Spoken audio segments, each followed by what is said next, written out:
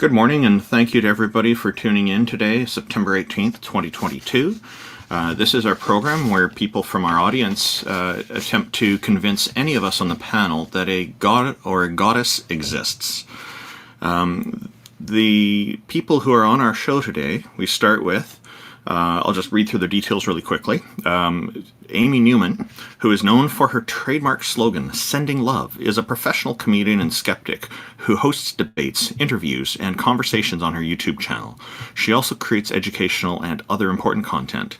Her YouTube channel is at youtube.com/Amy Newman.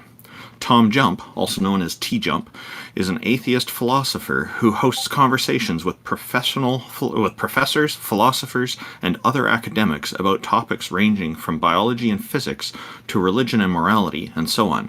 His YouTube channel is at youtube.com/T-Jump. That's the letter T. J-Mike is one of the co-hosts of the Talk Heathen show. Sorry, not TikTok. I apologize for that. Jefferson Spatchcock is an atheist inquisitor and intellectual who has particular expertise in analyzing and reviewing debates. His YouTube channel can be found in the YouTube video description.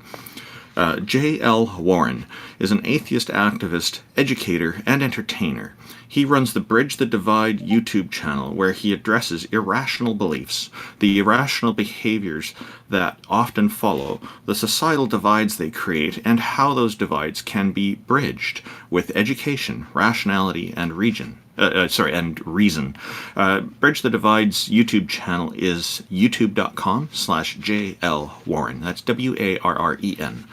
I'm Randolf Richardson. I'm an atheist from British Columbia, Canada. I'm the founding president of the Canadian Atheists, and I'm an advocate for freedom, fair justice, and critical thinking. My YouTube channel is at youtube.com/Randolf Richardson, and that's Randolph spelled with an F for freedom. You can also find out more about Canadian Atheists at www.canadianatheists.ca. IX is a Tom Unboxes subscriber and former atheist community of Discord admin who enjoys long walks through evolutionary biology-inspired computer science, archaeological, academic, biblical criticism, and so on.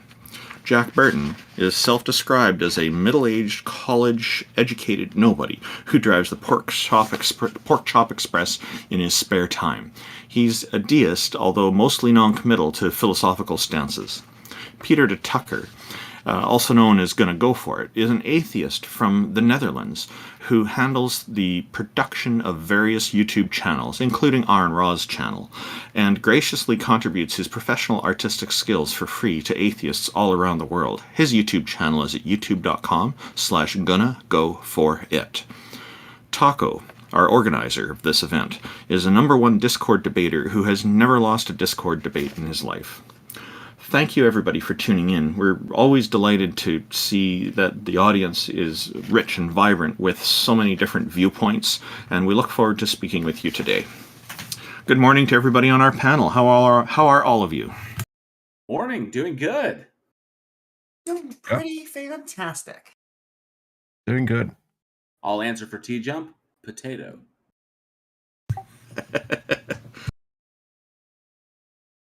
My record in the UFC remains undefeated, so I'm doing great. How are you, Jack? Man, it's been forever. Yeah, well, new puppy. Oh. School started. It's just chaos. Jack Burton. Oh, sorry, Taco. Did you want to bring up our first guest? We should probably jump right into the show now that we've all had a chance to say hello. Absolutely.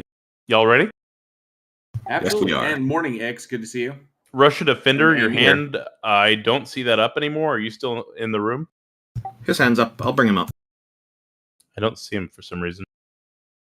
Oh, you changed his name to GodDefender, it looks First I was like. the Russia Defender, now I'm the GodDefender. Now, first of all, let's get some W's in chat for God. Everyone, let's get some W's. I'm ready to 5v1 all these nerds and atheists. Let's go.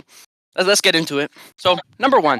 The number one proof for God is that the internal structures of a plant, for instance, first you have the cells, then you have the actual structures of the plant that have to make it stand up. Then you have all the other fluids that have to keep it alive. You have all these structures. Then you have the sun, right? Then you have gravity. You have all these things. And then you have air. All these things have to come together at once to prove that God exists. That's the evidence right there. Well, the plant's cool because it actually would Wait. How is that evidence? Yeah, that Well, was that's evidence because the internal structures of all of these things means it's undeniable that God must have created it. And yet we can just sit here and deny it. Doesn't seem like it's from a But god. But everyone agrees with it. Hold up. Listen, just because Reddit, just because What? Reddit disagrees with it doesn't mean it's wrong. He's a Poe. What He's a about Poe. the structures is evidence? I'll tell you why. Because the internal structures that we're seeing, if you look at building a wall or you look at building a house, nobody denies that that was created. So why would the internal structures of a plant not be proof for the existence of a god? Or creator, or intelligence. Because we know people build walls. We see people build walls. But you don't need to see someone build a wall, though. He's literally arguing that plant cells. He's literally arguing that plant cells are proof for God. But GodDefender, plants are naturally occurring. In fact, plants have sexes just like we do. And so that makes it different from a house, which actually needs an agent to build it by hand. But Amy, if you look at a wall, right? And you have one problem with your entire argument, and that is if there's no God, then he didn't create anything. So in order for you to claim that God creates something, first you need to establish that this God exists. Can you do that? We've already established it because we look at the evidence, which is the evidence we have on Earth, which is the internal structures of animals and plants and humans, which proves that there must be an intelligent design and creator. Hang on. No, we don't need 10 nerds interrupting me when I'm making a point.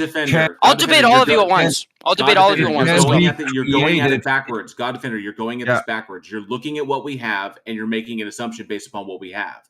How did you? That's all we can do as humans. That's all we can do. How did you know? Because there are logical entailments that can defeat your position. Logical. You haven't used any logic this whole time, though.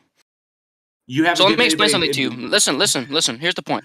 The problem is that no, GodDefender. How did you eliminate? Dude, stop interrupting me, dude. GodDefender. Yo, can you ban this guy? Ban him. Ban him right now. Okay, we're not gonna do that. If you're gonna ask me to ban people again, or remove them, I'm going to remove you from stage. So I'm debating 6 different people at once. All right, let's go one at a time. Sorry, I'm messaging people. But let's go one at a time. I'm going to humiliate them all.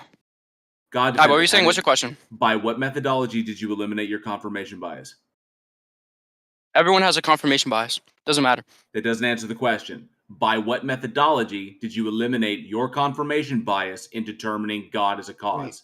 You don't need to get rid of a confirmation bias to look at evidence and then make conclusions based off that evidence. Yes, you do. Bring you to that area. Methodology needs to be able to eliminate confirmation bias.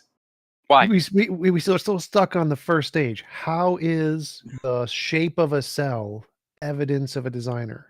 What is it about the shape of the cell that indicates design? Well, no, it's not just the cell, right? It's the cell went on top of everything else. Like I said, the structures of the plant, the liquids of the plant, the sun and the moon and the air, and the dirt and the ground. All of that proves that there's structures in intelligence. Stop sawing out. Stop sawing out. Stop. How is any one of those objects? What about them is evidence of design? Don't list objects, dumbass. Just give me evidence about the object. You realize he's trolling us, right? Dude, you lost that debate to David Wood so bad. Now you're trying to come to me. Okay.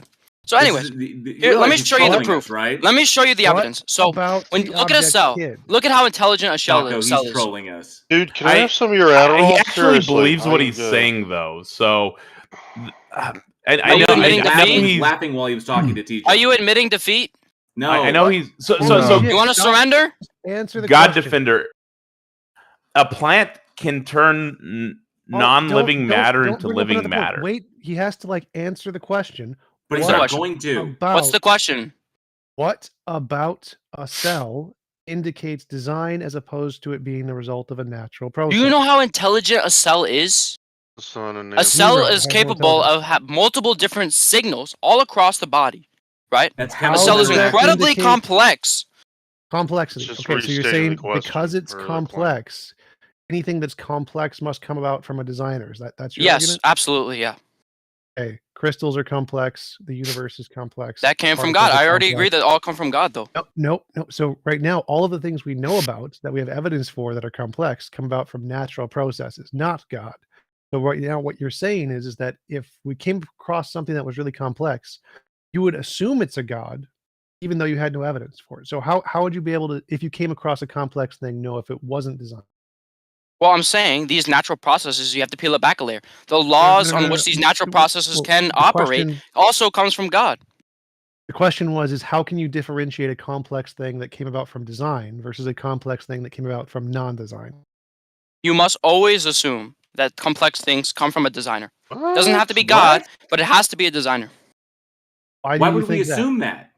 Because nothing doesn't just create something. We don't claim that. We don't claim that nothing created anything. That's what atheists claim. You guys claim, no, it's not. Nothing creates everything. Hey, I'm sorry to interrupt real quick. Tom, check the group DMs real fast. Yeah, they're losing bad. They need sources. They need some backup. GodDefender, you have yet to establish that a God exists. All right, guys, stop showing out one person at a time. Go ahead. GodDefender, nobody claims that something came from nothing. What? Yes, you do. You claim. No, we Where don't. did the Big Bang come from? Where did the Big Bang come from? It didn't come from the Big Bang anything. didn't come from anything. The Big Bang was an expansion. It didn't come from anything, so nothing. No, it was. Okay. Yeah, no answer. GodDefender. No. The Big Bang was an event that took place, a natural process. The Big Bang is not an explosion. The What Big happened Bang was before an it? expansion event. What happened before it? Quantum fluctuations. Okay, what are quantum fluctuations? What is that? What? This has literally nothing to do with the topic. So no, I said nothing comes from something, and he said I was wrong. I don't care. And now I'm proving you believe in nothing. How does that have anything to do with whether or not an object that's complex was designed or not? I'm saying if you take the atheist worldview of this what happened, and you take my worldview of what happened, mine makes more sense. They're saying quantum fluctuations created humans. I'm saying a designer created humans.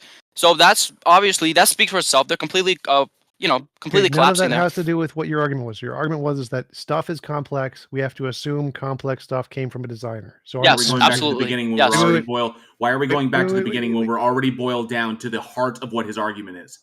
There is no point in going back to the beginning of this. The heart of his argument is that he has no evidence to support his God, and we have evidence to support. I have the evidence. I'll show you the evidence. So here's the evidence. So the evidence is, for the thousands of years, we've been examining complex things, and all complex things have been shown to be created. So by that definition, we must assume all created things come from designers, intelligence. The vast majority of complex things do not have designers. Tornadoes. Where's your evidence of that? And by that logic, I'm literally listing it right where's now. Your evidence? So, I'm literally listing it right now. Universes, galaxies, particles, binary star systems, black holes. None of those things. Okay, all that's created by God, though. So what's your point? No. What you said was that all complex things have been shown to have a designer. Yes. All of those complex things have no evidence of a designer, which is why nobody in physics uses God as an explanation of it. Okay, so just because a bunch of physics nerds don't believe God exists is not evidence. That's an appeal to authority. That's a logical fallacy. That's a logical fallacy. So just because physics doesn't agree doesn't mean anything. Go ahead. No. Try to debunk it. Please try to debunk it. You'll fail. Your argument using your rules. Peter, I'm not. So one at a time. One at a time, my son. Listen, my son. One at a time. Hold up. So you said that all complex things in the universe have been shown to come about by a designer. And then I just showed you a bunch of complex things which have not been shown by a designer, by the experts in the field. But you're wrong. Oh, the experts. You keep appealing to the experts as if it means anything to me. Why don't I just quote you my imam? I'll quote you my imam. Is that evidence?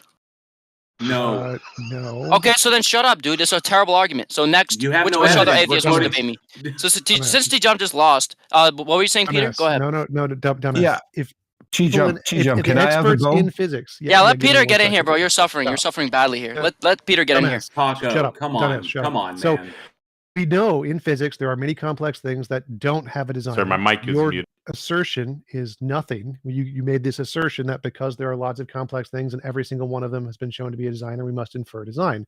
Guess what? Yes. Most complex things don't have a designer, and we've shown that in physics. And how did you prove that? Every academic shows that because that's what the so the academics and the physicists proved it. Prove you wrong, yes. So your assertion that so a bunch of nerds with lab coats are better than God, really? Hey, please stop interrupting when he's talking. Dude, he keeps monologuing, bro. Let Peter speak. Right, he's addressing what you're saying, so let him address what you're saying and then address his point. Let him soy out. Go ahead. And then go back and forth. Okay, next time he does that, kick him off. I will. That's the plan. Why is he on this dumbass? long? Dumbass. Listen again. Everybody in physics, everybody in the academic fields, everybody who knows anything about science knows these things are not designed. There is no evidence of design in any of them. So your dumbass assertion that all the complex things we see in the world are designed is wrong, dumbass. So based on your own argument, since the vast majority of complex things we see are not designed, we would rationally conclude that the universe is not designed, which is the consensus among all physicists. Idiots. Okay. So the consensus of a bunch of nerds and lab coats proves that God doesn't exist. That's what you're saying. No, Nerds dumbass. and lab coats. I can prove your God doesn't ahead, Peter. exist Go ahead. with your own argument. Okay. Go ahead. If you state that complex things have to be designed, do you and I both agree that if your God designed everything, he has to be infinitely more complex than anything else? Sure, but it has to reach some point. Great. Time has to end at some point. So that by your logic means that your God was designed. So who designed your God? There has to be a principal designer beyond everything. That's what I'm saying. No. Not that special pleading. You How? either stick to your own rule or you don't. Because if you're not applying it to your own God, then don't apply it to anything else either. I'm saying everything within space and time must be designed. That's what I'm saying. Okay. We're talking about material things. We talked about plants. We talked about black holes. We talked about crystals. Now you agreed that your God has to be designed. So who designed your God? I didn't. No, you No, already you can just skipped lie. up You can in- lie about my argument and be wrong. Go ahead. No, you Go said ahead, Jack. everything that exists within space and time has to be designed, right? Yes. Yes. So you don't account for space and time. Okay, so we've got something greater than that. So Right. does Allah exist within space and time? Huh? No, he's outside of space and time, of course. He's outside of space and time, but everything within space and time. So how do you account for space and time itself? What does that mean? Okay, it's an amateur hour. I'm done. You just burped, dude. You just burped. This is disgusting. Can you not do that? God, can I ask you Come on, man. I'm curious because that's your argument. Peter, You hang on a burp? second. I gotta ask one question, GodDefender. So you claim that Allah created everything, right? So everything within space time, whatever, like this. But what did Allah create everything out of? He created first man out of mud first. That's the story in the Quran. What did he create the matter out of? Like the matter. That's a ridiculous question. How would I know that? Okay, because You seem to know everything. Well, we have an answer for. I'm where a all of human these things- being. I'm not a freaking fairy. GodDefender. We have an you answer gotta for where prove all that. of these things came from, and he obviously didn't create human beings out of dirt or mud because these would that would predominantly be silicate, and we're not made out of silicate. So, my question is but the initial matter in and of itself, where did God create that? How did God make that stuff? Okay, so it's a ridiculous question. God can create whatever he wants. He's the eternal creator. Okay, so I don't know what you're saying. He can create whatever he wants. But are you saying that at one point there was only Allah, and then Allah created stuff, right? Absolutely. Okay, so what did God create, and what did Allah create everything out of? Create everything out of matter.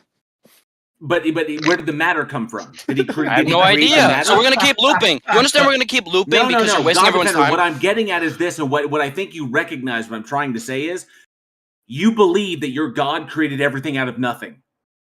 Yeah, guy. Of course he did. Yes. Okay. God created things. We don't say that. That's your argument. No, you say that first the quantum stuff moved around and it created humans. We're saying an intelligent designer created things. That's not what we claim at all. Oh, a bunch of quantum bounced around and created humans. Really? You actually believe that? No, that's not how it goes down. Quantum fluctuations result in what we describe to be the inflation event of the Big Bang. This is this very rudimentary description. I'm not going to run down a complete physics course for you or a quantum mechanics course for you. But when it comes down to it, we can explain and have evidence for all the things that currently exist and how they got here, from the inflation event to the formation of the formation of heavy elements, so on and so forth, all the way up to today. So how does that disprove my argument? We can explain it. We have a model that explains it, and we can make predictions with that model that come true, which validate the model. But your God doesn't come into play in any of this. Who wrote the model? The model is understood. We understand the model because we've tested it. Who is we? It's been discovered. Beings, humanity. The model was discovered. Humanity. You're talking about scientists. You're talking about scientists, correct? You can do the work yourself. I have done the work. Most of us on this panel have done the work. No, you've been in Discord calls soaring out. That's what you've been doing. No, so here's the reality. All right, next time we do, you're gonna get removed. All right. So, does anybody have any comments? Obviously, we're not going to talk about him behind his back while he's off stage. After comments about there, I just have a quick announcement to make. So go ahead. Yeah, he defeated himself with his own argument. So if something cannot come from nothing, then his God cannot create something from nothing, because according to him, something cannot come from nothing. And that's his whole everything argument. that is and everything that is complex has to be created. Therefore, his God has to be created. He's defeating himself. Literally just it was a good example of how theists often project their own argument onto theists. Yeah. Is that they accept that something comes from nothing and that it was God who created everything out of nothing. But because we don't believe in God, therefore we believe that something came from nothing. And that's not the way it works and not what we claim. So it's just them projecting their crap. And I would suggest that next time he comes up, he takes it down a notch on the coffee, because damn. All right. That was and then Randolph? Yeah, I just wanted to shout out a happy birthday to one of our head moderators. He goes by, the first name is Titan, the last name is Uranus, and he's been a big help. Anybody to give him a happy birthday gift, make him a moderator on your YouTube channel. You won't be disappointed. He is a great help. Yeah, and if you want to do him, that's a great name. And if you want to do him a favor, just say hello, Titan Uranus. All right. So we've got BRIgade up next. Let me pull up your DM so I can remember what you wanted to talk about. What's up? Yeah, so I want to talk about how, your entire argument as to how science is quote-unquote objective truth. That is not really true, the way you guys portray science. This scientism has rotted your brain completely to the point where it's honestly just disgusting. Science itself is intersubjective. God is objective. Therefore, God exists. You just gotta accept that reality, dude. I would like defining it into existence. Sorry, I just got to stop for a sec. We're trying to run a show here that we're listening respectfully to people's things. If you wouldn't mind, perhaps toning down on the insults and just try to stick to the topic, that would be very, very much appreciated. Thank you. I think we're going to start doing a 3-strike. I'm literally sticking to the topic. All right, Bear, let me talk for a second so the audience can hear. I think we're going to start doing like a 3-strike thing today. So where if you're insulting people on the panel, I'm going to mark down a strike in my head. And once you hit 3, you're getting removed. So let's not insult each other. And we're not going to insult you as well. So, Bear, you're basically, all you did was you just defined God into existence. You said God is defined as such. God is defined as existing, so therefore it exists. Yes, there has to be an objective truth. Do you agree with that? An objective truth? Yes, there has to be an objective truth to reality. Do you agree with that, yes or no? Okay, yeah, sure. And the issue with the human experience is it is subjective. It is completely subjective, and science is always fucking wrong. It's always been disproven and always came to be wrong. No, your claim is God isn't subjective, but he would be a God is objective. Mind. You claim that.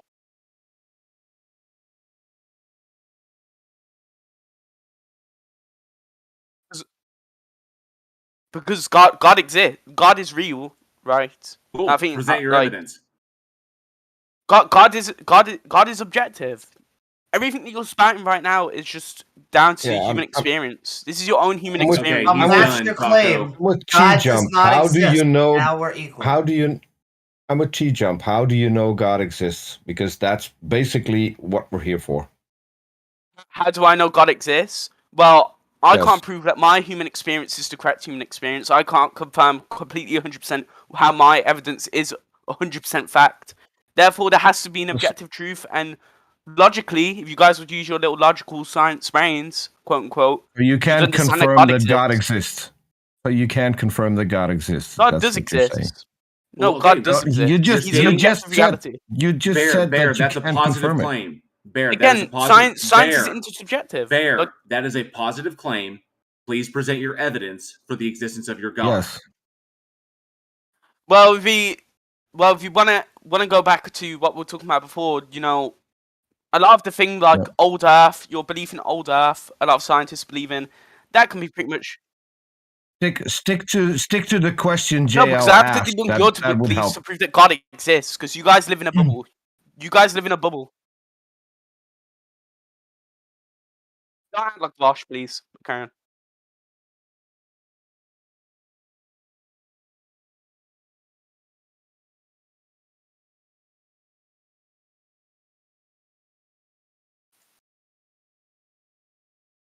Probably.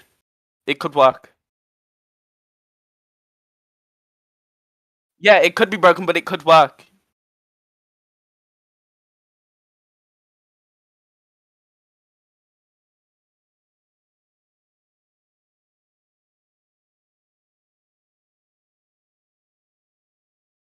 Again, but you're not God, dude. You can't prove that it works completely. There's no such thing as 100%, even in science. Even in science, there's no such thing as 100%. You're literally debunking yourself.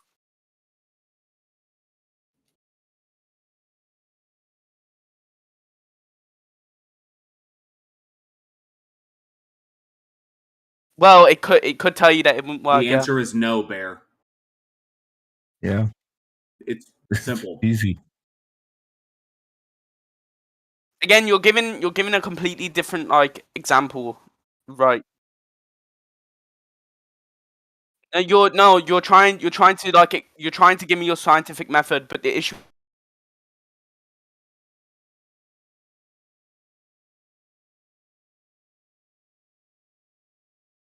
A different axle. The axle Yes. I have not tested. Do I know if it works or not?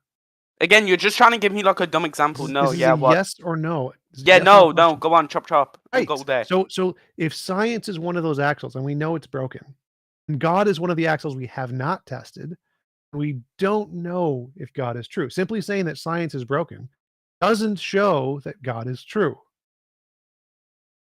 Yes, but you understand that this is like a complete different thing to what you're arguing. No, our entire it's human. not.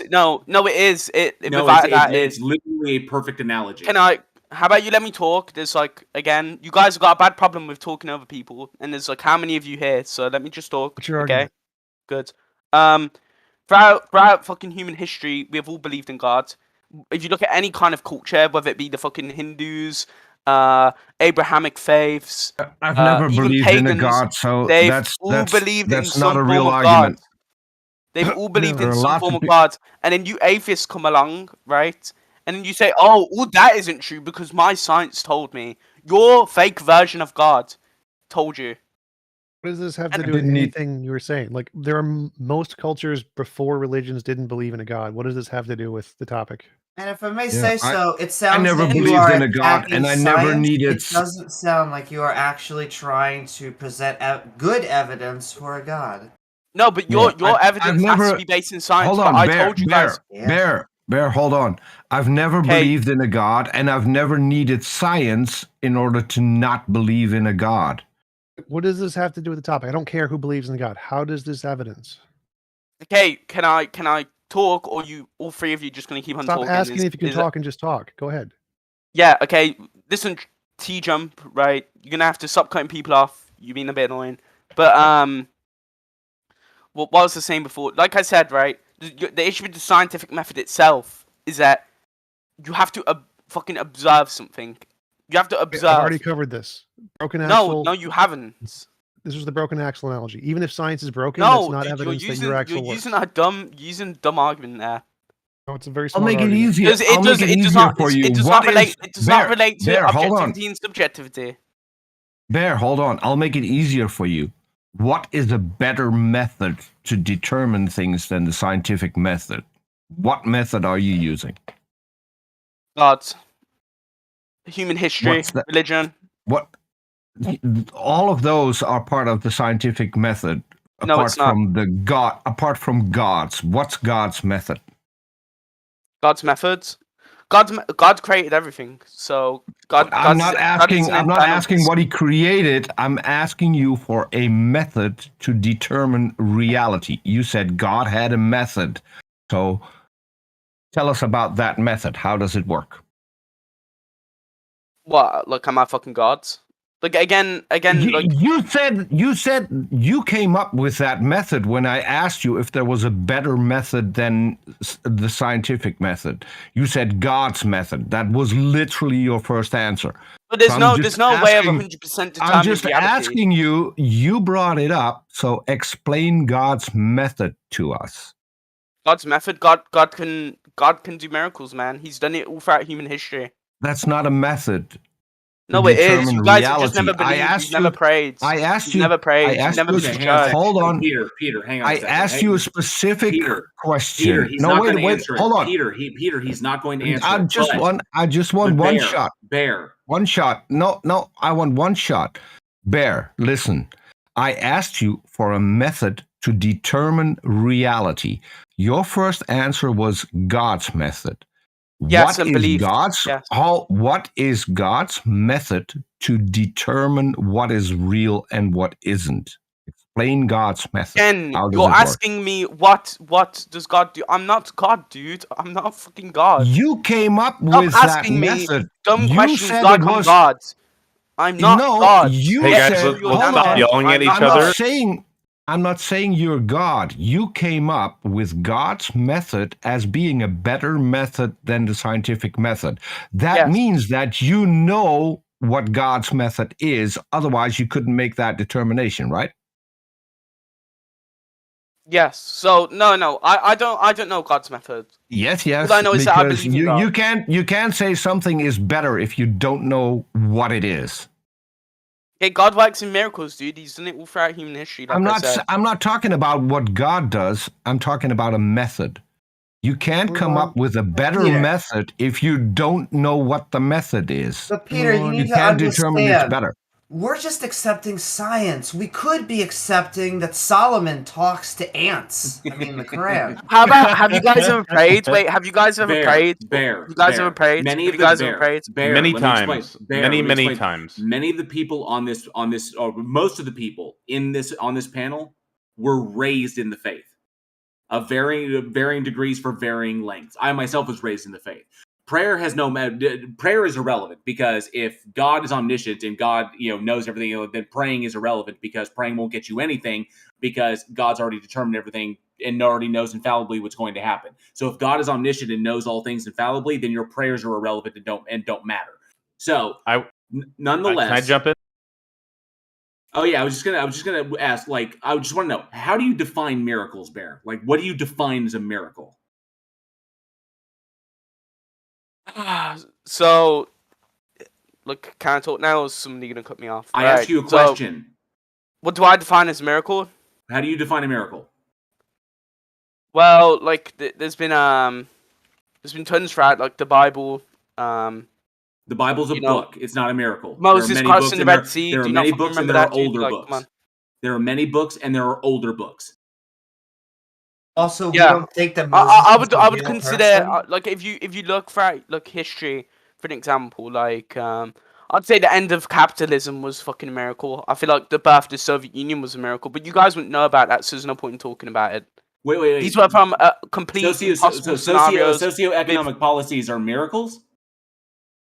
Well, I would argue how they came to be were basically miracles, yeah, and the progress of human history. I would say so. That doesn't define what a miracle is. Is a miracle rare? Is a miracle rare? It's blessed upon by God. How do you know that? How do you know what is and what is not?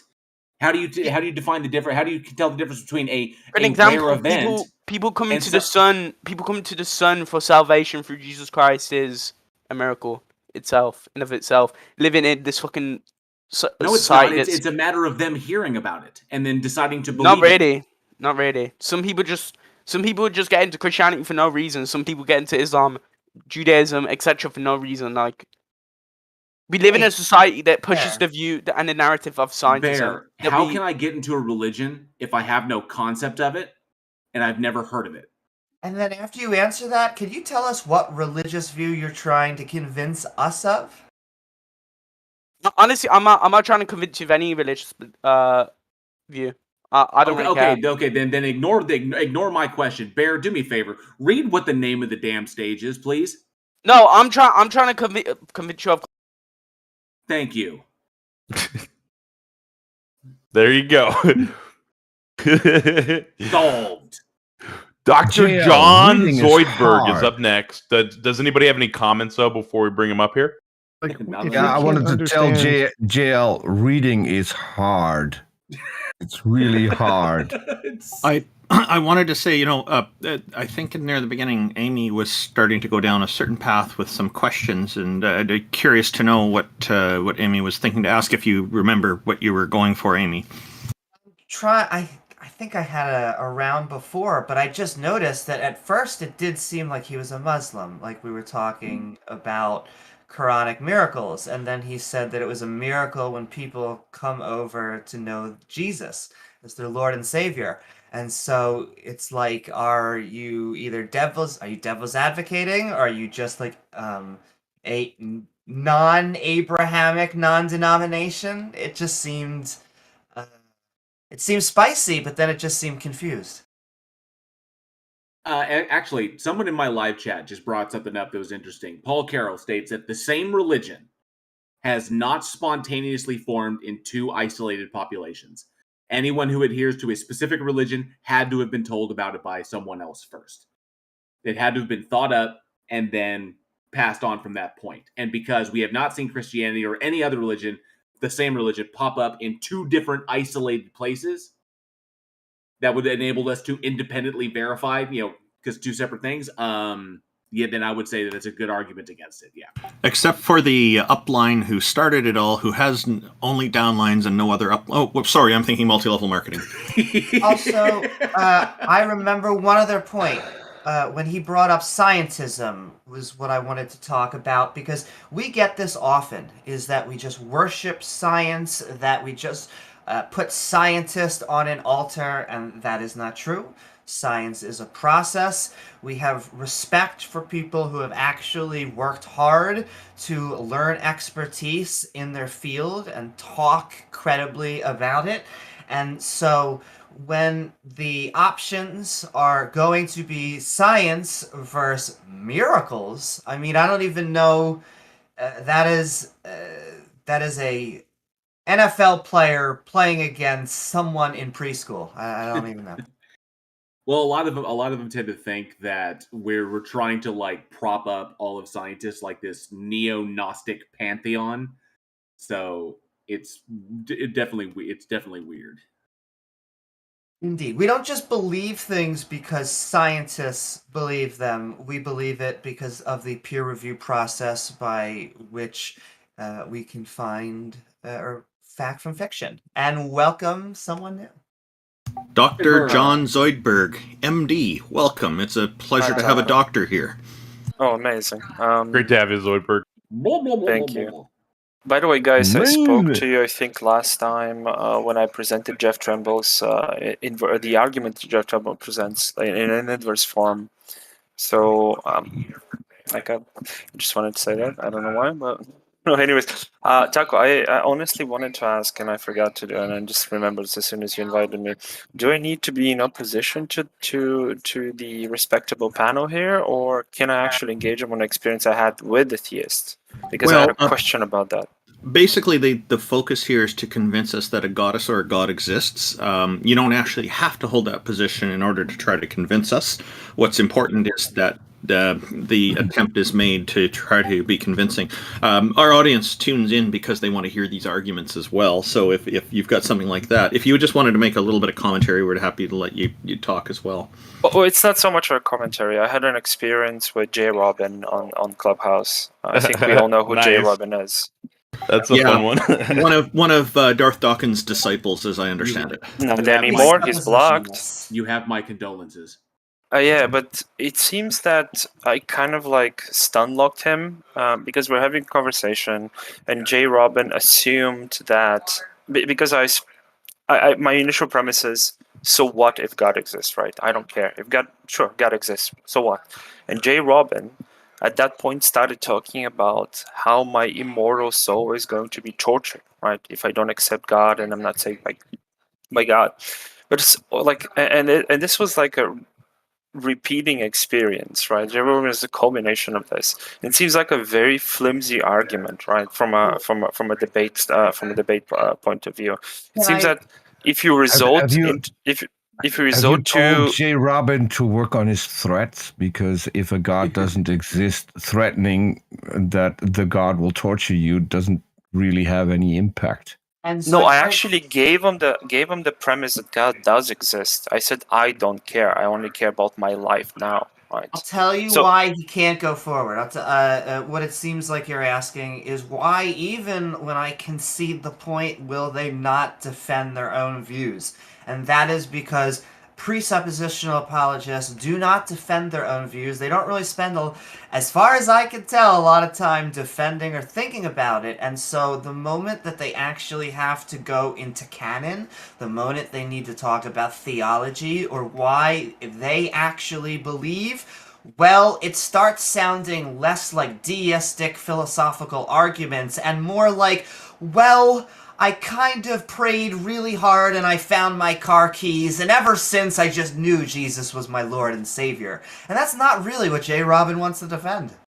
Well, I guess that, and the fact that JRobin is like really lazy and he just wants to jump to the, he doesn't want to go through the process with you. He just wants to jump from one point to another, right, when it comes to like defense of existence of God. But the problem is and people like him, like John Lee, for example, again on Clubhouse, it seems that once you say, or you just exclude God as like a God's existence, you remove it off the table, you say like, I don't care, God exists, whatever, do whatever, right? Like at that point, it seems from a rhetorical standpoint and from a debate standpoint, right, they're in a very weak position, right? Because what are you left with, right? If somebody says, well, I don't care, I only care about my life now, there's no possible way for me to know the trans configuration of being a soul and being tortured, so there's no point like in really imagining what pain would be like or whatever, right? It puts them in a really weak position. I wonder why like more atheists are not exploiting that, because they look ridiculous when they do it. It's just You're talking about going to just like a deist type position where you're just granting that some God exists for some like philosophical argument, but you're not going to grant any specific theology about hell. Sure. I would also add on that I don't think that presuppositional is about recruitment, that it seems to be extremely technical and jargon filled because it wants to sound sophisticated to believers. I hate to say that it is their version of a cheerleader because they are they get used to being smacked around through these types of conversations, and so it's a lot harder as a Kent Hovind or as someone who believes the Earth is 6,000 years old to go in there and try to talk with scientific-minded people. But to a significant degree, presuppositional apologetics controls the conversation because it's like a butchered version of the Socratic method where you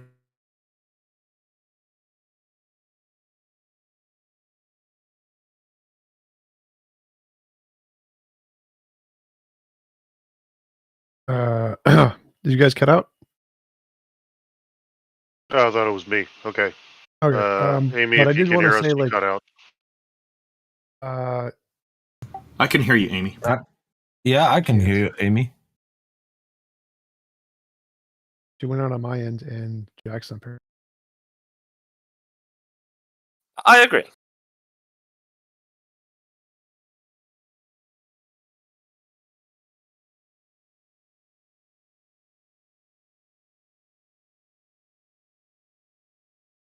I always forget his name. Van Tillian type of like exactly, and it makes I don't know why. Argumentation sentence. No idea why, but it makes everyone who uses it sound like an asshole. I don't know what it is about being a presupper. It's predominantly, like you said, apologetics and presuppositional apologetics is not designed to convert people. It's not designed to bring people to faith.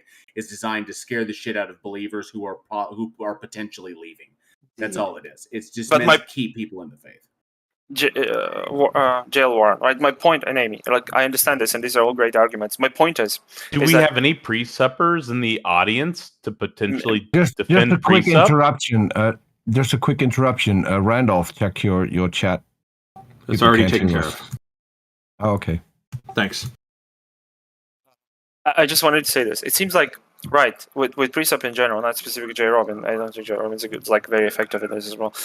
With precept in general, it seems that once you grant them the existence, for whatever, like, we're doing just rhetorically, like, once you grant them the existence of God, right, and you say, I don't care of God's, like, whatever potential actions, right, they can be, like, they can be the types of arguments that will make them look ridiculous, right? The fact of the matter is that you would get punished infinitely for a finite crime. For one, what kind of a god is that? Like, it's terrible. Second of all, they have to resort to threats. There's nothing else. There's no meat on the bone after this. Like, it's done. Like, and I think, like, given the fact that I'm not if you understanding, I'm not sorry? understanding like your goal here. Like, if I say I'm trying to like convince someone that the moon is 255,000 miles away, and they say, "Yeah, you're right, but I don't care," then I'm just like, "All right, next person." Like, once you admit that they win the debate, I mean, that's like the debate's over. It's not really. But T-John, they don't stop there, right? Because as soon as you say, I don't care, like if God exists, they have to go into, well, if you don't believe in God, if you don't believe in Jesus, right, this and this and this is going to happen to you, right? Well, yeah, because you've essentially just granted them the debate, and so they're winning, and they're just doing victory laps about their ideology. How are they at this winning? point. How are they winning when they have to resort to like petty threats, right? No, if you I don't admit, understand. We're bringing in the precept. if you admit that they're right, that there is a God, they've won the debate. That's the goal Hello, of the precept. hello. If you say So- that, then they're gonna just be like, okay, Hang now on, I'm just Gio. gonna have fun promoting my ideology, and that's all they're gonna do at that point is just promote their ideology. They're not looking ridiculous to them at that point. They're just telling you facts that you've essentially agreed to. Sure, but like the fact of the matter is that the existence, like usually these things don't end up with like, yes, you acknowledge God exists, right? They have to end up with, yes, you have to become a Christian, right? Because that's, you're setting up the conversation with the Christian God in mind, right? Oh, sorry, I forgot to mention this. Like obviously, I specifically wanted to talk about the Christian God, right? Which means that at some point, as a Christian, they have to like say, hey, you have to believe in God because you will burn in hell, right? Which then puts them in a ridiculously big position, in my opinion. Well, we have a precept for you to talk to. This is Geo. Geo, He's right here. Zoidberg. You're a precept? Oh my god, Bears. Yeah, so when we think about presupposition, do you want me to grant? I'll actually work it within your guys' paradigm of presupposition. I'll say that what you guys think about the Bible is true. So, but I would also like to say I was actually my main point I had written down because someone said something earlier. I think it was T-Jump, the pink-haired freak. He said earlier. Strike one. Okay, fair enough. So he said.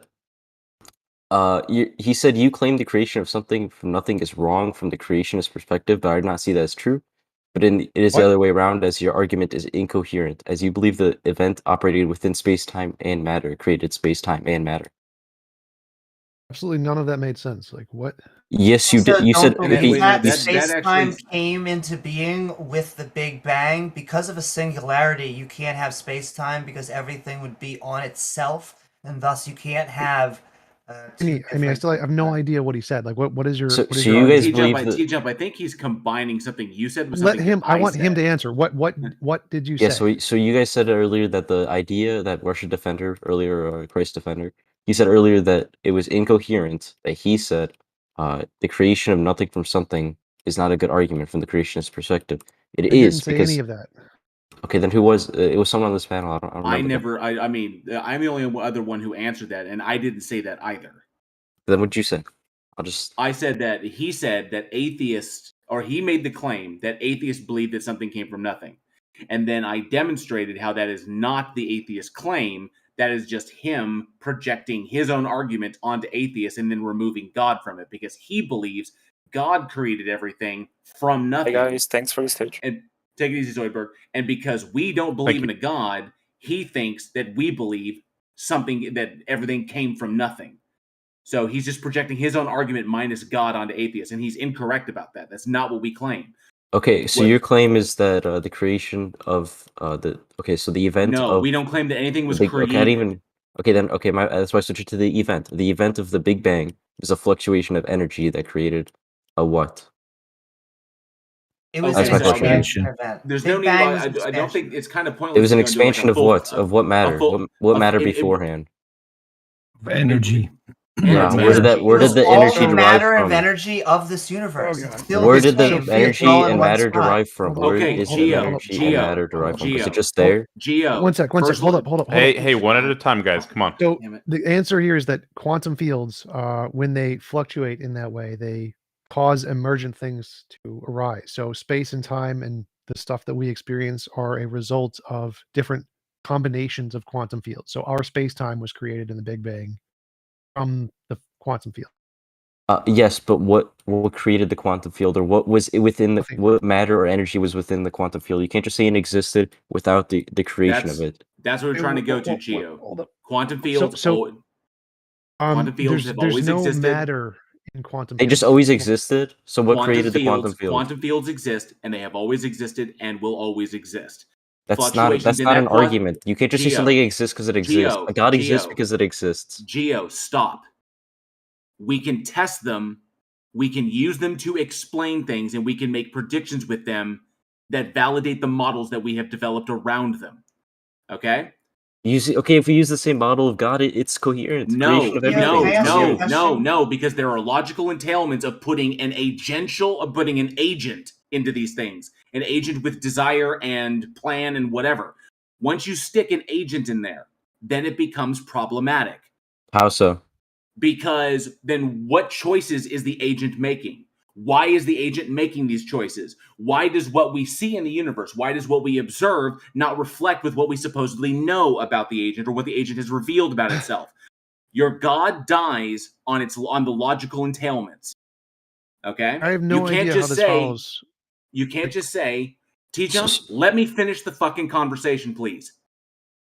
You cannot simply insert You interrupted God. me. I was talking with him. You interrupted me. Stop coping, T-Jump. Stop coping. Let him You speak. cannot simply insert stop God. one at a time. You cannot simply insert God without describing the mechanistic relationship between God and everything else.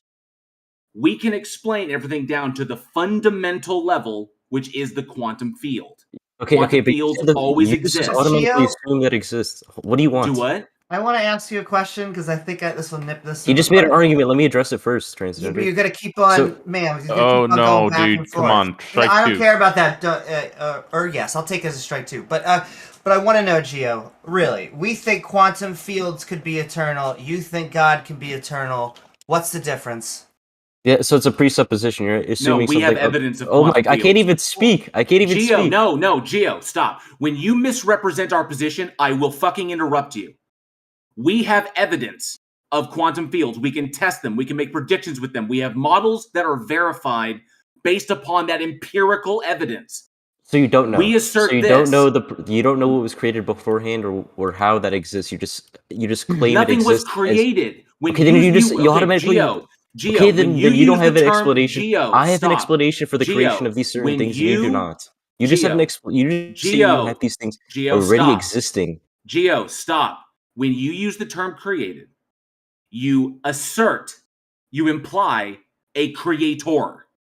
That is why we do not use that term. That is why we do not use that. No, it is not a valid explanation. Yes, it is. You do not have a valid explanation of why this thing exists. Geo, I've already explained why. You do not. You just say this thing exists because it exists. Geo, you cannot assert a creator without demonstrating the mechanistic relationship between the creator and that which is created.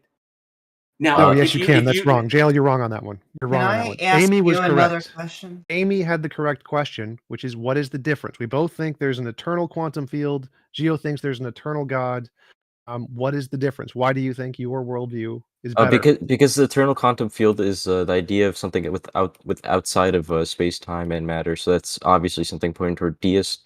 And you cannot tell me why that thing exists. I agree. Quantum fields are outside of space, time, and matter. Why do you think that has anything to do with deism? So therefore, that's something with outside of it, creating something within, creating something completely new, such as space, time, and matter. Right. Why that has nothing to do with deism? Yeah, but it's something externality.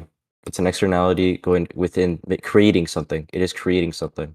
Right. We agree. There is a quantum field that's outside of our universe and it created our universe. No God. Yeah, but can you cite the power of that, of which it is? I don't know what that means. The extent of which it can go to, the extent of the power.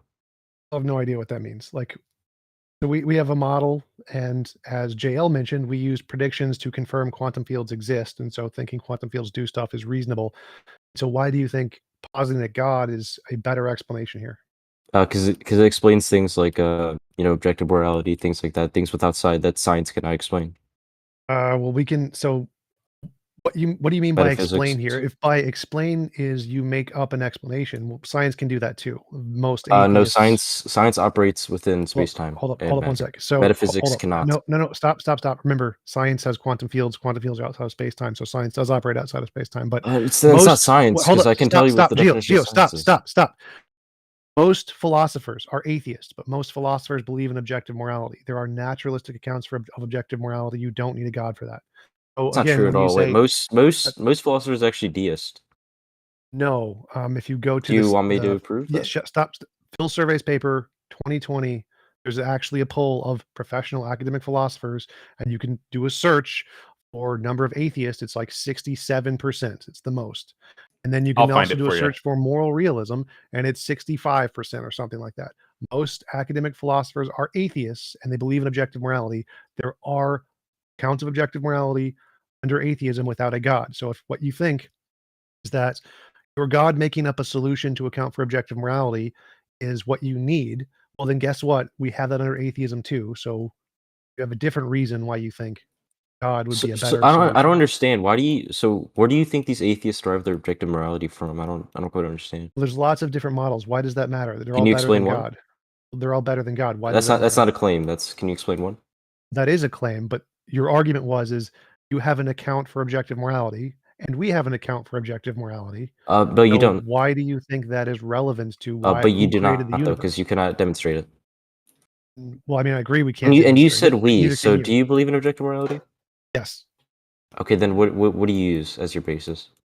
What does that have to do with the argument? Because you're not proving to me what objective morality can exist. So my claim here is that all you've done is you imagine a sky daddy and you imagine he grounds morality. See, you use terms like that and like dishonestly, and you were honestly earlier. You also stop talking. Stop talking now. Stop talking now. Why are you lower your tone? Stop talking now. Stop talking now. You're gone.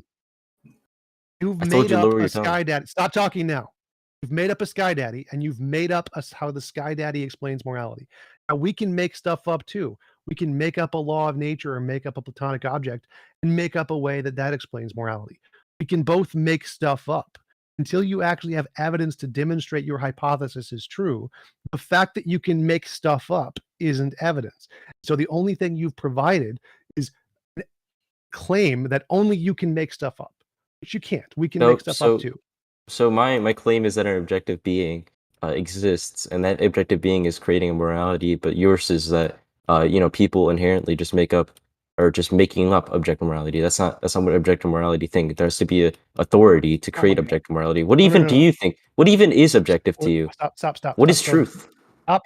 The claim here is that you have a model of objective morality where you think a sky daddy grounds it. Atheists have a model of morality. Sky Daddy does have a basis, yes. So atheists have a model of morality where it's grounded in a platonic object. There are some a priori abstract models, some laws of physics models. There's lots of different models. You can have an objective model of morality grounded in atheism and other things that aren't a god very easily. So we both account for objective morality. So your argument fails. So what's your model? What's your model of are you saying science? You can derive science? So you cannot derive it. Do you know what an is and ought statement is, dude? You cannot derive something from what is. You cannot derive an ought from what is. Well, that has literally nothing to do with Yes, it does, dude. You said a platonic object. It's something that is. Oh my god.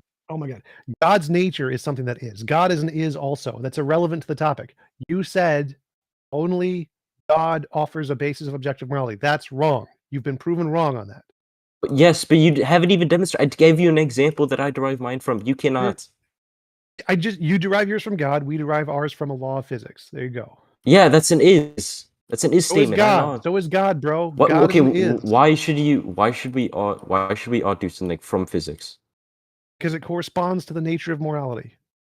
Okay, so why should we follow the nature of morality? Why are you asking me more questions? You haven't provided evidence yet. You've said your evidence is you can't account for objective morality. We account for objective morality. Because God is a W, that's why. Everybody put L in the chat for presup. Everybody in chat type L for presup. That's not gonna work out, man. Let's just move on. Yeah, remove me because I already. You know, I won the debate. Hey, I won the debate. You can explain anything. How about this, dude? Your entire position is predicated on the logical fallacy of begging the question, and that is predicated on the fallacy of thinking that human beings are special in any way. Now, get off the stage. Yeah, you already know I win. That's a W for me. 1-0. No, it's not. It is a 1-0 L for you. Look at all L's in chat. It's all L's all the way up and down. I'd like to say first of all these people look exactly as you think they would. Just saying. No one here looks. Strike three. Get rid of this. Yep. Get it. All he's got are ad homs. I do have one observation to make. I really like his avatar of the bear eating ice cream. I was gonna say, does that mean he looks like a bear? That's what you would expect from a Christian priest.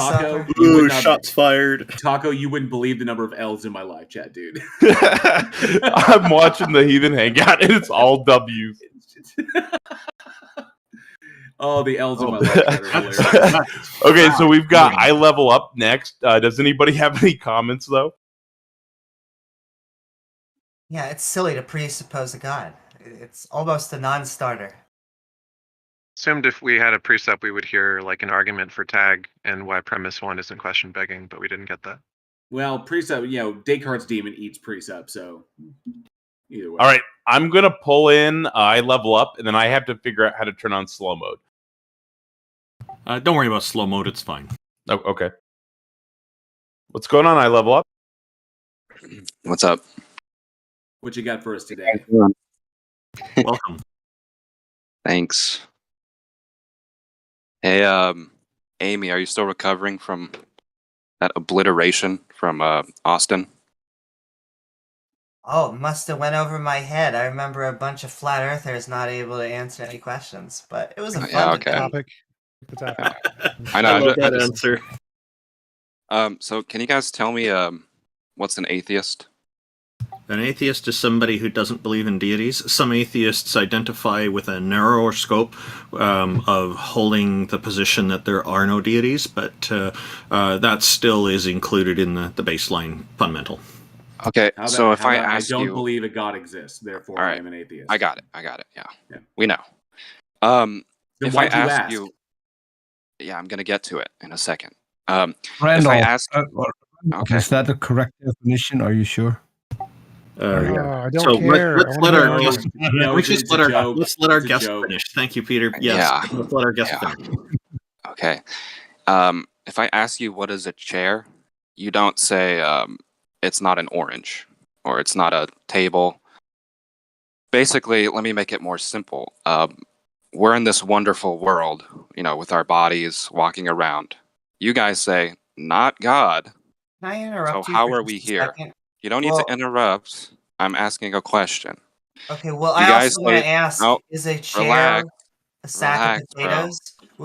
I get it, but is a chair a sack of potatoes? If you sit on a sack of potatoes, is that a Christ. chair?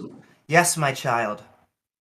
Level up. You're the guest on the panel, and if someone on the panel is going to ask you something for clarification, you will listen. Well, and you just assume, but that's why definition. That's an interruption. I was already clarifying it. But okay. So not God. So how are we here? Our parents had sex. Would you like to go further than just us? Okay. I'm talking about how did humans get here at all? How do you have a body? Also, you're wrong about the God thing, because it's not that we're claiming that there's not God. There's you who's claiming there is a God, and we say we don't believe you. Yeah, that's why we're here.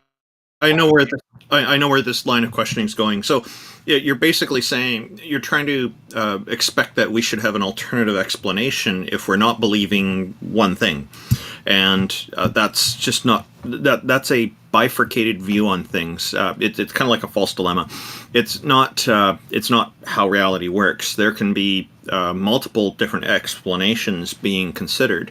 One would be abiogenesis, which seems to have credibility, but it's not as well researched as evolution.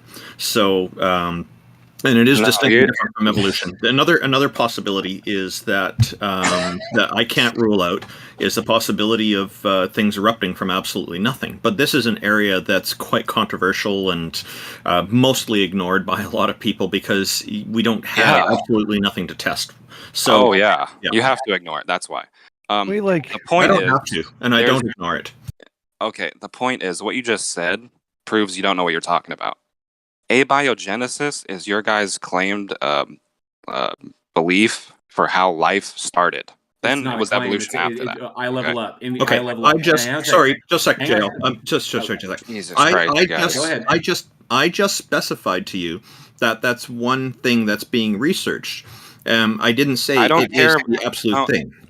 I'm telling you. I'm telling you what it is. No, I level up. No, you are incorrect on this, and this is something that I have a level of understanding in. So, abiogenesis, the various versions of it, are proposed hypotheses as to how life originated on this planet. Now, there are a number of ways. What's a scientific hypothesis? I level up. There are. Okay, so you don't know what a hypothesis is. I level up. When I use the term hypothesis, it's best to think educated. Colloquial. Guess.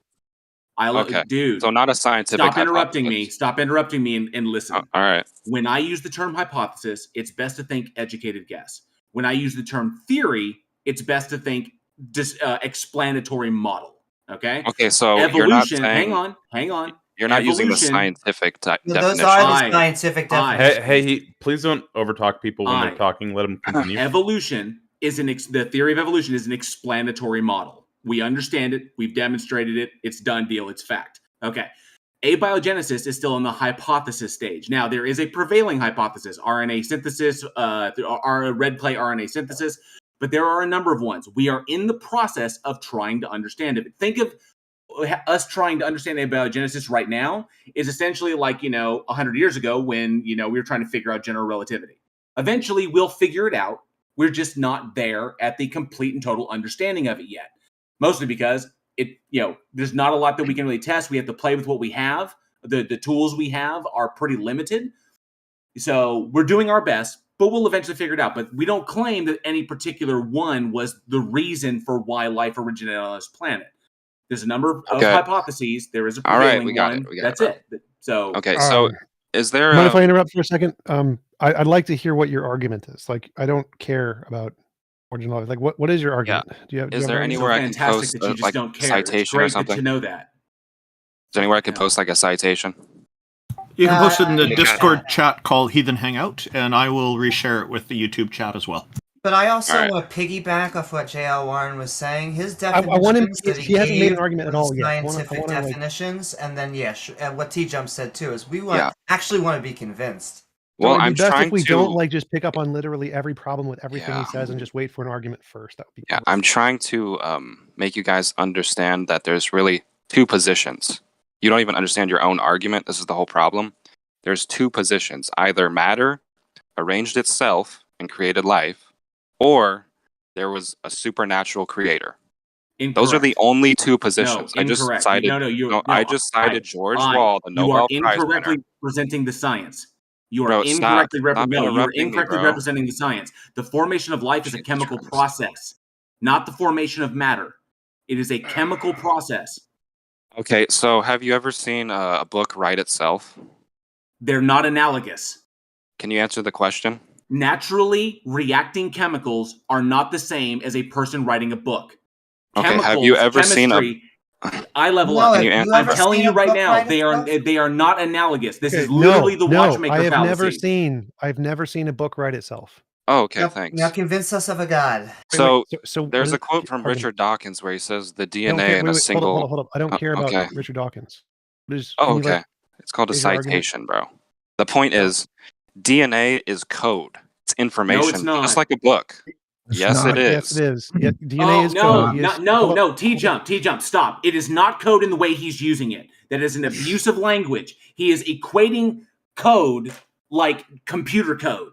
That's the argument he's asserting here. I understand what he's saying. It is literally code. It is not code in the ambiguous sense that he's using it, but it is literally code. So it's not on a computer screen, bro. What? So DNA is code. Yeah, so just like a book can't write itself, the logical antecedent for a book is an author. It's the same thing with DNA. So there's an antecedent relationship between information like a book and a creator. But our So DNA is not a code. in order It's for a naturally our bodies forming, to exist, it self-replicating requires molecule. a creator. No, it does No, it not. doesn't. Hold up. Yes, it hold up, does.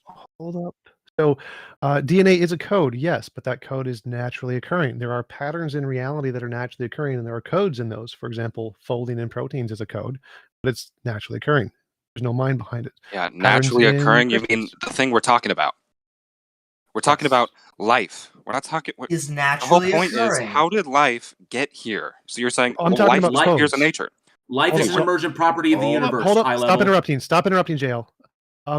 There are codes in nature that are naturally occurring that aren't designed. I'm talking about codes. Your argument is that DNA Yeah, like is what? a code, like patterns in folding of proteins, Oh, in life. patterns in Oh, so not nature. Hold up. Stop interrupting. Stop interrupting. Life is nature, but there are Oh, patterns life's in nature now? chemical. Yes. Yes. It is. Oh, okay. Stop So interrupting. Stop Were you not interrupting. aware of Shut the this? fuck up. Stop interrupting. There are patterns in physics, chemistry, things that aren't alive. There are patterns in that. The way chemicals bond, that's a pattern. That's a code. Certain kinds of ways that particles bond, that's a pattern. That's a code. There are codes in nature that are naturally occurring that have no life, that aren't in life. You do not need a designer for codes. Codes happen all the time. This yeah, was you're proven by talking. Claude Shannon. Hold up. Yeah. Claude Shannon's information theory paper in 1952, where it literally defines information as a result of a stochastic system. That's random. That's a big word for random. So yes, codes occur all the time in nature, and every scientist knows this. Okay, without when a you designer. say nature, you're referring to life, which is the No. whole entire thing that we're debating. How did life get here? So that's a begging No. the question fallacy. Chemistry is So before all you have life. is logical fallacies, Bro, and you're denying God. Bro, stop. For Chemistry is before biology, right? chemistry is before biology. Yes. Are you high? understand that? Wait, you think there's a chemist before a person? Bro, Is that what you think he said? you understand Chemistry is there's, like, before biology? Yeah, I don't know if you know this, but DNA is a self-replicating molecule. We may have to go over it. Have you ever heard of the periodic table of elements? It may be What new. is this? Okay, I'll help you. So in science, there's tiers of stuff. You got physics. Physics is the most fundamental stuff, and then physics causes chemistry. Chemistry is like chemical organisms or chemical structures that bond, and then biology is a certain form of those chemical structures called self-reproducing molecules. So first is physics, then is chemistry, then is biology. That's the Yeah, order of life. how things work. Right. So if there's patterns So in what's your physics, argument? if there's codes in physics and chemistry, those codes aren't in life. We know codes are naturally occurring without a designer. Oh, really? Like what? Like the patterns in chemistry, Oh, okay. Like what? Yeah, you're like the way claiming molecules bond. life is artificially created, and we are saying that life is naturally. It arises naturally. Yeah, well, that's the point. That's As an what I emergent property of brought the up. universe. Yeah, that's what I brought up. That you guys wanted to fight for some reason. No, Your claim. what we're stating, eye level, Oh is God. that there is evidence that life is an emergent property of the universe, that it occurs naturally, that it is a result of chemical interaction that occurs naturally from chemicals that are already there. They just need to be in the right circumstances. Yeah, have you seen that? That is, and I go back to what I originally stated. That is what we are currently working on. Like So it's never been observed. Like programs at McMaster University in the Planet Simulator. There is work being done on this. That is why abiogenesis. What does that have to do with anything, dude? That is why abiogenesis is still in the hypothesis phase. It's not a hypothesis. You It don't is a even know what hypothesis. is.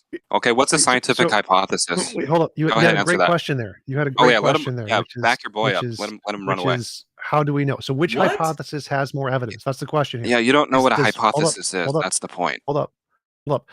Which hypothesis has more evidence? The scientific one of abiogenesis or the invisible sky daddy one? Now, what do you think don't is the even. evidence? You're not even. Okay. Hold up. This is the question. Like, you think that Yeah, the lying. invisible Yeah. sky daddy has more evidence, right? No, you're not even, dude. Jesus Christ. What's a scientific hypothesis? Also, we Can already you answer answered that, or are you what a just gonna keep? scientific Okay, you can't answer. hypothesis Thanks. and a theory was. You've actually never given your definition of what a hypothesis and a theory is. Yeah, because I'm asking you because He you don't answered know. it. In fact, we tried to not go down that road, but we answered it anyway. I'll answer it one more time if you'd like. A Go ahead. hypothesis, Oh, please. a Please do it. scientific hypothesis is an educated guess, and a scientific theory is a framework of facts. So, Okay. What is your hypothesis, definition? hypothesis is an explanation of a set of phenomenon. That's what a hypothesis is. A set of what? Phenomenon. Things we observe happening. Right. It's a prediction about the cause of No. a observed effect.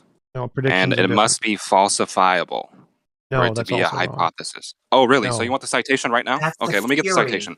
So you're That is done. a You're theory, finished. You're not a finished. hypothesis. You're No, finished you're right now. finished. You're finished. Yes, you are. You're finished. Oh, really? Yes, because if you know anything about science, you know falsifiability is not the end all be all criteria of science, which even Karl Popper admitted, who invented falsifiability. We have much more criteria than that. A hypothesis doesn't need to be anything. You can make a hypothesis of anything you want, it just won't be accepted. For a hypothesis to move from a hypothesis to an accepted theory is going to have to be like falsifiable and testable, but you can make a hypothesis of anything you want. There could be a hypothesis that a magical floating dragon pooped gold from the sky. That's a hypothesis. No, It it's doesn't have not. to be falsifiable. Yes, it is. Yes, it does. It For it is. to be a scientific hypothesis, you it must be dumbass. falsifiable. No, it. Hey, no, let's it not doesn't. call. Let's not Okay, then. call people names. That's a theory. Yeah, you're you're triggering. mistaking You're what a wrong. Incorrect on that hypothesis and a level. theory is. In fact, you are using the lay definition. I'm not even using a definition. I'm specifying what a hypothesis requires now that for we've it to be proven- A considered a hypothesis can scientific be hypothesis. a hypothesis can be unfalsifiable. It could be an unfalsified hypothesis. Then it's not science if Which it's is what you're, unfalsifiable. no, you're right. It's just an unfalsifiable hypothesis, which is what your God is. Which isn't a scientific hypothesis. So if It I is- watch a it- movie, so I'm like, Go back it's a to scary your movie. argument. Yeah. We know you know nothing about science. Bring Okay, this back so- to how you think this is evidence that your So sky daddy is abiogenesis better isn't science. It's information. never been observed. Are you going to concede no, on that, no, or are you going to deny no. reality? We have evidence. So I agree abiogenesis Oh, you have has not evidence. been Okay, observed. what's the evidence? Hold up. We agree that abiogenesis has never been observed, but we've observed. Oh, thanks. Stop. But we observed indirectly the consequences of abiogenesis. So we say, if, like, for example, evolution happened, we would find fossils at a specific layer in the geological framework, and if we then look there and find it, we discover them, that's a confirmation, that's evidence. Even though we've never directly observed that species evolve, we can make a prediction, and if that prediction is confirmed, it's evidence of the hypothesis, which we do have for abiogenesis. There's What you mean? thousands If of it fit the predictions. Wait, prediction, hold up, stop interrupting. So we have evidence that indicates abiogenesis. It hasn't been proven yet, I agree. okay, what's the But we evidence? have stop. We do have lots and lots of evidence, testable predictions that have been confirmed that indicate abiogenesis, but you have no evidence for sky. Yeah, I'm asking you for the evidence. Hold up. So here's the thing. It's like, where is your evidence for the sky daddy? We have tons of evidence. I can just give you lots of papers on the topic, but where is your evidence for the sky daddy? Yeah, it's called an antecedent relationship. Just like a book's never written itself, your DNA can't write itself. Thanks for playing. That doesn't that's even So logic. give me the division evidence fallacy. for abiogenesis right No, now. Where is your actually- evidence No, for the give me sky the evidence daddy? right now. Where is your So, evidence? so for the sky I'm daddy? going to interrupt Okay, here. it's- I'm going to interrupt you- here. This is convince Yeah. us a god or goddess or gods exist, not convince you can I ask a question, abiogenesis is Taco? true. Yeah, Also- it's very simple. It's called an antecedent can I ask- relationship. Well, So before you do if that, I have a just, chicken egg, no, I'm gonna finish it right now for you. If I have a chicken egg, I don't need to see the chicken to know that there was a chicken because I have the egg. It logically precedes, it requires the chicken for the egg to exist. Just like if you see a sandcastle on the beach, you know someone must have built it. It didn't just happen by itself. This is So the when you see watchmaker humans fallacy. walking Literally the around, watchmaker fallacy. Okay, and so Yeah. the It's not a reason that fallacy. life forms naturally on the planet Earth is because we are around the circumstellar habitable zone. We have liquid water, we have carbon because we are either a second or third generation solar system with heavy elements.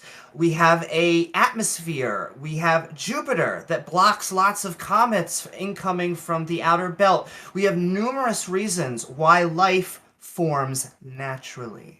yeah, that's the whole point that I was just asking for evidence multiple times and you guys ran away Hello, from it hello. because you Can don't I have ask you any a question? Yeah. abiogenesis.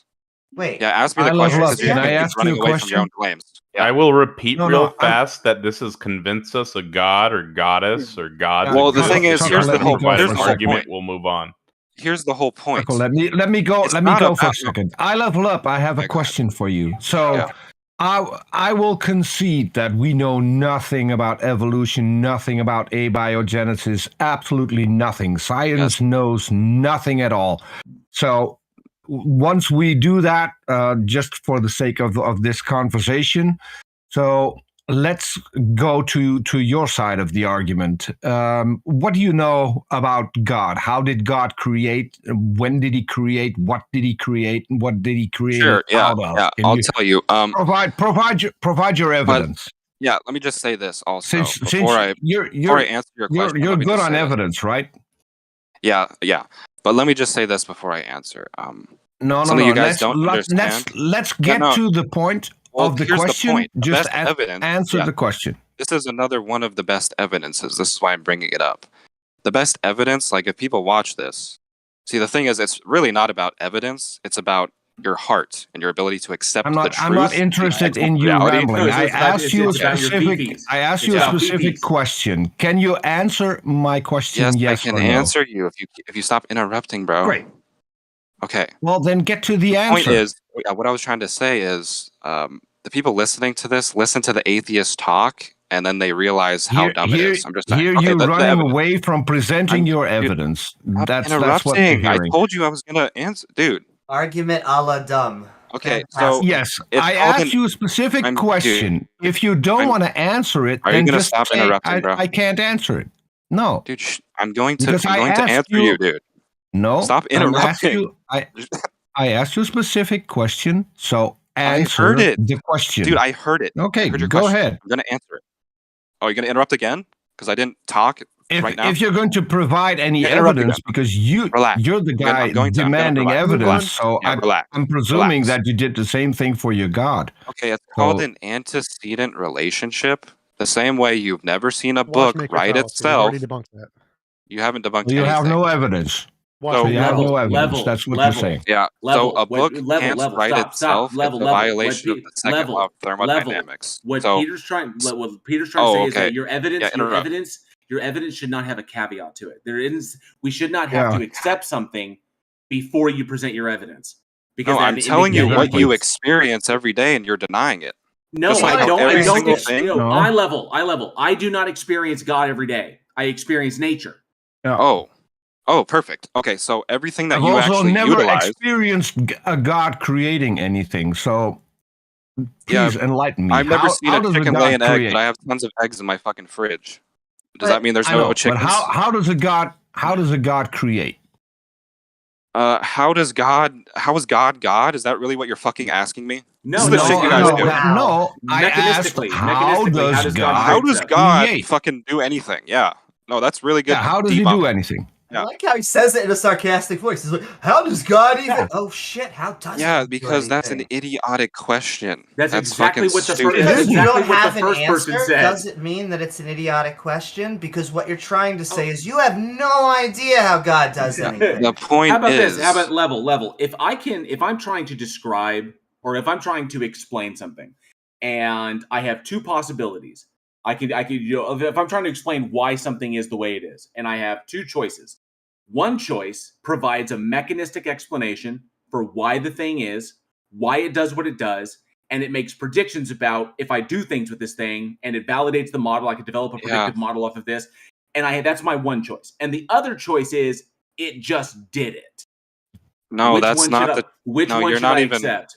Okay, you're demonstrating your lack of understanding of the arguments. Just because something fits a prediction, also, like I can make a prediction that there's something Whitsitt said when he obliterated Amy. I'm just want to point this out. He said that if you make a calculation about Superman and then observe a shooting star and say it fits the calculation, fits the prediction, therefore Superman's real. I have to interrupt you because what I asked you for. Hold on. No. Yes, I have to interrupt because what I asked you for is the exact same thing that you demand from us, which is evidence, not an argument, not because I see this, therefore that must have happened. I want evidence. You want cold hard evidence for abiogenesis. You want cold hard evidence for evolution. So we want cold hard evidence for your God claim. And I do want to So interrupt provide your evidence because and stop using arguments, because that doesn't get us nowhere. I'm holding you to the exact same standard that you're holding us to. So present your evidence. that you just made did not make any sense. I don't understand by seeing a comet, therefore Superman exists. Of course, it doesn't make sense to you. Yeah, I know. I know it doesn't make sense. Yeah. Yes. So the point Did it make is, so what sense this in guy? your head when you made it? Someone already asked me a question. Relax. Okay, I'm going to take that as a no. You've already been destroyed for hours, so everyone can pull that up. I'm going to take that as a no, and I'm All going right, to hand it so back. we're going to take that. You said they were destroyed over and over as a concession and move on.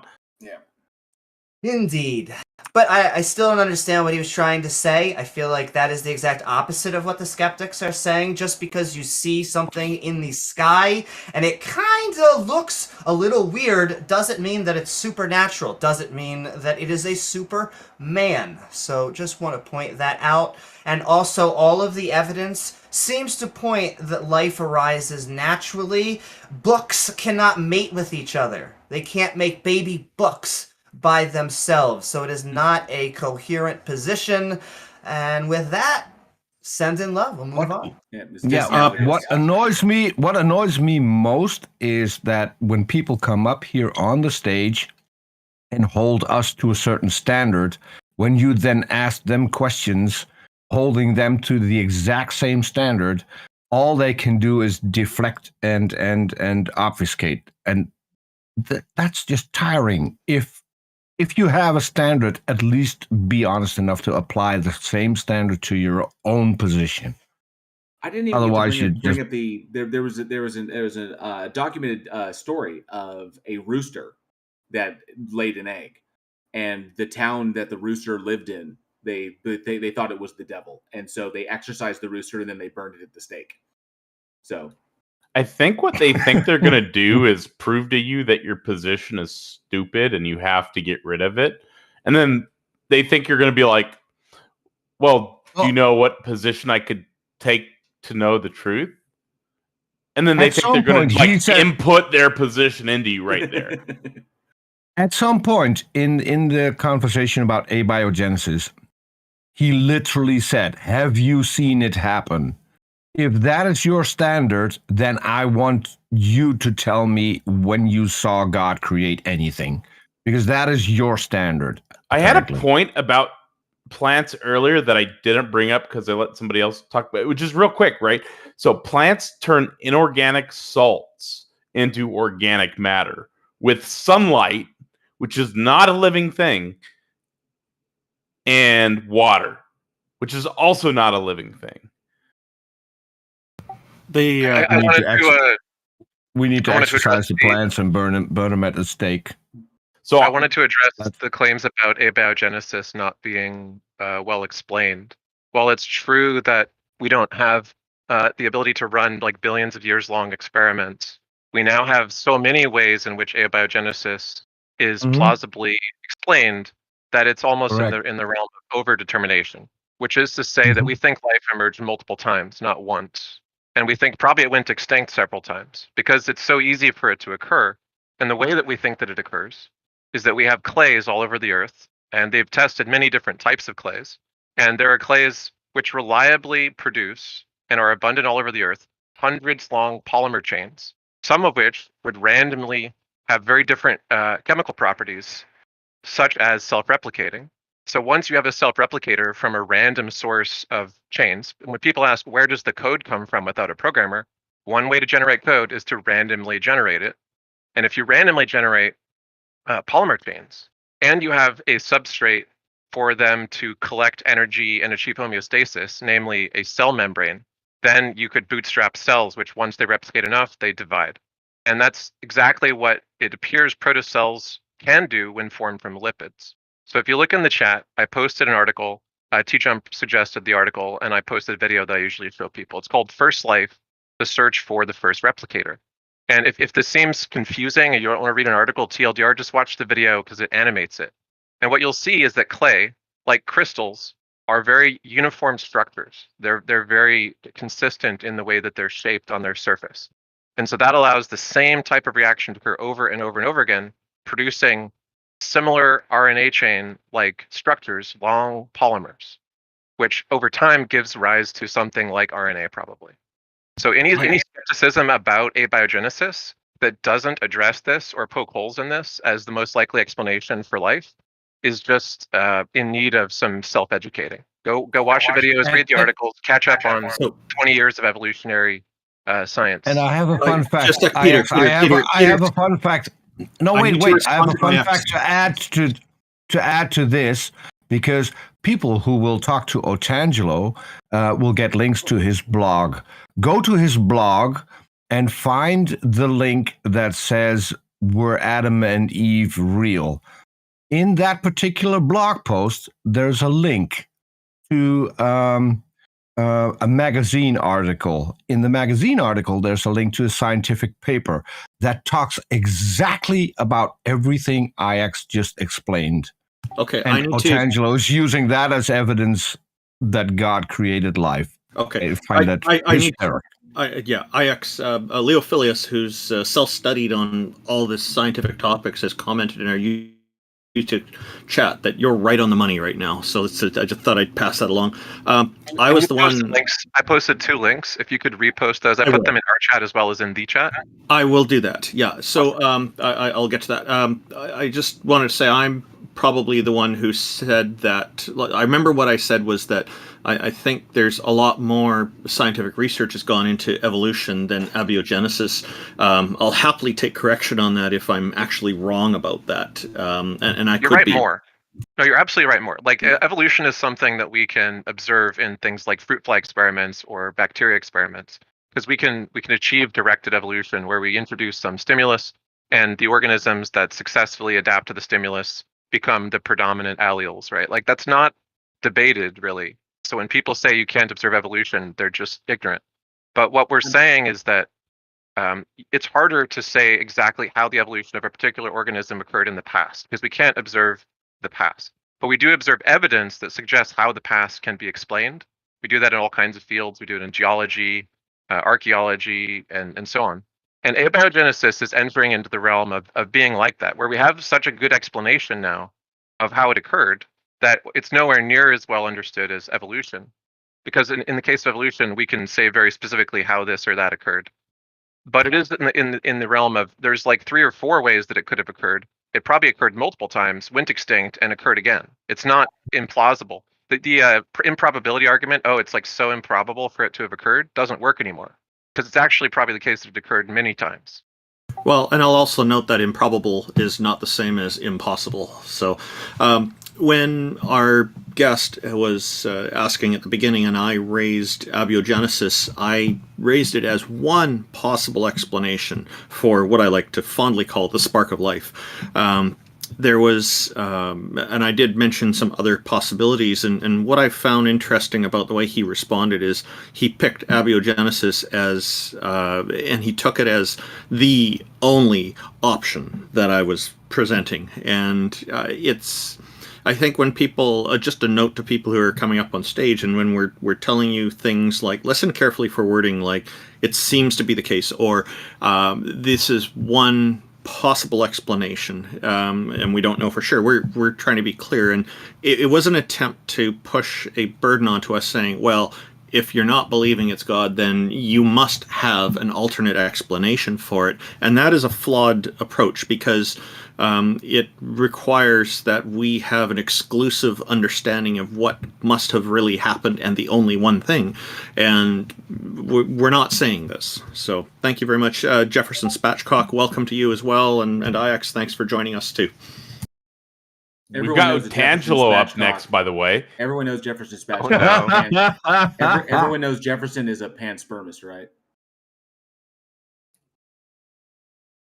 I think that depends on how many beers you've had.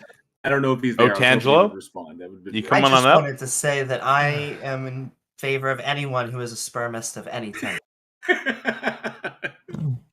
I think Jefferson is off putting some sperm in a pan right now. No, come on, dude. Come on, Otangelo. All right. We'll bring up Patty next. I guess. Patty, come on up. All right. Hey. Dark Farmer Patty, welcome. Thank you for joining us. What have you got for us today? Why am I up here? You wanted to come up here, you said. Godless girl. Oh, damn, I did. Yeah, if you have your hand raised for in the audience, we just assume you want to come up and join us. I'm kidding. I'm kidding. I've got like 15 messages right here from you begging me to bring you on stage. I have to talk to these guys. You have to let me talk with them. Oh, get me on stage right now, please. And then you even said fuck Otangelo when I told you Otangelo was next. Because oranges don't have rights. Anyway. What about apples and bananas? No, they don't have rights. Just like animals. Animals don't have rights. So yeah, I wanted to ask, are there any like We're animals. But we are animals and we have rights. Oh, shut up. I'm kidding. Yeah, no, we are animals. So I wanted to ask, are there any pro-life atheists in here? Okay, so we need to clarify the term pro-life because I'm purposely muddling it as being pro for the life of the pregnant person, but I suspect you're probably meaning an anti-abortion stance. Is that correct? Yeah. I am. I'll just tell you my position on it is that I support abortion right up to the very end of the pregnancy. It is up to the pregnant person to decide, and there should be no requirement for them to explain their decision to anyone because I favor freedom of bodily autonomy as a human right. Okay. Anyone else? Anybody else? If we should have abortion up to the year 14. No, I'm just kidding. I actually would say that I agree with Randolph. I don't like the word pro-choice or pro-life. It's pro or against abortion. Both of those terms are kind of politically correct for their own sake, but I support freedom, and so I would not have someone donate blood or an organ or anything else. It doesn't matter even if they die. Against their will. In fact, yes, against their will. Even if that means another life is going to die, that just means it's really, really, really sad. I don't want that to happen.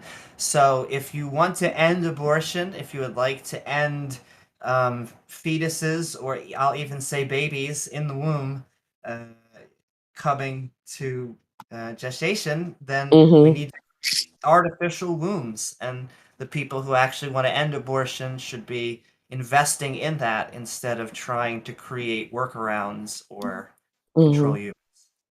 Yeah, I think it's really more like a rights thing. It's like when you say like pro-choice or pro-life or pro-choice, it puts a weird spin on it. So I think what it comes down to is a matter of bodily autonomy. It's a matter of control and power. Yeah. So that people should be empowered over their own bodies. That whatever they choose to do with their bodies, as long as it's within the confines of the law, it's like.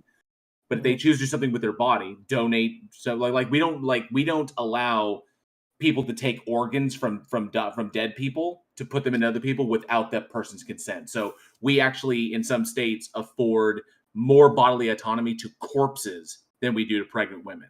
So which is just like fundamentally insane to me. So yes, it's about choice. A person's bodily autonomy is their own and should be respected as a fundamental right. They choose to do with their body. So that includes the choice to have an abortion. Sure. If they choose I'm completely with Jail on this. So I would identify not as pro-life, but as pro-bodily autonomy. I think that would cover everything a lot better than just saying pro-life. So, Dark Farmer Patty, I'm wondering, pending others' views if they want to share them, what is your position on abortion? Oh, I have a personal view in which like abortion is pretty fucking disgusting, but there needs to be an ability for people to access abortion. I think it's disgusting the way in which we have devalued human life in every growth stage, the way in which we've like devalued parenthood in every growth stage, and the way in which like I think that there's a ton of hypocrisy from Republicans about the abortion issue. I don't see a lot of hypocrisy from Democrats on the abortion issue, but I do see a level like really disgusting rhetoric around abortion from Democrats, or at least not politicians, but like, you know, your SNL level Democrats who like think abortion is totally fucking hilarious when it's actually like a very serious and life-changing procedure for women. So yeah, that's my position. See, I see it as a normal medical procedure. That's because you're a man. Point out that SNL and it is. It's because you're a man. So I understand that men would probably have a much different outlook on the issue of abortion, but women do not. Women have a much different outlook on abortion as compared to men. And it's fine if you don't believe. It's fine if you look. You know, you guys interrupt a lot of people. Doc Farmer, can I ask you Peter, a really quick question? Peter, I'm just dealing with this. Give me a sec here. I just wasn't done. Patty? So everybody wants to talk today. Let's go one at a time. Totally Patty, you've understand. got like 30 seconds to finish up, you so and much. then one of them can jump in. Thank you so much. I'm just saying, Patty, so I want to back and forth with her for a bit here. I understand that you're interacting with me. However, I operate in which I'm respectful to you if you're respectful to me, and interrupting me is not respectful. So, however, so it's just my view. Men are always going to have a different position, like a different perception of abortion as compared to women. It is a very serious procedure for women. It's life-changing. Most people want their pregnancies. I say your view is sexist, and if you've listened to the way I talk about this stuff, I'm always talking about the pregnant person and not identifying the sex of the person who's pregnant. So the way I see it has nothing to do with my sex. It has to do with the fact that the fetus or zygote or embryo is a portion of the pregnant person's body. And so if you're talking about devaluing the human life, you're talking about devaluing the human life, in effect, of the pregnant person, because that's one individual, in my view. Sure, that sounds like a you problem. Again, right? No, it's men not. have a... Don't interrupt me. I didn't interrupt you. So, that like, sounds men like have... Don't interrupt me. I did not problem. interrupt you. It's not Don't our interrupt problem. me. It's their Don't interrupt problem. me. They I gotta did not find interrupt somewhere you. else to go. Don't interrupt me. Okay, I come did on, not Patty. interrupt you. But you Don't let her interrupt in me. for a moment. So I'm just saying, I was in the middle of talking. I will not be interrupted, or I will leave. So, again, that's fine. So how does any of this tie to God, though? Okay. Yeah, What- I was if about to I ask wanted- that, because first of if I- all, no. First of all, First of all, So I'm sorry, not Taco. American. I was the I'm not person who was American, talking. so I'm One at a not time. American. Come on. So I'm gonna I let Patty don't speak. care. I don't care about your political parties or whatever. Also, the entire anti-abortion or pro-life thing has nothing to do with whether or not a God exists. So can we get to the topic of the stage, please? No. So, like I was saying before, when I was talking to the person that I was talking to, I'm so sorry that I was interrupted and Taco, couldn't you know what to immediately do. respond to you. So, yeah, Chaco, I think we're done. If this is nothing Okay. to do But with like, the topic of excuse the me, Patty, can I go then back to we're not wasting being time. on topic? I was Do you in wanna- the middle of not being on topic. Yeah, please. Are you tying this into a God argument? Or? no, we're having actually a really good conversation, and there's nothing wrong Okay, with then, talking about then we other can moral we and can move on philosophical to the Yeah, next we one. do Chaco. appreciate you coming up, and we appreciate your time. We are really wanting to be convinced that a god or goddess or gods exist, and I'd just so. like to comment something here. Oh yes, sir. Yeah, very often I think we were going to probably twist into God making these commandments about thou shalt not kill and that sort of thing, because that's usually what I find a lot of the Christians in particular. I don't know if Patty is a Christian or what, but and I'm not He saying specifically said that she is. But I think what it is, I was hoping it would twist into that, because that's when we could raise that question of this God. And there are a lot of problems with the Christian God when it comes to abortion, because God has killed babies and pregnant people, and it has caused a lot of harm, according to the stories told in the Bible. So God does not seem to be anti-abortion, as many Christians claim. Mm-hmm. But It's she also specifically stated- said that it's she also wasn't stated- going to go into to whether or not this comes from a god. That was completely unrelated. So if that is the case, then we should just move on to a guest that is relevant to the topic of the stage. Yeah. Because we're just It's wasting also other stated people's time. explicitly in the Bible that the child is not alive until it breathes the breath of life. So it's not technically alive until it's born. So Actually, JL, it's not alive until a month after it's born, oh, it's a according month. to the Bible. Oh, okay.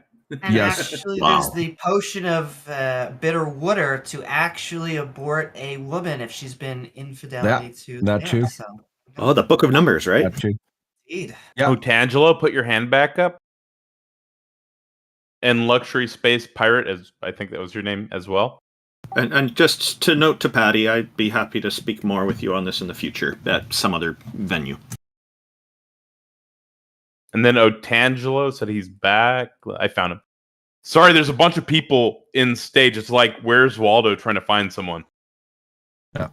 Abiogenesis. Hello, Otangelo. Welcome. Thank you for joining us. What have you got for us today? Yes, hi guys. I reference your blog, Otangelo, because you have a great article on abiogenesis that pretty much confirms that it's possible on your blog, and I'm really thankful that you've left that up even after I told you several times. And Otangelo, Otangelo, I know you know our head moderator, Titan. Did you want to say happy birthday to Titan? He'd probably really appreciate it. He's in live chat. Yeah. Oh yes, happy birthday.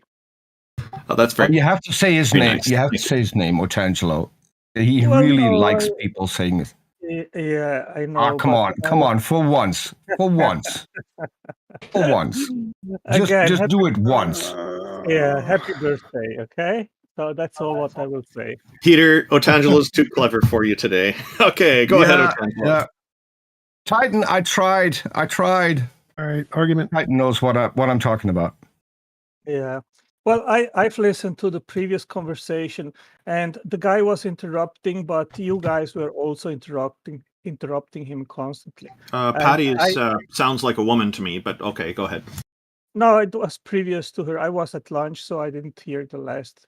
Okay. The penultimate one. Cool. Got it. So, yeah. ignoring the meta, what's your evidence, bud? Okay, Yeah. so I'll make a quick syllogism. Machines are always designed. Proteins are machines, therefore proteins are designed. I reject because premise proteins two. are not machines. I reject premise two, so yeah. I reject premise one. You're done. Okay, so do you have an example of a machine that was not the product of design and intelligence? I have all of the chemicals. one, yes. All of the chemicals and chemistry. I have a far easier one, a fulcrum. That's basically just a stick. Wasn't designed. You can use it as a fulcrum, as a machine, to lift weights. That wouldn't count as a machine. Well, technically, it's a It has simple to have machine. a function. No, because for it to be a It's a machine, very it has simple- to be. The fact that a shape could be used as a machine doesn't make it a machine. For it to be a machine, it has to have some kind of a function. So for it to be a function like a chemical bond, that has a function in the fact that it produces other kinds of chemical bonds. And so a chemical bond would count as a machine. Like we do evolutionary programming experiments, which are analogous to natural evolution, where we generate random programs and we discover emergent functions that are possible from the random substrate and all the configurations that you could assemble with it. Eventually, some of those do things that are repeatable enough that they come to predominate because of their success. So those are programs, which is an analogy to biology. In biology, we observe the same thing. So we already established that clays and other chemicals on the Earth, like crystals, provide a stable substrate for repeated chemical reactions that produce hundreds long chains of polymers. Proteins are polymers. Some of those chains could be proteins. Well, first of all, a machine. And is that's just what the about- article on your blog says, Otangelo, by the way.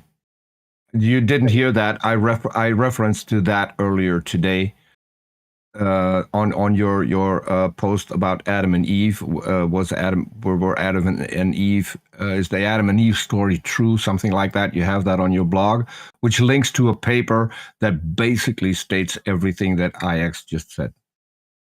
Yeah, so IX, On the your- origin. Wow. Go ahead.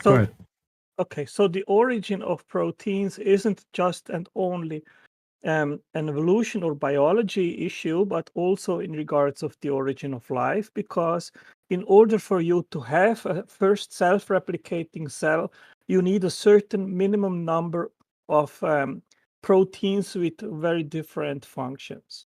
Okay, so You're assuming that it's going your- to be the same as the one you observe now, right? So if a self-replicator works differently, there's many possible replicases, right?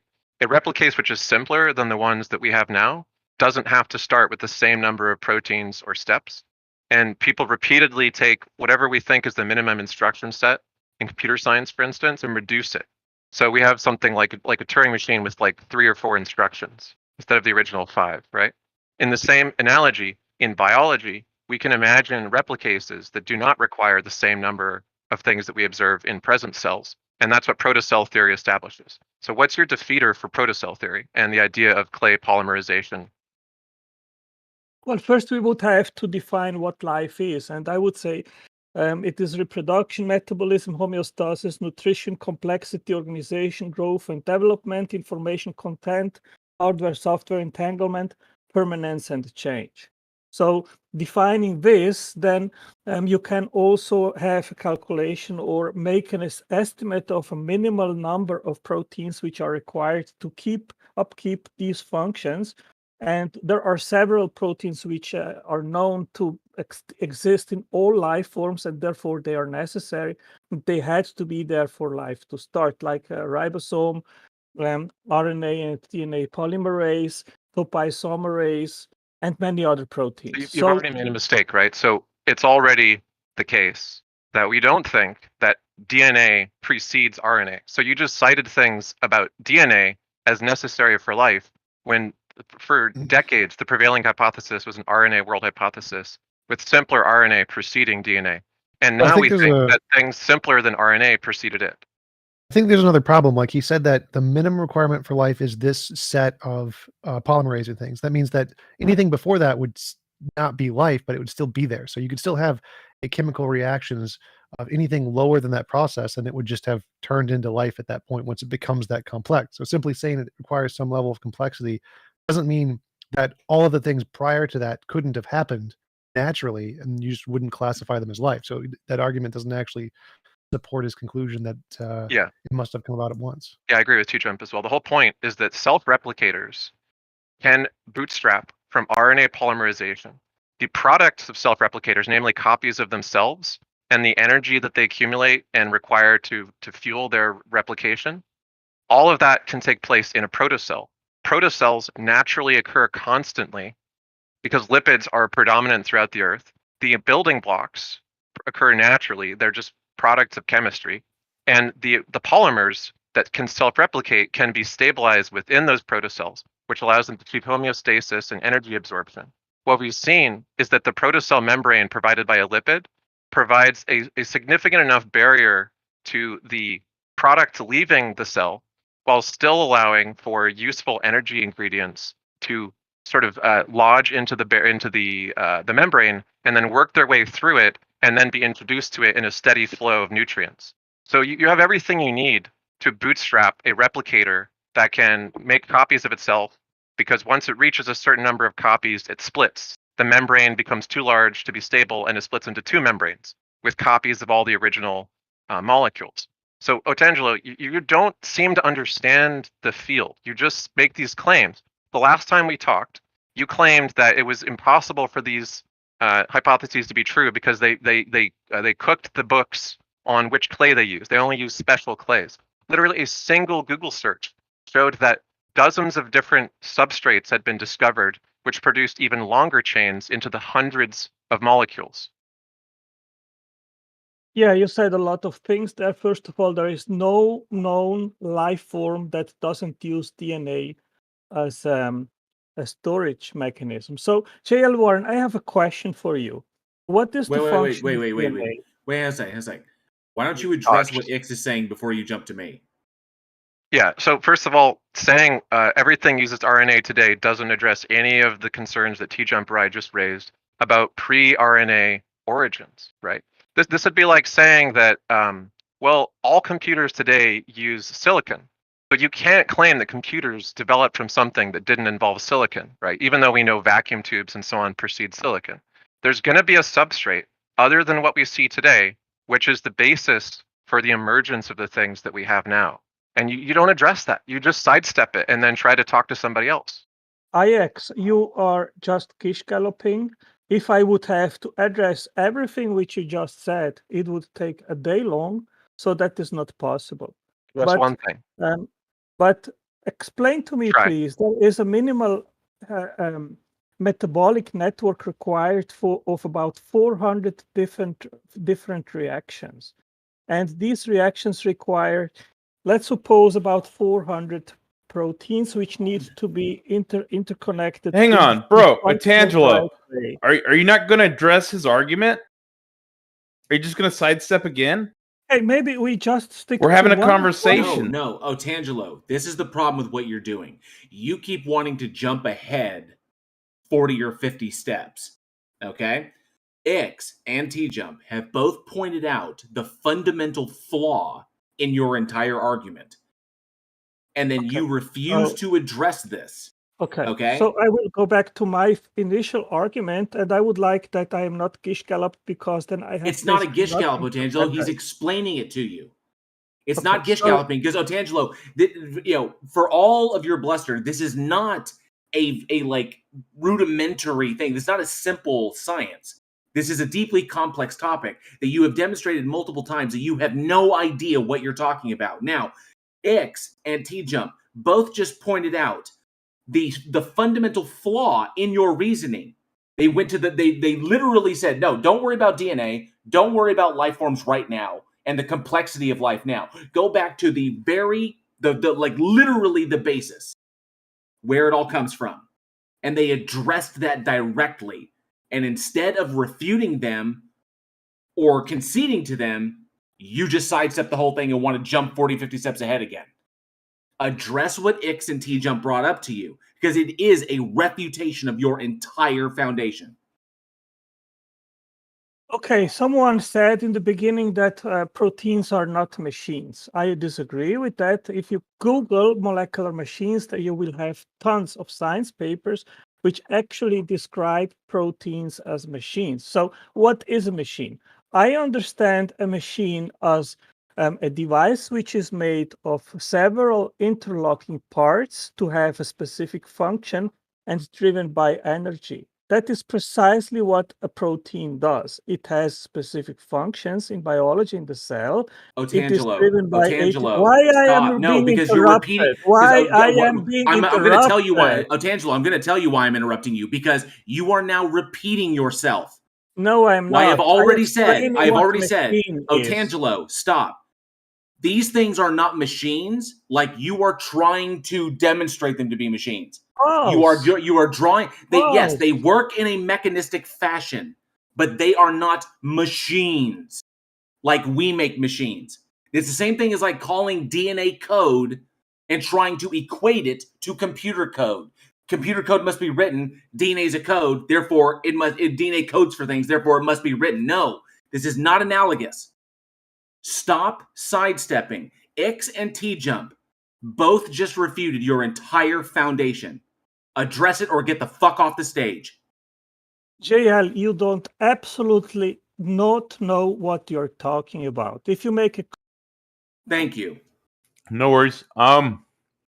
We had Luxury Space Communist up next. That was his name, but... I'll tell you, Otangelo's a machine. He's a fucking simple machine. That's what he is. But does anybody have any comments on that besides what I guess you and I had commented there at the tail end?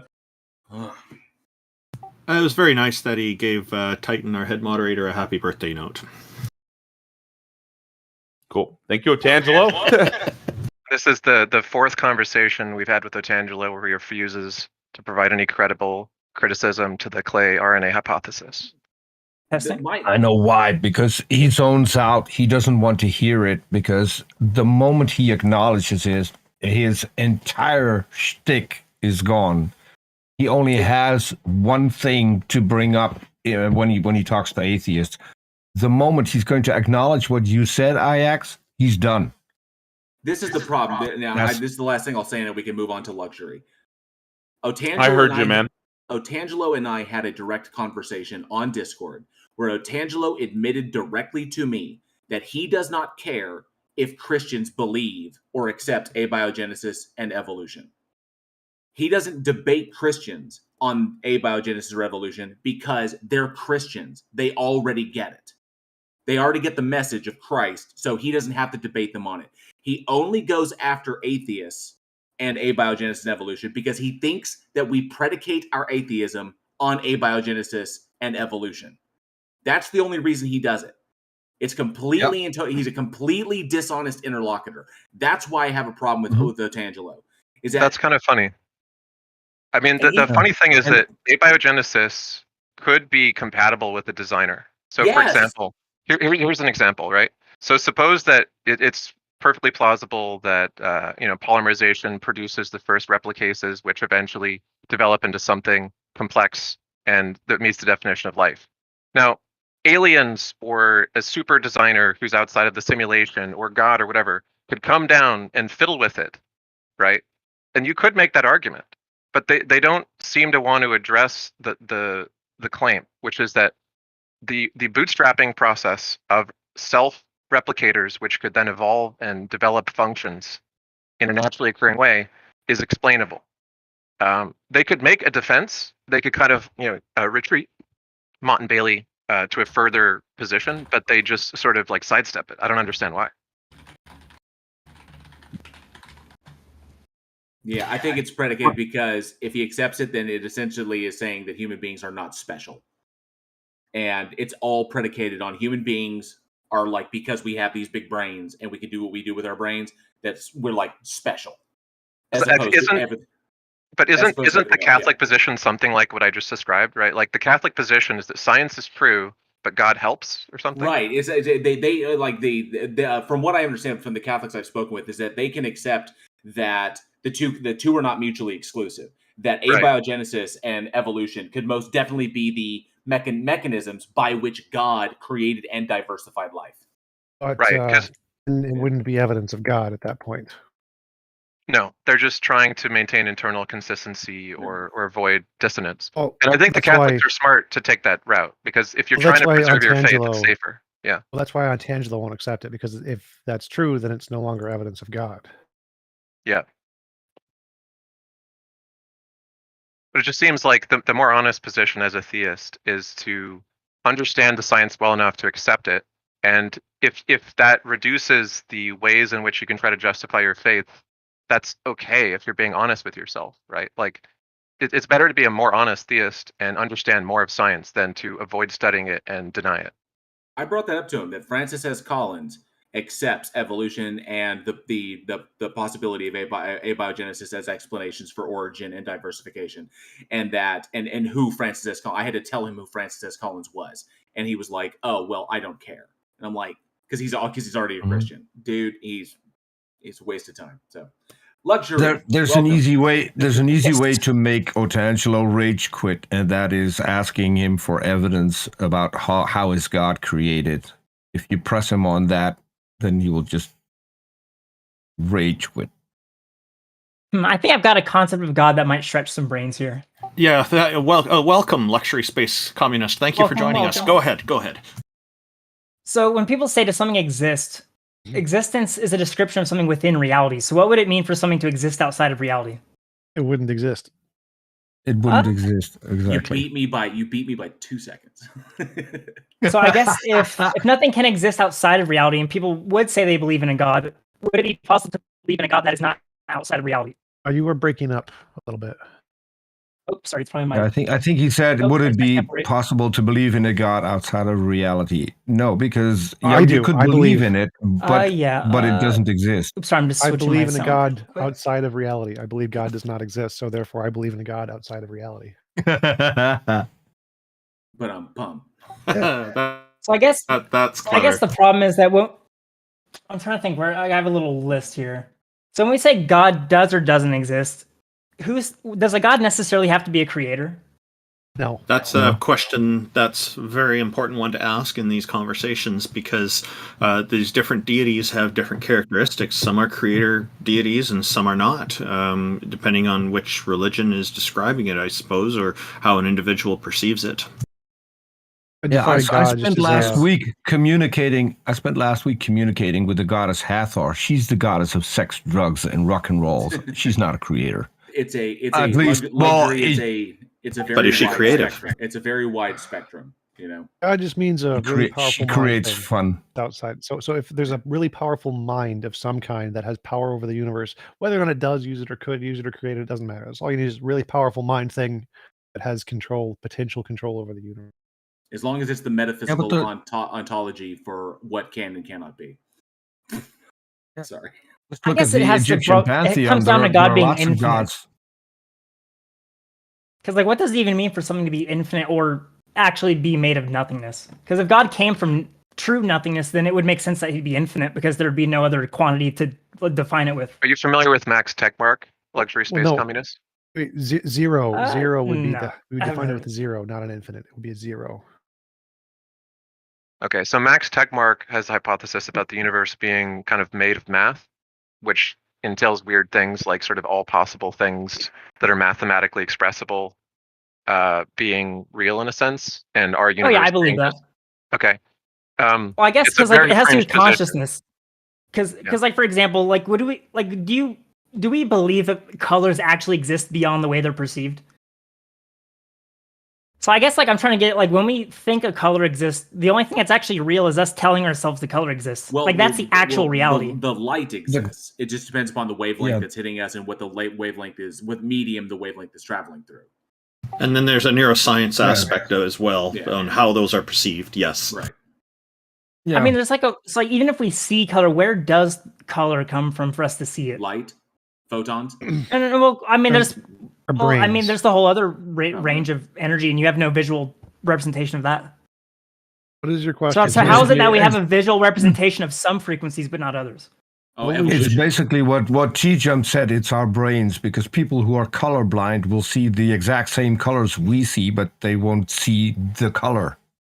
Well, I guess I'm kind of pointing that out too, because like some animals can see infrared and UV. Wait, hold on. Could you tie this back into some kind of an argument for God rather than just asking questions about color? So if we're going to say that something exists, then obviously I must perceive it as existing. So what would it even mean to perceive something as existing if I'm going to describe it? Things can exist even if we don't perceive them. Like that's. Mm. Or do you mean perceive as in I just imagine it existing or something? It's that some things don't actually exist separate from perception. There's no reason to think that red exists before I see red. Well, I have a screwdriver in front of me. You can't perceive the screwdriver. Does it exist or not? Well, am I saying red or am I saying a representation? So red, our sense experience and how our brains process that, if that's what you're referring to as red, yes, that only exists in our imagination. The actual datum that causes that exists outside of our imagination. We refer to that as red because our brain describes it that way. But that means we're able to interact with imagination as if it were reality, which means I'm not sure that any distinction can be made between perceiving something and existing free of perception. So yes, our imagination exists in reality, but when we ask if something exists in reality outside of our imagination, we can say no. So if you want to say God exists as an entity in our imagination, I agree. If you want to say God exists as an entity outside of our imagination, it does not. So that's the distinction. I guess the issue is that apparently like billions of people say they can perceive something like God. So then there's other billions who are going to entirely reject their perception. And it kind of, I don't know, it just seems strange to say we're going to be scientific about perception, but then reject most people's perception that there is something like this. Well, because we know of fallacies. That's because we know of things like delusions, hallucinations, misconceptions, fallacies, biases. We know there's tens of thousands of these that we reject in human psychology. So we do know, we've proven in science that many versions of human perception are false. And so those versions we omit from the scientific method. That's kind of the whole point of the scientific method, is to find which versions of human perception are the ones we should not trust. Well, then the thing being perceived and the thing perceiving can't necessarily be separate either. What? Because they both have to exist in a single physical reality, relating to one another, interacting with one another, exchanging energy, momentum, photons. For you to even see the thing, you must be interacting with it. Like, you can't see something unless there's literally photons bouncing off something and interacting with it to send to you. Yes, you can. You can see things from electrical signals in your brain that there's no photons. So your electrical signals in your brain can generate the image of something in your visual cortex without there being any photons. But can you tie this back into some kind of an argument for God? Because we're going to say a god or goddess exists. If existence is a matter of perception, then it can be perceived that there is such thing as an infinite God, which doesn't violate any physical description of reality or science. Yes, I can also perceive magical unicorns if I take enough shrooms. That doesn't mean they magical unicorns exist. Except the reality would be, again, the basis of your perception. Why would you hallucinate a unicorn and not another animal? There must be a reason, a structural reason you saw one animal and not another. Which means there's a structural, objective reason to perceiving. Yes, there's a structural, objective reason to perceiving, which is how your brain structure is formed. So, like, for example, people who are little kids who have hallucinations or near-death experiences, they'll see a large, fat man with a white beard and a red cloak because they've been socially conditioned to see Santa Claus. People with near-death experiences in Hindu will see a elephant-headed god. People who have near-death experiences in Western world will see Jesus. Our cultural inclinations design our brain and neurological structures, and so we'll see the things that are most likely to occur in our social structures. That's why if you ask someone to say, name a tool and a color, most people will say a red hammer because those are the most common colors in people's psychology. We know this. This has already been answered. I don't know why you're asking. So how do you fundamentally prove that something exists beyond your perception? If by prove you mean with 100% certainty, we don't do that. We prove with probabilistic certainty. We use some kind of a methodology to differentiate imagination from reality, which is novel testable predictions, and that's how science does it. Well, it just seems like the way you're defining God, you could basically define anything that doesn't exist. You could come up with a whole set of descriptions and say, does this thing exist? Nope. Okay, well, but you can just construct a definition that you know doesn't exist. So you're going to say, like, well, God doesn't exist because I've defined it this way. Well, then it only doesn't exist because you've defined it that way. Hold up. We're not constructing the definition. It's the theists who have constructed the definition. We're saying that doesn't exist. So we're saying the theistic definition of what Christians, Muslims, other different God believers think exists. We're saying that doesn't exist. We have no reason to believe there is a mind that is more powerful and governs the universe. No reason to believe that. So it doesn't exist. But see, that's not a claim that they're making, that it necessarily governs reality. Well, that's why we take it on a case-by-case basis. That's why we listen to each individual and we hear them present their God or their version of God, what they believe in, and then we look at why they believe in it, what has led them to believe in this thing or to accept it as extant of reality. And so we take it case by case. Well, I'd be more specific and say there's no reason to believe there is any mind greater than human minds outside of the universe or above us anywhere. Indeed. But why would they stick around if they transcended us? Why would, like, if they just transcended human thought, why the fuck would they stay here? What do you mean? Why do people keep coming up with them? No. Even if the great minds left, there's still no reason to believe in them, and so we still have reason to believe they don't exist. What do you mean when you say transcended? I think he means like a mind that was human that became super powerful and just left us or something. Well, let's let him. Like, just because you have perception over something doesn't mean you have agency over it necessarily. So there could be a God consciousness which is entirely aware of all of reality, but that doesn't mean he can intervene and change everything. Because if you're aware of the future, then that's the one future you're aware of. You're not going to change it if you're aware of it. What do you mean when you say transcended? I guess it just has to do with perception. I'm not sure how we perceive anything in reality other than assuming structures and then mentally constructing those realities. Do you have a definition for the word transcended? It's the non-material as it relates to the material. So usually mathematical quantities having qualities. You're talking about abstracts? I don't think that was like really relevant to his argument because he just meant like there were minds like ours and they went beyond ours in some sense. So we don't have any access to them, right? That's what you're saying? Well, I don't know what he's saying though when he's using the word transcended to represent what you said there, T-Jump, but I don't understand what that process would be, and so I'm asking him what the definition of transcended is so we can understand what that process would be. Well, do we care? Like, even if you could list a process, until there's evidence to say this happened, we're still rational to say we have reason to believe it didn't. So even if he gave us a process, like until he has some evidence of this, it's like we are rational in concluding there are no minds that are greater or outside of just human evolutionary results right now. We have no reason to believe in any kind of a mind above and beyond humanity at this point, which would exclude all possible conceptions of a god that include a mind. If that process existed, though, we could test it, or it could provide some sort of evidence for his claim. Yeah, but I don't think that's the core of his argument here. The core of his argument here is we don't have access to things. There could be a god out there, which is nice, but we're still rational until we have evidence to conclude there is not one. I guess like I don't know. I guess like non-local interactions, I could invoke some level of physics because, as far as I understand in physics, everything is basically just a broken symmetry. and things obtain their mass because they interact with the Higgs boson. So basically, everything in existence is just like a jagged piece of something else. And so, like, how do we even conceive of there being a constructed reality unless there's like a perfect nothingness to compare it to? Like, what would it mean for something to even exist if we can't compare it to non-existence? What does that have to do with a mind or a God? Because like, so what would the difference between God existing and not exist if everything's still defined by infinite symmetries? And like, what else would God even be if not that? It's like we're trying to say God doesn't exist, but it's just changing the definition so much that of course it can't exist. No. We use the definition that most theists use, which is God is a mind of some kind that has power over the universe. That's all we need. And if we say there's no mind outside of humans, that covers all the different normal conceptions of a God. If you just want to change the definition of God to quantum fields or something, then okay, that's nice. I grant quantum fields exist, and you can call it whatever you want.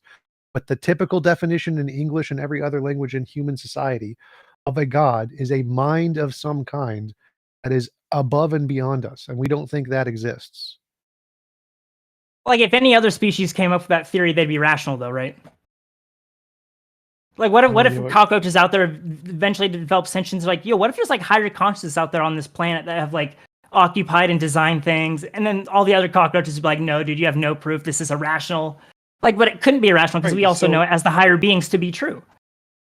Right. So if the cockroaches came up with a hypothesis there are higher minds out there and they had no evidence of humans ever, just none, just zero connection to humans, then they would be irrational to believe that these things existed until they had evidence, until evidence was found. So there could be a gigantic, like a galaxy-sized magical unicorn that exists behind Alpha Centauri and we just can't see it. But would I be rational to believe that? No, it'd be irrational to believe that, even if it could be true. So the fact that it could be true, because I don't have a justification for it, it is irrational. So knowledge is a justified true belief. So even if I have a belief, and that belief is true, that's not knowledge. It's not rational, unless I have a justification for that. So simply believing there's a magical galaxy-sized unicorn that farts out planets is possibly true. Simply the fact that it could be true doesn't make it rational to believe. Can everything that's true necessarily be proven? No. So if I want to concern myself with truth and I am only concerned with proofs, then I'll never actually have the entire truth. You will never have the truth no matter what. But what is that? How's that not relevant? So the point here is that even if we accepted your methodology, and it could be justified to believe infinitely many false things. So I agree that we can't have access to all truth, but your methodology opens us up to infinitely many false things, and you can't distinguish the false things from the true things, which is a problem. I guess the essence of mathematics, though, is that you can extend what you assume to be real beyond your perception. Because if you understand the construction of reality, then you don't really have to like be on Jupiter to have an understanding of what Jupiter is and its size and its mass and density. And so if you understand fundamental things about reality, you don't have to be at a place to understand the place. Which means that there could be a mind in reality which understands the rest of reality. Instead of trying to weave a God through the keyhole, like what do you believe? I think like things can only be defined as insofar as they can be perceived. But if we can't believe that there's a God, there's something that can be perceived as a God which you can have a relationship with, and will definitely affect your life in different ways if you have different relationships with it. Which other religions figured out through polytheism and idols and avatars, but it's still the same concept. Okay, but it doesn't represent anything that can be demonstrated to exist in reality. It's just the definition of reality gets dicey because sometimes what we consider to be real is just our own circular perception. So really, like, I can't commit someone else's circular perception of my own circular perception. No. Is it contingent on our imagination, or does it exist independent of imagination? I guess that's kind of. I'd have to actually think about that. Luxury. How can I perceive the God that you perceive? What do I need to do to perceive your God? In my personal experience, if there's anything like an ultimate design or something, then all it really means to become aware of that is like reality is one way, and people can disagree on how they perceive it, but it's all I don't know. How do I put this? There can't really be illusions. Or question. That's not answering my question. Yeah, I was trying to. Yeah, okay. What do I need to do to perceive the God that you apparently perceive? It would have to be transcendental meditation. Once you realize that all thoughts emerge from physical activities of the mind, and that then there really is no like, what does it even mean for something to exist or not exist? When you go to the boundary of reality, it's like it's almost kind of a meaningless question. If you can perceive it outside of your own imagination, which is what transcendental meditation would take me to, it would take me to something that I imagine. I want to perceive your God, not in my imagination, in reality. But that's the trick. There is no perception without imagination. So God if is you want to believe that God imagined. exists and you believe that's just a faster perception, then there's basically no contradiction. Hold on. So I'm not convinced. This sounds like you're saying God is imagined. No, Yeah, what God you is just perceived said the is same way God is color is not- perceived. It's a representation of something higher. What you just said is God is not in reality. But I'll also no. push back on that a little. I think there is an actual wavelength that our brains are picking up on, and that it's our brain's Yes. interpretation of that. Yes. Yeah, it is perceived outside of our brain, and then the data is interpreted by our brain. So what do I need to do to perceive your God outside of my brain so that my brain can interpret it as it being a God? You just have to find the limits of your own perception, because we can say something doesn't exist, but it just means that someone else is living in a different facet of imagination than we are. It's still all just imagination and perception. I'll rephrase because the question is too difficult for you. How do you perceive a God outside of your own brain, or a God in reality, so your brain can interpret the data, conclude that that is a God that you're perceiving? I can conclude that what I'm perceiving must be a certain way for me to perceive it as such, or else there would be no meaning to perception. What you're now saying is that you don't perceive a God, you just conclude that that must be the case without even trying to figure out whether or not that is the case.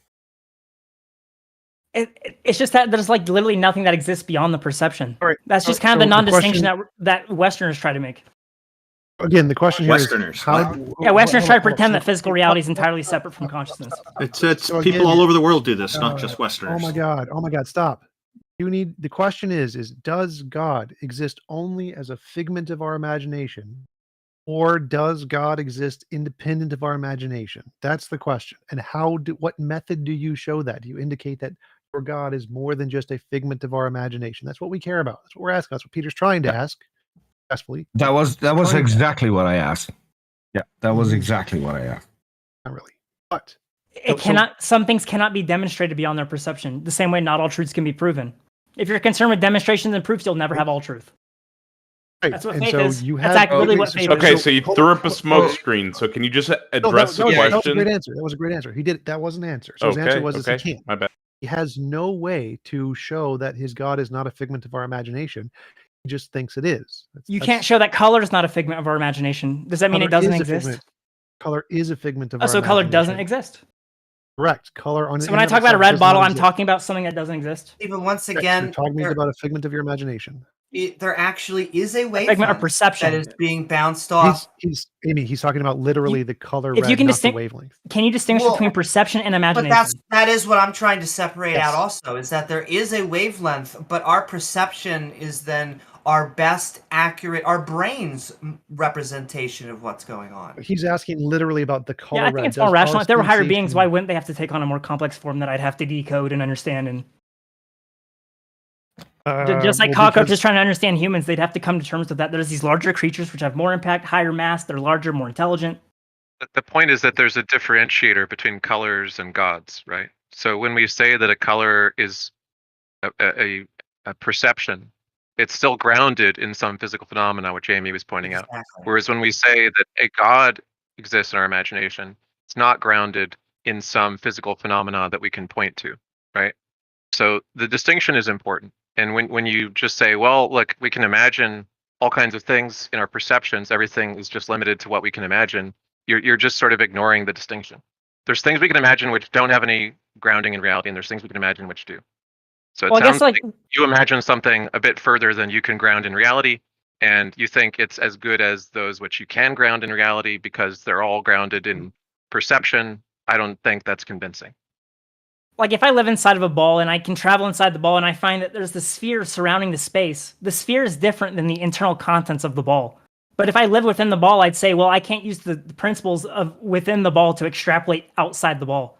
Just the same way I can't use the principles of reality or intrinsic existence outside of perception to justify something which is before time, before space, before any mathematical form it could take. That's wrong. You can actually use what's in the ball to infer what's outside of the ball. It's just induction. That's how induction works. But again, the question is like, is what you're claiming to be God, is that more like unicorns and fairies and leprechauns and Santa, or is that more like particles and mass and energy and planets? Which one is it closer Well, I'm to? actually, I'll go even further. The underlying archetypes of fairies, elves, all that, those are actually real. Because any archetype fundamentally justifies So itself. is what you're defining as God more like fairies and Santa Claus, or is it more like particles and planets? I define God as how individuals perceive things beyond the individual. It's the basis of perception itself. That's why it has no proof beyond perception. I don't care. Question, is what you define as a God more like fairies and leprechauns, or is it more like planets and particles? Which is it more similar to? Which category would it more likely fit into? They're the same. Planets and fairies are the same. Our whole concept of planets was literally, we literally believed people, like civilizations lived on other planets until like a few hundred years ago. We literally believed that, like most people did. I don't care. Yeah, but nobody said, oh, those people are rational. They said, oh, well, based on these readings from these things, we see smudges and little shapes on other planets when we look at them. Then they found out it's just smudges on the telescope. That was imagination, but it was truly perception to them. We've made progress in science. So there's things that have been verified to exist in science, like planets and particles, and things which have no evidence, like fairies and leprechauns. So if you think those are the same thing, then you have a failed epistemology. You have no way to distinguish imagination from reality. And so you're several thousand years behind science. You should catch up. So how do you distinguish between imagination and reality? I use novel testable prediction. So I say if I can create a model or a hypothesis that can accurately predict the future, that's more likely to correspond to reality than just my imagination, because my imagination is very bad at predicting the future. But see, physical measurement systems, if you don't interpret the measurements, then it's not necessarily correct. I don't care. Like, interpretations are fine. Like, again, what I said was, if I can have a novel testable prediction about the future and get things right consistently, and that hypothesis is more likely to correspond to reality than just my imagination, because my imagination is very bad at predicting the future. That's how I differentiate imagination from reality. I have a hypothesis that makes predictions, and if you can do it accurately, consistently, that model is more likely to correspond to reality than just me making stuff up, because me making stuff up, my imagination is very bad at doing that. It can't do that well. It just always seems like there's this little asterisk at the end of every claim, which is like corresponds to reality, which just means reconfirms your perceptions. That's You're basically saying if it agrees with the thing I perceived before, then it must be real. No. Because I'm reconfirming my results. I'm doing experiments. No. Hypothesis is this is the way you think things are. So I think there's an external world, and I think there's an asteroid that's going to come around the planet every 550 years. Now, it could be the case that that's just a figment of my imagination, and it could be the case it's an accurate description of reality. It corresponds to reality. We don't know. How would we figure this out? Well, if it's just something I'm imagining, I imagine lots of things. Most of the things I imagine don't ever make accurate predictions about the future. But if I wait, I see that this happened. This actually was the case, that the asteroid came around every 550 years. Now, that is one of my sense experiences. That's true. But since I was able to predict it far before my sense experience, and I got it right, whereas pretty much every other one of my ideas is wrong about the future, it's a good reason to think that this idea is not like the others. There's some difference there. This one able to predict the future, others not able to predict the future. What we think that difference is, why does this hypothesis able to predict the future, is because it more likely corresponds to reality. That's the conclusion. So this one can do one thing that the others can't. And the difference is, the reason that it can probably do this is because it probably corresponds to reality. When you say it corresponds to reality, reality is just a pre-existing set of assumptions and measurements. No, it's You're saying that it agrees exists. with the things we already thought, or it doesn't. Oh, no. But no. it's all So just I'm a not series even- of measurements.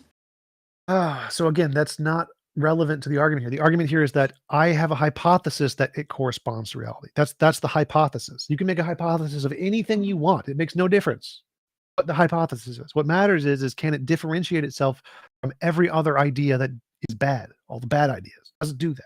The answer is yes. If it can predict the future, it differentiates itself. And so that's why this corresponds word matters here, is because whatever these things are doing, they're doing it more successfully than the other ones. So they're different. They're different in some way. See, but the purpose of science is to describe. Why can science not describe the religious experience of billions of people? It can. It seems like that's the It one does. category they don't want to describe. No, it can. No, we described that perfectly well. Oh, because in the West, everything that isn't something we can write down or describe, it must be some type of psychosis, or I'm assuming that's where it's going. Yes, we have Exactly. novel testable predictions that confirm many fallacies, biases, illusions, delusions that we can demonstrate exist, and have tens of thousands of papers that all correspond and explain the full breadth of religious experience. So we've explained all those things with things that we can actually test and demonstrate in the mind. Even replicate. So what you're saying is that if people are in a certain physical state, it's almost like expected that they'll perceive and imagine in certain ways to interact with reality, as if that's the only thing reality could be to that person. No, that's the most plausible explanation. So like if we have, for example, if I show you a picture of that little Rubik's Cube that has two orange squares in the center and one looks slightly darker than you, I can say, based on the fact that we know how your brain works, we can tell you that you're going to see them as slightly different colors. But when you copy them over, they're going to be the exact same color. So we can show that because we know how your brain works, we can show you 100% of the time, here is a illusion your brain is going to experience because of how your brain works. And we can do that for every single one of these. That's why they're named. That's why they have so many publications on the number of fallacies and biases and illusions and delusions and But your basis of calling something an illusion or delusion is that it doesn't agree with somebody else's perception. No, it doesn't agree with literally facts about reality. So it's not about perception. Your basis of reality is my perception. Anything that compares to that. No. So like it's your own perception. So like if I take, have you seen the optical illusion with the Rubik's Cube that has two different colored center pieces? So they're both orange. You know what I'm talking about? Mm. Okay, so in this piece, if you look at it, it looks like the top one's darker and the bottom one's lighter. But then if you just hide everything else, or you take a little piece of the one at the top and copy it and drag it over, they're the exact same color. So we know from your own experience, it seems like they're different colors, but when you eliminate all the other background stuff, they're the same color. So we can know that your perception is false, wrong, because we can test it. But you only think it's false because of somebody else's perception. No, because of your this is all you. This is no one else. You are doing this. You look at the Rubik's Cube, you see the top one seems darker, and then you remove all the extra stuff and they show the exact same color. You do this on your own. This has nothing to do with other people's perception. We know your brain fails at doing certain things under certain contexts. So it fails to. Okay, it's tricky though, because if it went if it was like the exact opposite of the colors, the response would still be the same because it's not actually the content of the colors. It's the fact that someone's perceiving mechanistically. But how do I know that all perceptions are not equally as constructed or mechanistic? Because some we can prove fail, and under the conditions they fail, and some don't fail. So some. But how do you know which conditions are proper to test what hypotheses? That's the whole purpose of science.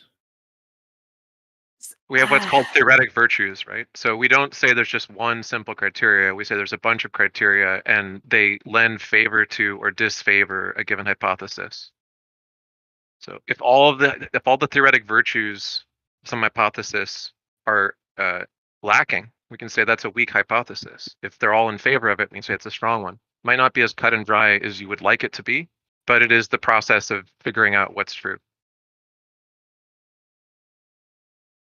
Ultimately, I think this came down to luxury. What you what I gleaned from this is that it really comes down to what you feel, and I guess inducing certain states or certain emotions, like when you brought up transcendental meditation, because you can induce certain emotional states through TM, and it literally just comes down to your feelings, like what you feel about what you're perceiving or what you think you're perceiving in your imagination. And you could label that God, you could label it something else. It really doesn't matter, but it doesn't demonstrate that a thing exists. Just because you feel that something exists, even if you feel it very powerfully, doesn't mean that what you're feeling represents anything or is representative of anything existing in reality. So I think that's what it comes down to. But I guess it's just in some fields of thought in the East, like some people consider doing meditation and going through your own mind a form of experimentation, because some people routinely go to a certain place in their mind, realize that there's a problem, realize they don't like encountering that. There's something there that needs to be changed. So they physically alter their own consciousness or reality and they get past it. And like that basically is real, because even if the perception can be argued, there is some physical manipulation they're able to understand by perceiving it that way. So that must be real. Look, there's lots of scientists who will agree with that, study it, confirm it in a sense that they can explain, something about why it is that that's repeatedly successful and so on, right? We're not denying that systematic meditative practices haven't yielded reproducible results in a form, at least fairly recently. It's 100% an experiment. That is absolutely right. That is definitely an experiment. Right. But one of these experiments, the hypothesis that explains the experiment is different. And the scientific one who explains it is able to make predictions about the future, which we can then confirm and test and get right on a regular basis. Whereas the interpretation that there's some actual connection to some fundamental nature of reality, and you're interacting with it, makes no testable predictions. It's never been confirmed. It can't tell us anything else about the universe. And therefore, the one that is able to make testable predictions and confirm things and give us new information about the world we didn't know yet is the one that's more likely correct.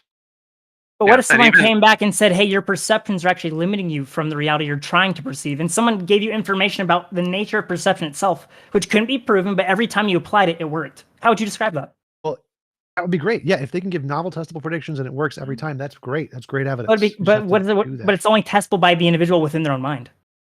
I guess if you're willing to expand the definition of scientific repeatability to people experimenting with their own consciousness, then it could be right. Well, luxury would be the same deal. I could tell you a story back, in my misspent youth. I had friends who did lots of drugs. I did drugs like this, but I had a friend who took a shit ton of acid one time, and to this day, this was like some 20 plus years ago. To this day, he will die on the hill that he had a conversation with God. So took a bunch of LSD. I've had the same experience. Took a bunch of LSD, and he will die on the hill to this day that he had a conversation with God. So I know, I'm convinced of that. Like whenever I get high on a psychedelic, I'm pretty sure I'm communicating. Yeah. But in the past, I have taken the same amount that he has taken. I have taken more, and I have taken less, and I have never replicated his scenario. And I was a believer when I did this stuff, and have never had and he was not a believer. So I've never had the experience before or after my deconversion. So, if you could replicate, bad, J.O. Yeah, I know. Like if he took a specific amount of like a psychotropic and had a conversation with God, and then I independently took that same amount, like the exact same amount of the exact same blend or whatever he took, and had a conversation with God, and then T-Jump did it as well, and then we can come together and pool our data, and then we can like run tests and experiments on this and make predictions based on this. That would be phenomenal. There's actually a bit of science on this. So like when it comes to ghosts, the likelihood that people will experience ghosts in certain phenomena, which are believed to like induce people, like magnetic phenomena, to be more likely to perceive ghosts, is correlated with their having other mental phenomena like epilepsy or things like hallucinations. So people often have a different reaction to psychedelics, like having more intense hallucinations and so on, because of just differences in their brain. Some people are more suggestible to hypnosis, some people are more hallucinatory, and some people just hear voices in their head more easily than others. It's just parts of your brain that are different. I also think it's funny, not that this would prove anything more, but it's never like a bad conversation with God. It's like I had this transcendent conversation with Yahweh, and damn, he was a dick. I was like, shut up, all you do is talk. And there's also something to look into, luxury, the God helmet, which can induce religious euphoria and certain mental states like that. And what they discovered is that through the inducement of these in different people is that they can induce the same kind of physical, what Ix was talking about. They can induce the same physical response in the brain by targeting specific areas of the brain, do the same thing in the exact same personality, but their experiences are always unique to them. And the funny part The original version of that was a placebo. So before they made the actual God helmet, they basically made a fake God helmet, and they tried that on people. And a certain percentage of people reported these phenomena. So this kind of points to the point that some people's brains have an easier time going to these hallucinatory sort of psychedelic states than others. Some people, through just meditation and breathing, can get much more intense experiences than others. And when they made the actual magnetic helmet, a lot more people reported the phenomena because it was actually doing something to them. But even the placebo was enough for some people to just imagine that they were having that experience. So yeah, people hallucinate. It is a thing. It is known. I guess my problem is that like the whole idea of perception is that really like if everybody shared a hallucination, it would basically just look like culture, because it would just be this persistent attitude that we all have towards reality and nobody disagrees.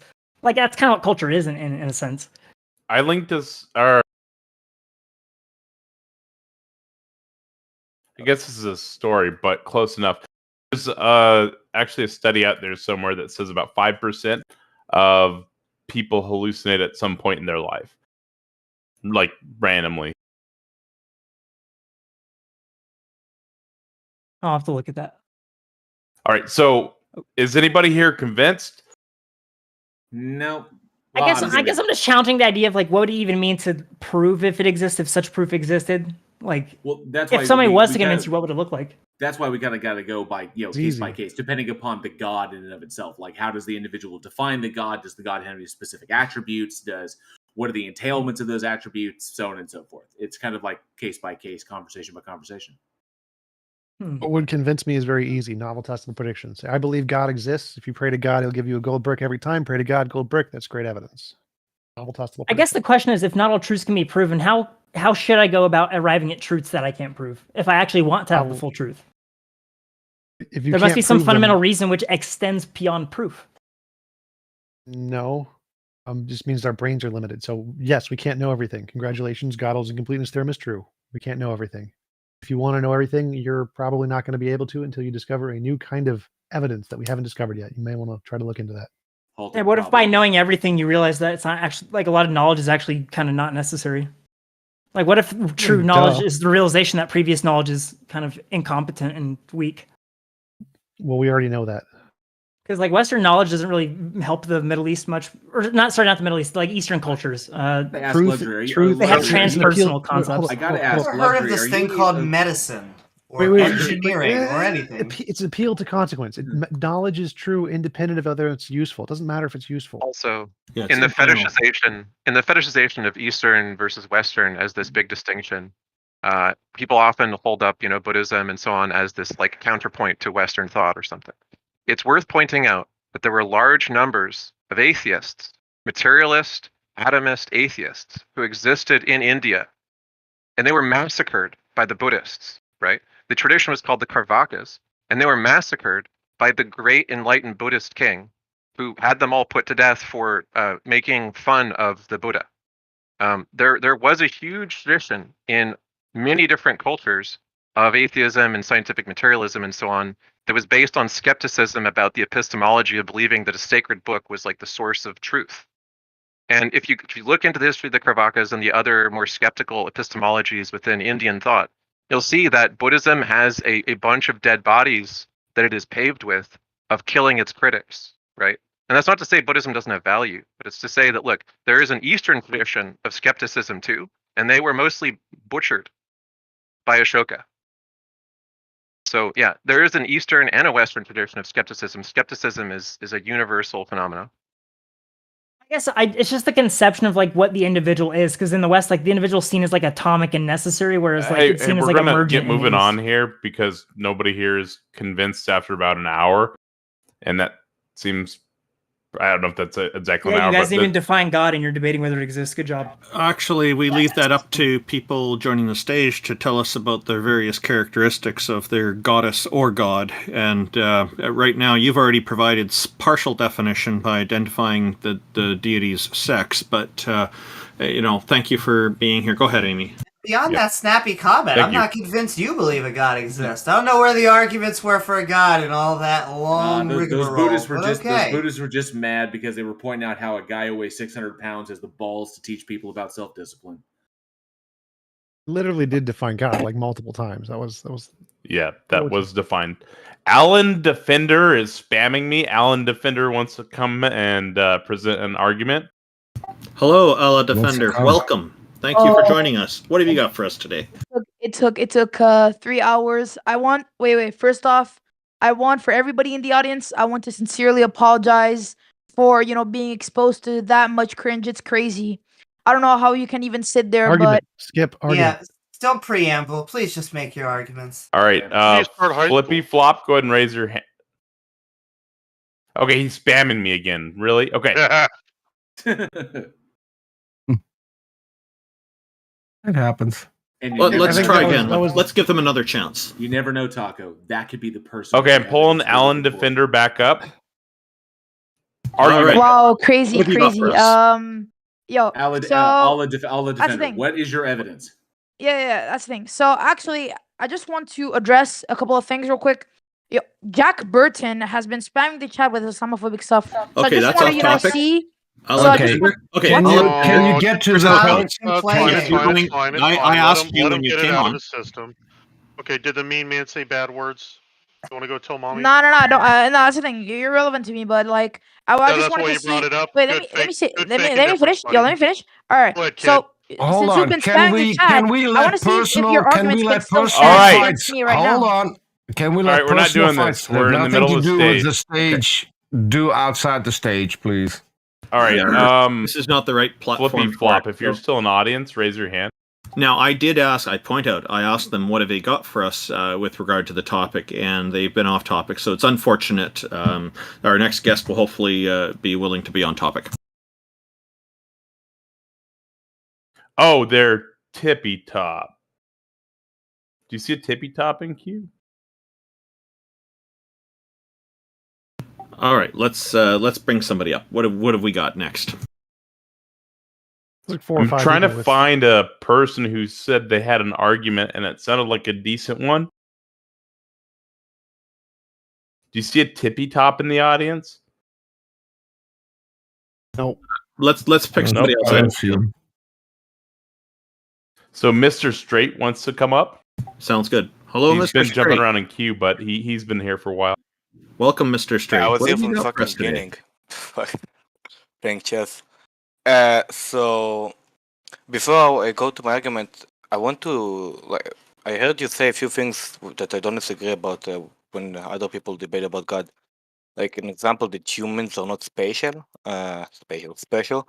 So I'm not. There's nothing to indicate that human beings are special in any way. We are evolved to fit our particular niche. Yeah, I know. Yeah. Let me make the argument why they are special. Well, all of you, as I heard, you are people of science. You really like talking about science. So I'm pretty sure all of you know the sentence that humans are the only way for the universe to research itself. So doesn't it by default mean that humans are special? That humans are special? No, Because that's they're the only. that's a poetic way of describing that human beings have the ability to reason and about the universe itself. The only So, ones. No, it's a by default poetic they're way. special. No, it's a poetic way of describing it, but it does not. They are the only ones. Mr. Straight. It is a poetic way of describing our way of being able to perceive the universe in a particular way. But just because we have big brains, big complex brains that have evolved, does not make us special on this planet. Every species on this planet, Mr. Straight, every animal on this planet has evolved to fit its niche very particularly. Okay? They specialize. So whereas we have big complex brains that allow us to make talky word noises and think about things that may or may not exist, that does not make us, like, just our physical bodies does not make us super superior on the planet. There are things that are stronger than us, things that are faster than us. There are things that are superior in their own way. We just happen to be superior in our brains. But yet in the same, but still in the same time, humans are the ones who are controlling the earth, changing the environment, and doing all of those crazy things. Also, that doesn't matter, Mr. Straight. I think I can answer. I think I can answer your question. Or you can interrupt me. Our That's galaxy. Hold on. Our galaxy is on a collision course with another galaxy. When that happens, we're going to be annihilated. that means that the universe doesn't care about us. We're not that special. How is Otherwise, it that wouldn't have even? happened. Man, I'm not talking about this. I know the universe doesn't care about us. I don't. It wasn't the argument. The argument So is we're not humans. special. Wait, How? we're not Wait, special. what do you mean when you say special? I'm not meaning. When I say special, I don't mean a fucking, I don't know, a teenage girl who celebrates. No, that's not what I mean when I say special. Special. We are the only ones. We are the only creatures It's who have weird. those It's and weird those that unique you would things. Let him say finish. that Let him finish. teenage Peter, girls Peter, are Peter, special. Peter, Peter, stop. Let him finish. What? Well, Like, what do you mean by special, and why is this relevant to a god? Well, yeah. It says in the Old Testament that humans. Well, it doesn't say special, but they are created in His image. But you know, it is related. It How talks about do- this in the how- Old Testament, but yeah, we can move on if you don't want to talk about this. No, I very What much is your like. argument? Actually, I do want to comment one thing. When people tell other people that they're special, that can actually be quite destructive to their lives, because then people think they get a delusion. They can develop a delusion about themselves being special in a way that isn't realistic, and this is something that does happen. People end up with very high expectations about how others perceive them that are not consistent with reality. So it can be a dangerous path to walk. Can we not like what I wait mean when I say until he special. makes an argument? Does not comment on literally every sentence he says, because that's what happens. I want an argument. What is the argument that us being Yeah, special has anything to do with Tom God? Jump. I was not commenting on everything he said. I did want to mention this earlier on, and I didn't get a chance. But okay. No, I Yeah, wasn't specifically talking about yeah, you, but I think I will just go forward because that's really not that interesting of a topic. So, before like I make a argument about God, I would like to know, like, I would like to ask you a question so I would know which argument I want to make. How, like, so the first question would be: if the Messiah would come today, pretty sure you heard this question. If the Messiah would come today, would you actually change your mind and follow? Doesn't remember what religion, yeah, Islam, Christianity, whatever. If the Messiah would come, It does matter. would you It does change your matter what entire the religion. Because if it's It does matter Yahweh, what the religion. then I'm we would yeah. become what, theists. guys? But Come on, then that's just disingenuous. Come on, I was. What? Your Just question answer. is It is a does yes or no matter. fucking question, guys. No, it's a yes or no No, question. it's not a yes or no. because It's not a we yes or would no become fucking theists. question.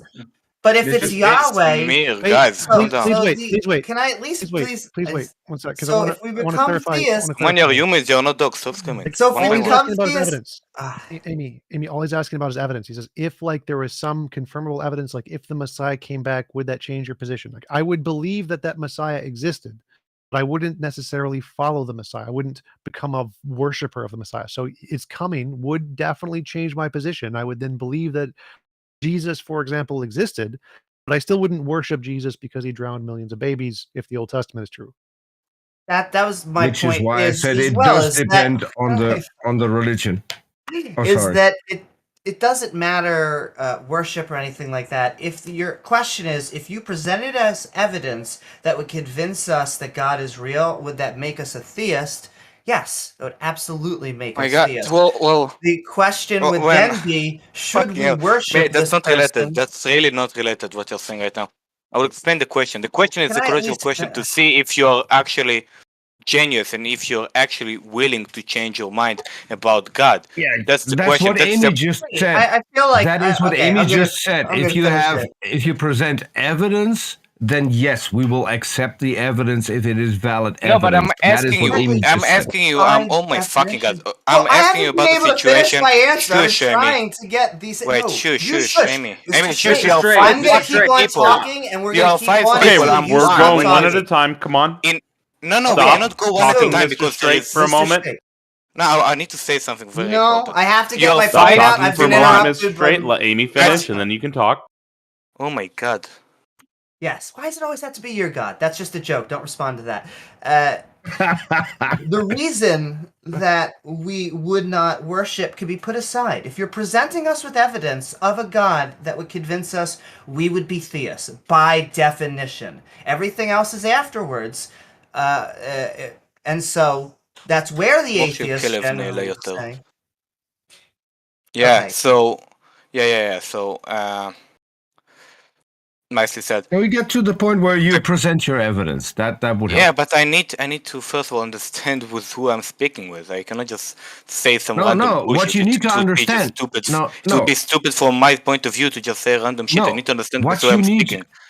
Hold on, Mr. Straight. Just answer the question, okay? No, mate. Hold on. Listen, guys. No, shush, mate. I said that I will speak after fucking I'm Amish. not going to shush you. If you're going to keep talking, then I'll keep talking. No problem.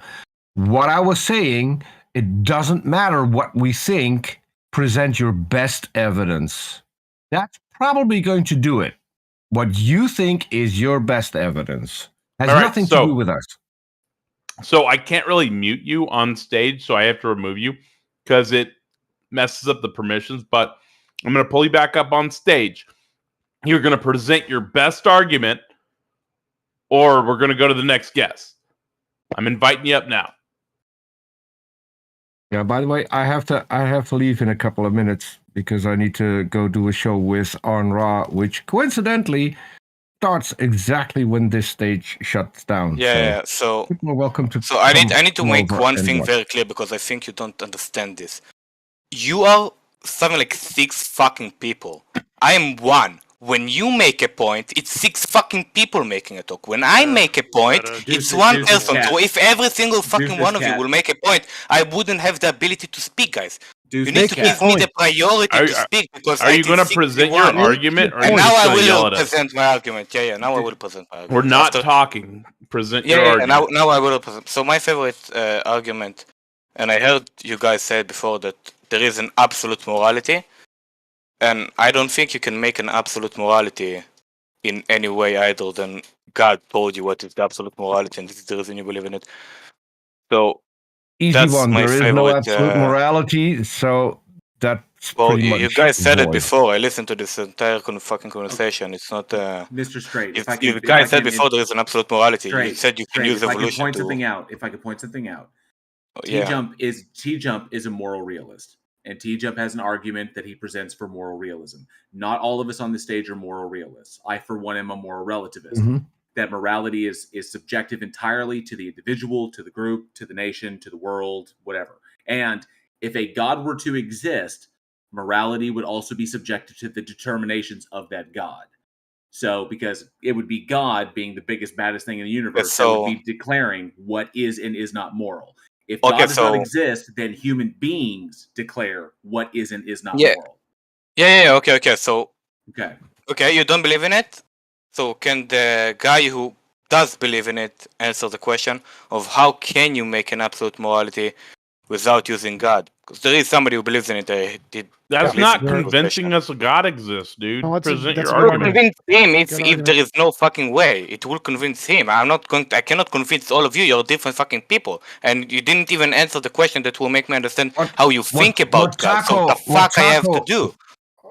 Made a valid argument. Taco is trying to tell you if he made a valid argument. Your argument is not going to convince us, all of us, Peter, stop, and it's a bad argument. No, it's not. Hey, Peter.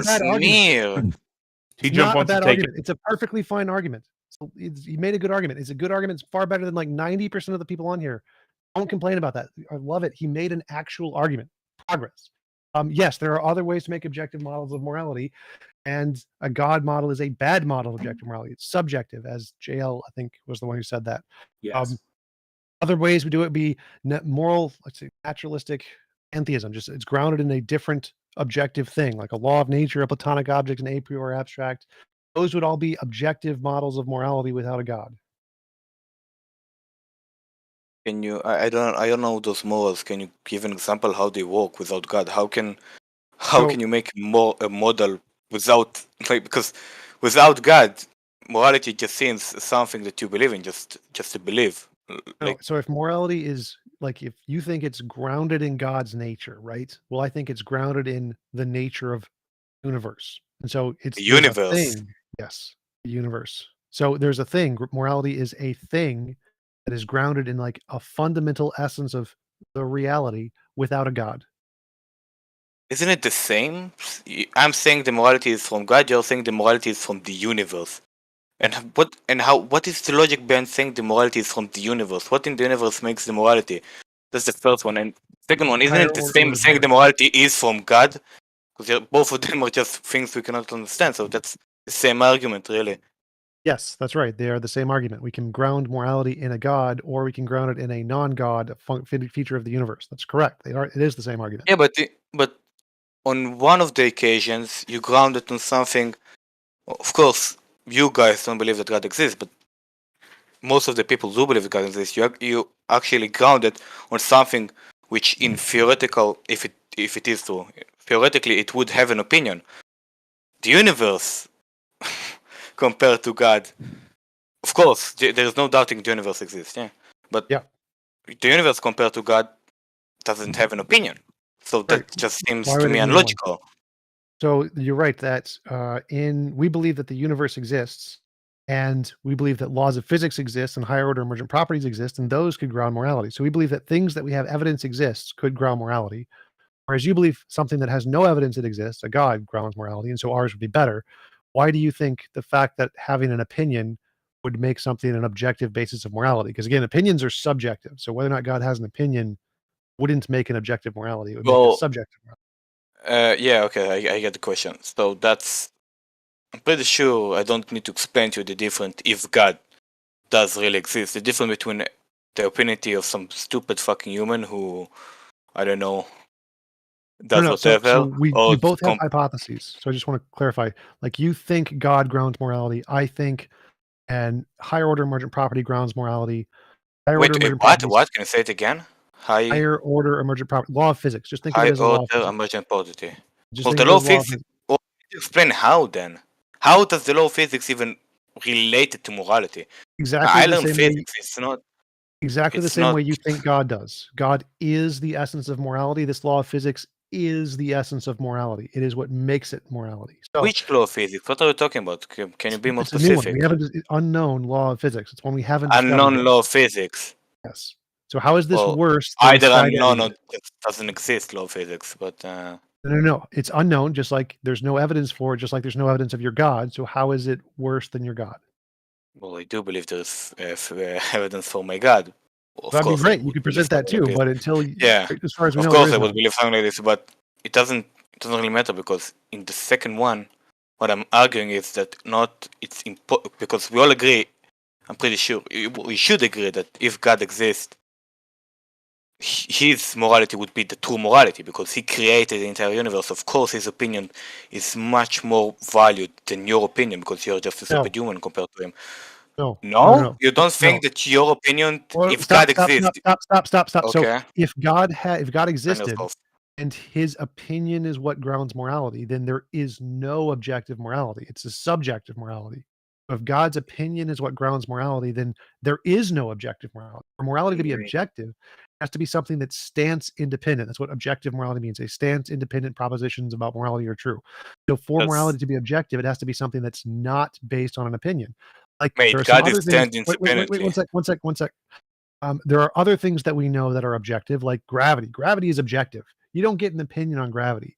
Laws of physics are objective. So if morality was a law of physics, it would be objective. It would be an objective morality.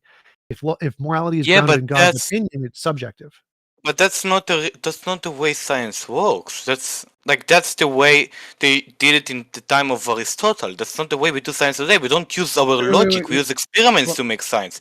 That's the difference between. That's the reason why our system is so much better. That's the reason why Galileo did the entire work of Aristotle. Because I never said science. Science doesn't indicate God. you're talking about the laws of fucking physics. What are you talking about? Hold up. Stop. Science doesn't indicate a moral law of physics, and science doesn't indicate a God. So science doesn't indicate either of the things we're talking about. Okay, so I will try to make my questions extremely sharp in it. First of all, how is it possible that the universe would have a moral law? Why would you think you ask this? your question? Okay. Before you ask Mr. Straight, before you ask your question, I have to drop off. I want to thank everyone in the panel for good conversations today. Taco and Randolph, thanks for setting all of this up, and I'll catch you all next time. Thank you, Peter. Have a good one. Click his link in Heathen Hangout. Click pins. Click Peter. So you asked. What? Yeah, I will sharpen my question again. Just want to interject one comment that we got from the live text chat on YouTube. Somebody's asking, Hillary's emails is asking if they feel like they'd like us to argue about bagels. But unfortunately, we've gone off topic a little bit here and there. I think we're kind of doing better on staying on conversation now, which is great. And let's continue.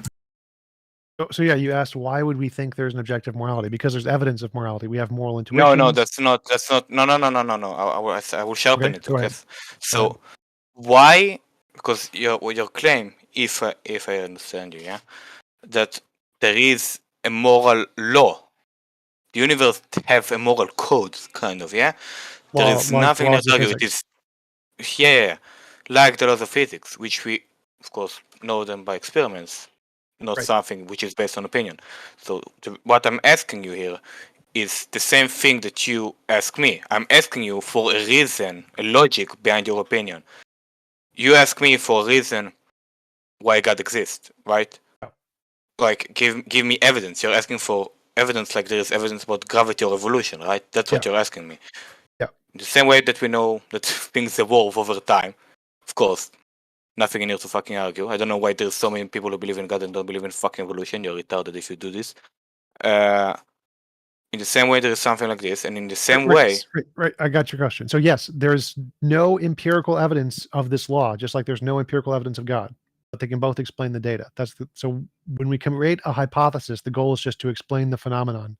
Then we try to look for data. Like I have predictions that could be confirmed in the future that could show this to be true. We don't have any right now. So there's no evidence for moral law of physics, and there's no evidence for God, but they can both explain morality. They're both objective grounds of morality.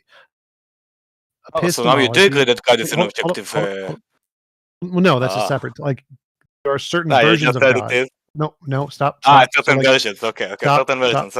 Stop talking. So there are some versions of God. Stop talking. There are some versions of God where morality is grounded in his nature and not his opinion, in which it could be objective. Your version is subjective because it's based on his opinion. So your version of God is definitely not objective.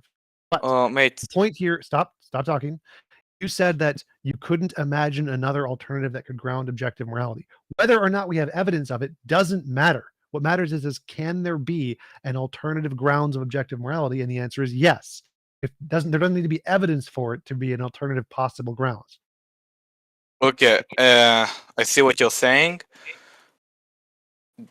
It is true that you're arguing against me, but the topic is if God exists. Me being, first of all, English being my third language and me not being as good as my words in English, and me being human and sometimes not being as accurate as I want to be with my words doesn't mean, like, go for the meaning of my words. Yeah, not what I'm actually saying. Like, we humans, we can understand the meaning of words even if you're not saying them 100% accuracy. So I see what you said. You are correct. I do agree with you. Saying that morality is in the nature of God is a lot more correct, and I do think it is the right way to say it. That's what I believe. Yeah, that's a good correction. Thank you for this. And so that's really the God that I believe in, that have this morality in its nature. Okay, and sure. And what I'm asking you is that why? And I think you don't get my question. Why do you even come to the conclusion what you said is possible? Because God, whatever you want to say, God is possible. God, something that created the universe, is possible, right? Like, so let's say there is even no evidence for it. It's still a possibility, right? Yeah. So I say it's possible. There is no way that. So right. I'm asking you for the same thing, because we both agree that a God is possible. I'm asking you to show me how is it possible that the universe, no God or something like this, that the universe would have some kind of a moral code in it. Unlogical to me. How did you get to it? So just like you think that morality is grounded in God's nature, I think it's grounded in nature's nature. So they're the exact same. Well, if God created nature, of course it is the same thing. Yeah, but no. That's not what I'm asking you. I'm asking you for. I'm asking. I understand your question. I think there is no God. There is only nature. And you think morality is in God's nature. I think morality is in nature's nature. It's in the fundamental, just like you think morality is grounded in the fundamental essence of who God is. I think morality is grounded in the fundamental essence of what the universe is. The exact same. What is it? What is what? What is the moral nature of the universe that you believe in? Just for you want the principles that describe what morality is? I think it's how this law. Let's say I want for a little bit of specific. Yeah, so if you can theorize to me how the moral code of the universe would look like, what is it? If you can like a little, because I think a quantum field that makes morality. Mate, come on, that's not only better than a god. That's anti-truth. No, that's not better than God. How is it not better than a god? How is a quantum field that we know exists and emergent properties that we know exist? Because it is taking a world that we all know and love, like a quantum field or quantum in general, and just sticking to it something which is not even related to. Oh, you mean kind of like imagining an imaginary sky daddy and just sticking something like morality to it? Well, yeah, if God doesn't exist, it is the same. Right. It is very similar. Question is how is you making up a sky daddy and just slapping the label of morality on it different from me making up a law of physics and slapping the label of morality on it? In fact, it goes to because it's unlogical to assume. Because it's unlogical. At least for me, it is. I don't see how is it possible that a law of the universe can why do you think explain morality. And such thing a quantum field, I'm sorry, that's not an answer. If there is, well, no, Mr. Straight, Amy's brought up an excellent point here. Is that TJump is bringing you an alternative that covers all the data points and explains it. No, it's not. Hang on. And you're saying God. So your argument is God. TJump's argument is quantum fields. Okay, it doesn't. Hang on a sec. It doesn't matter. Because this is not TJump convincing you of his position. This is you convincing us why it has to be God. I am not trying to. I'm not trying to get convinced from his position. I'm trying to make him see that his position is not only unlogical, but okay. So you do that. You do that, and I'm doing this with my questions to make him doubt it. You do that by presenting your evidence as to how he can't. I can do it whatever I want to. If it is successful, I can do it whatever I want to. You cannot cast my hands like this. I don't want to present my evidence. I think I can do this with fucking questions. Let me continue debating. So what you need to do is you need to show how your model is better than my model. Asking questions about you want me to show how is it better? Yes, that's the evidence. Yeah. My answer to such a question would be that God, not like your laws of physics, told us what his morals are in the book, in the Tanakh, not only the Torah but the Tanakh, for the prophets and all of those things. So my argument why my model is better, because I know you don't know. That's the difference. I know the morals, you don't know them. Hang on. By my model, straight. There's a problem there. You I'm hoping you saw the problem there, because you just cited you just cited the Bible, or you just cited Scripture, okay? Scripture. And then you just cited you cited Scripture and you cited your feelings. Both of these are predicated. Feelings? Hang on. You said because you know, okay? So both of these are predicated on the Torah exists. What do you want me to do? Straight. Both of those things that you just cited are predicated on this thing existing. Demonstrate how you know it to exist. His question wasn't this. His question is to show how my morality, how I prove objective morality is better than his way. I'm showing him. No, it's irrelevant. It's irrelevant. No. I'm pretty sure I'm quoting him right now. No, straight. Am I correct? Straight. That is irrelevant because both of the things you cited are predicated upon you demonstrating the existence of this thing. Because for the scripture to be true, your God has to exist. I don't know what is predicated. For it to have been straight. For it to have I don't know the meaning of the word predicated. What it is? Straight. Let me try. For it to have been revealed to you, it has to exist to reveal it to you. So please demonstrate. Please give the evidence for the existence of this entity. So let me try. So I asked you what is the difference between our models, and you said is the Bible told you so. That's the difference. So yours has a Bible that tells you so. No. the difference is that I know as a fact. Yeah, it is a fact that I know by my morality system what is the morality. You don't know the morality. How do you know that? Again, I bring it up. I said the Torah. The Torah. So the by my Bible moral tells code. you- Wait, no. Let me finish. I let all of you finish.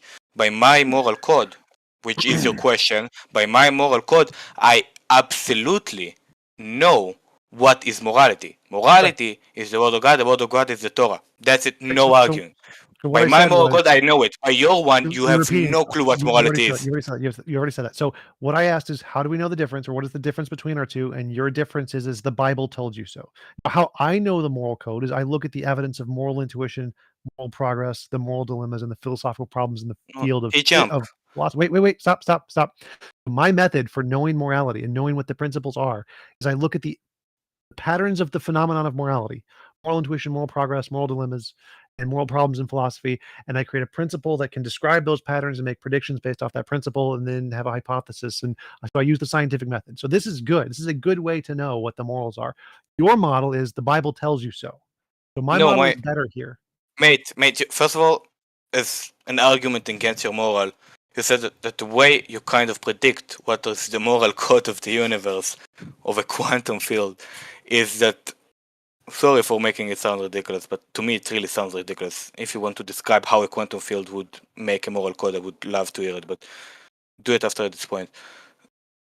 So the reason why I'm saying that my moral code is better, I'm not talking about the truth, yeah? That's the truth right now is not a part of the equation, because you were asking me about how it's better, how my moral code is better. Yes. So I'm not, and I want to focus on this because I truly believe that this question is a lot more easier to me.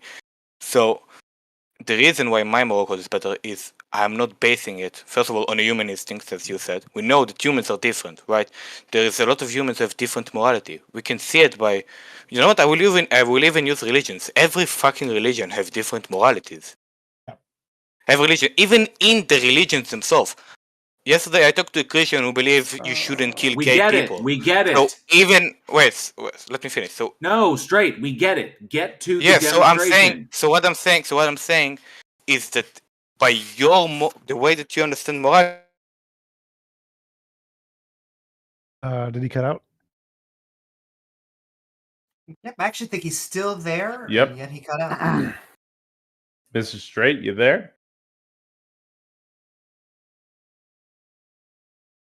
Yeah, I don't hear him either. Yeah. He might have had a technical mishap. My God, Satan got him. Mr. Straight, we have Mr. Straight. In case you can hear us, you can press Control R in Discord, and that'll reload the page, and we'll bring you back up on the stage. That can sometimes clear up microphone issues. So in the meantime, maybe we could talk to somebody. Yep. Yeah, we can move to somebody else. But I just want, his argument is the difference is the Bible told him so. That's the difference.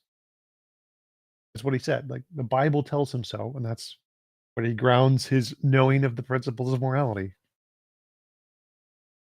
Welcome, King Xerxes. It's wonderful to have you back. You were a regular on this show before, and it's always a delight to have you here. Thank you for joining us. Yeah, the stars aligned today. That's good. That's good. So, Taco, who's next? Who's our next? That's an interesting decision because I've got both AndreiBolkonsky and Banging Q, and I know how convincing both of them are going to be. Which one have we had? Andre first. Sorry, which one have we had on most recently? Let's bring on the other person. Probably Bang. So we bring on the other one then. Well, there's also. Hey, what's up? Can you guys hear me? Yes, welcome, AndreiBolkonsky. I hope I'm saying your name correctly. Thank you for joining us. What have you got for us today? Yeah. So my argument for the existence of God.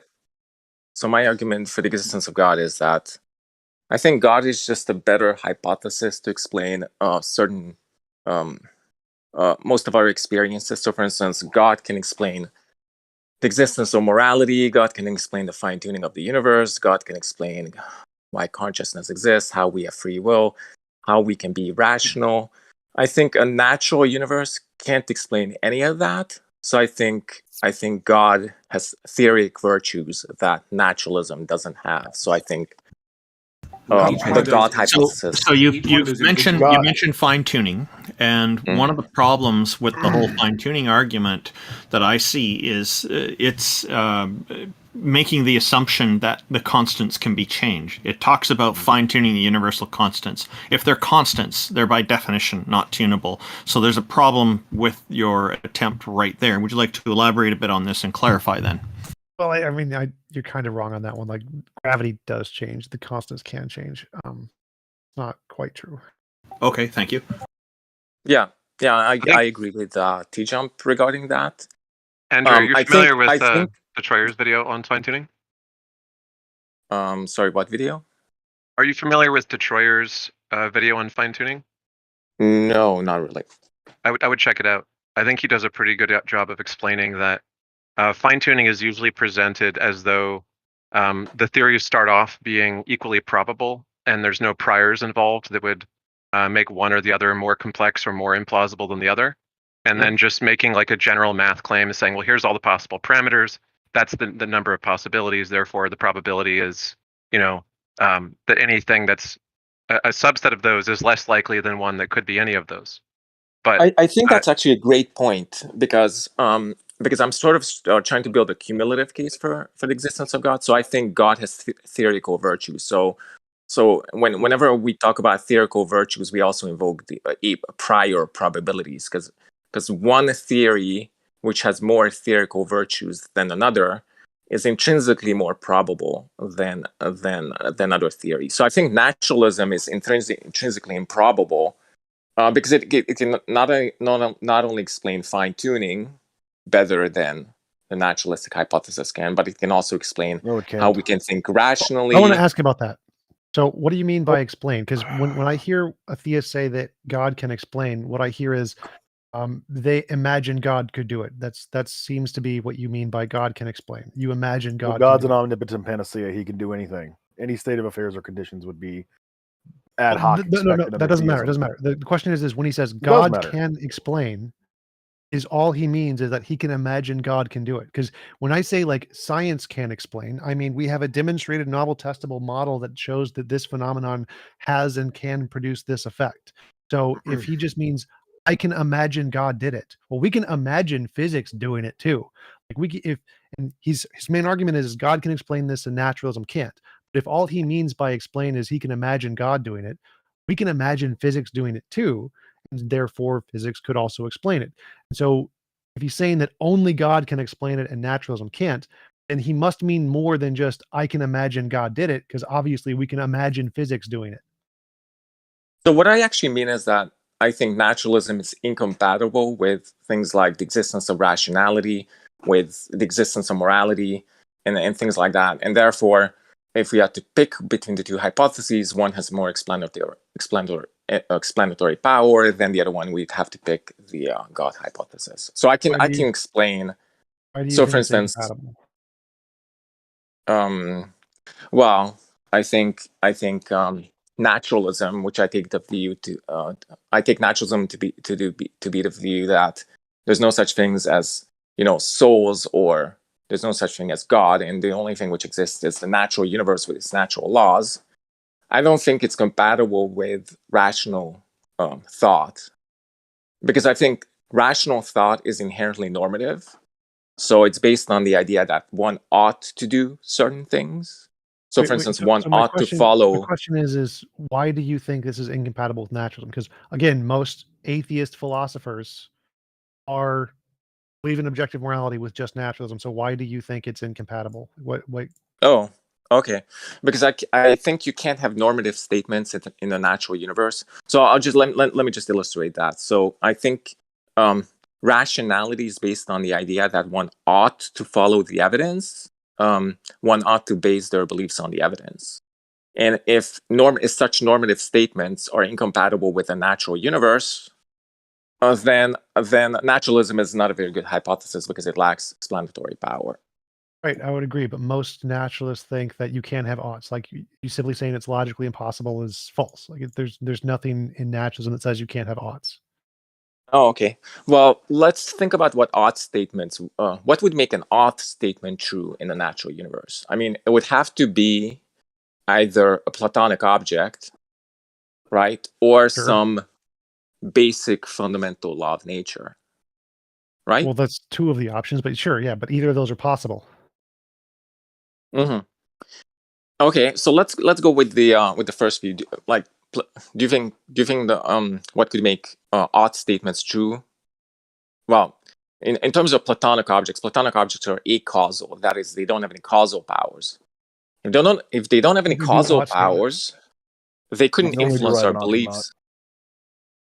Yeah, so we odd can. statements don't have causal powers, and so it makes perfect sense for odds to be grounded in a Platonic object. I'm not following.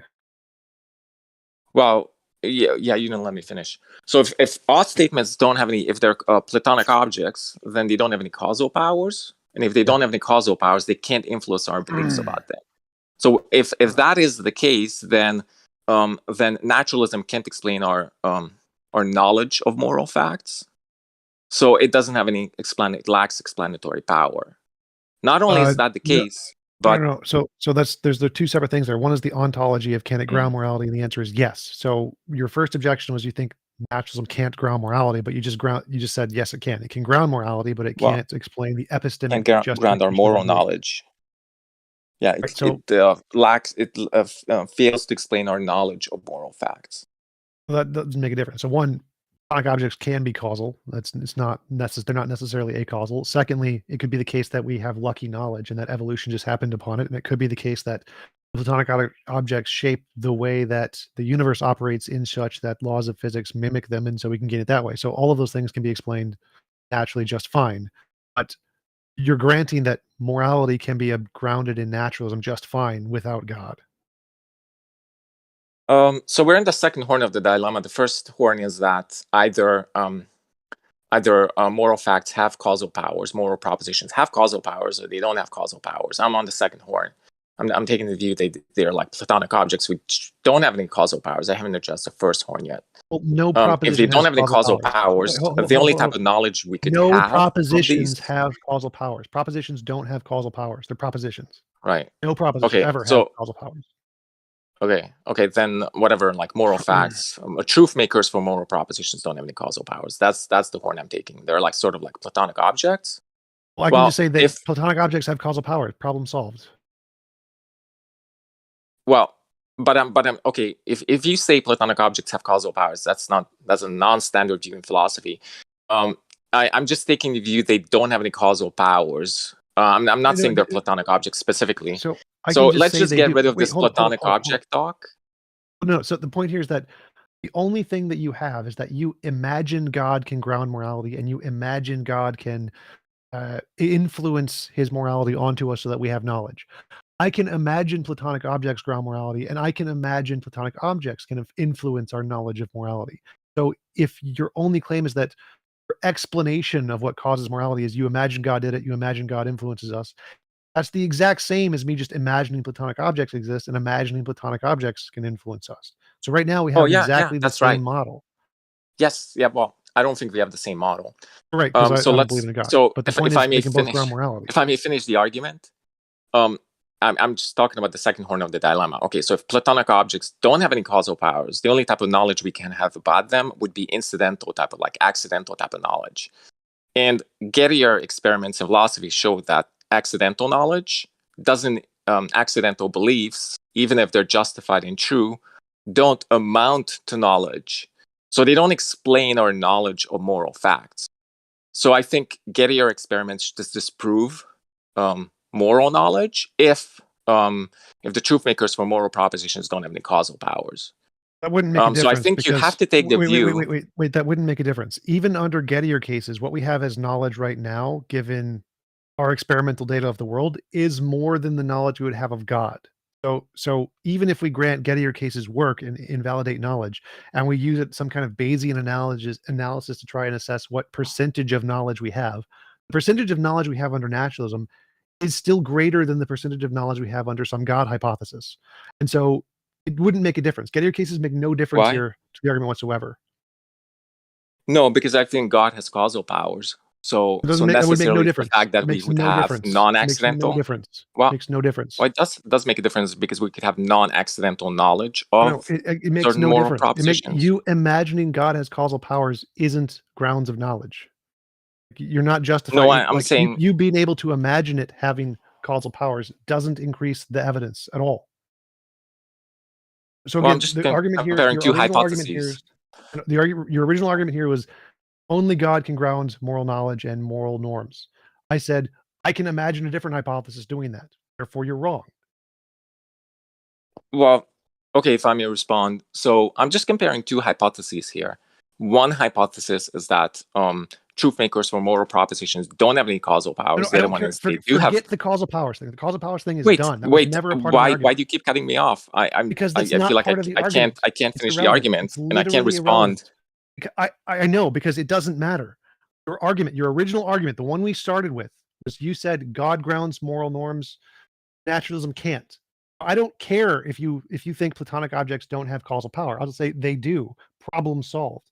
Your whole argument about whether or not Platonic Okay, that objects have shifts causal to the power is first done. horn of the dilemma, which I haven't addressed yet. I don't. That's right. So now we have a model of naturalism that can account for both moral norms and our moral knowledge. Problem solved. Yes, Your argument's yes. over.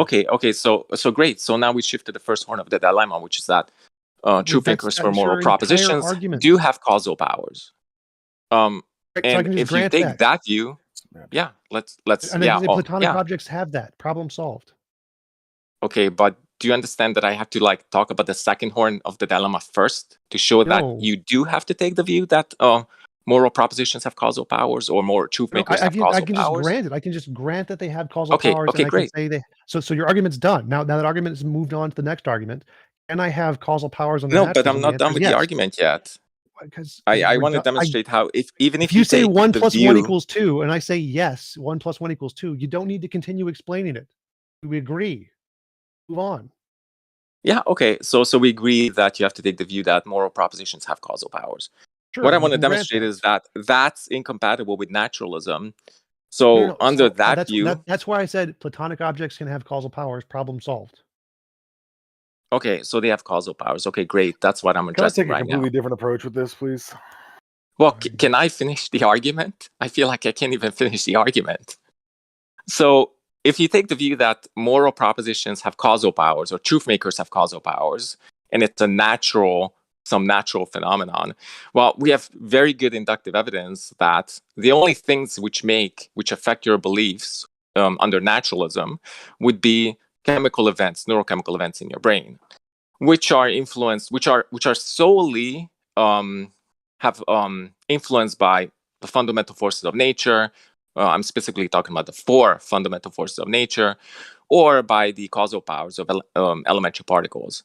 So we have very good inductive evidence that the physical world, specifically your beliefs, are causally closed, only causally influenced by the 4 fundamental forces of nature, or by powers of elementary particles. So there's no 5th force of nature which affects your morality, which could have like causal powers. So if you take that view, I already addressed this. This is why I keep interrupting you. So there can be more stuff that we don't know about. You're right. All of the inductive evidence shows that only our neural processes affect our beliefs. That means no God, and that means no Platonic objects. No. That can You affect our beliefs. can't. Wait, You can't rule out God.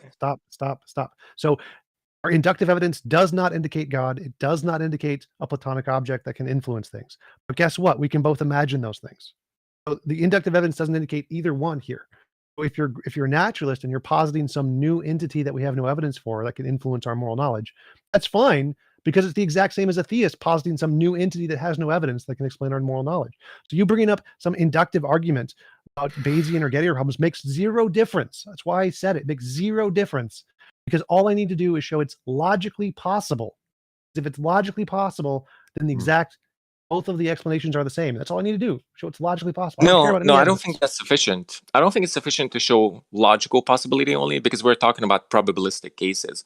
So No, the inductive evidence can point. Wait. No, I'm not. Because probabilistic cases don't matter here because there's no evidence of a God. Probabilistic cases would only matter if there was evidence of a God and the probability was higher under a God than this alternative Platonic model. But if the probability for both is 0 or essentially close to 0 because there's no evidence of either, then they're equivalent models.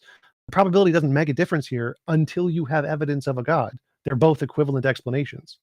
No, because you're talking about a priori. There are different types of probability. There's a priori and there's posteriori probability.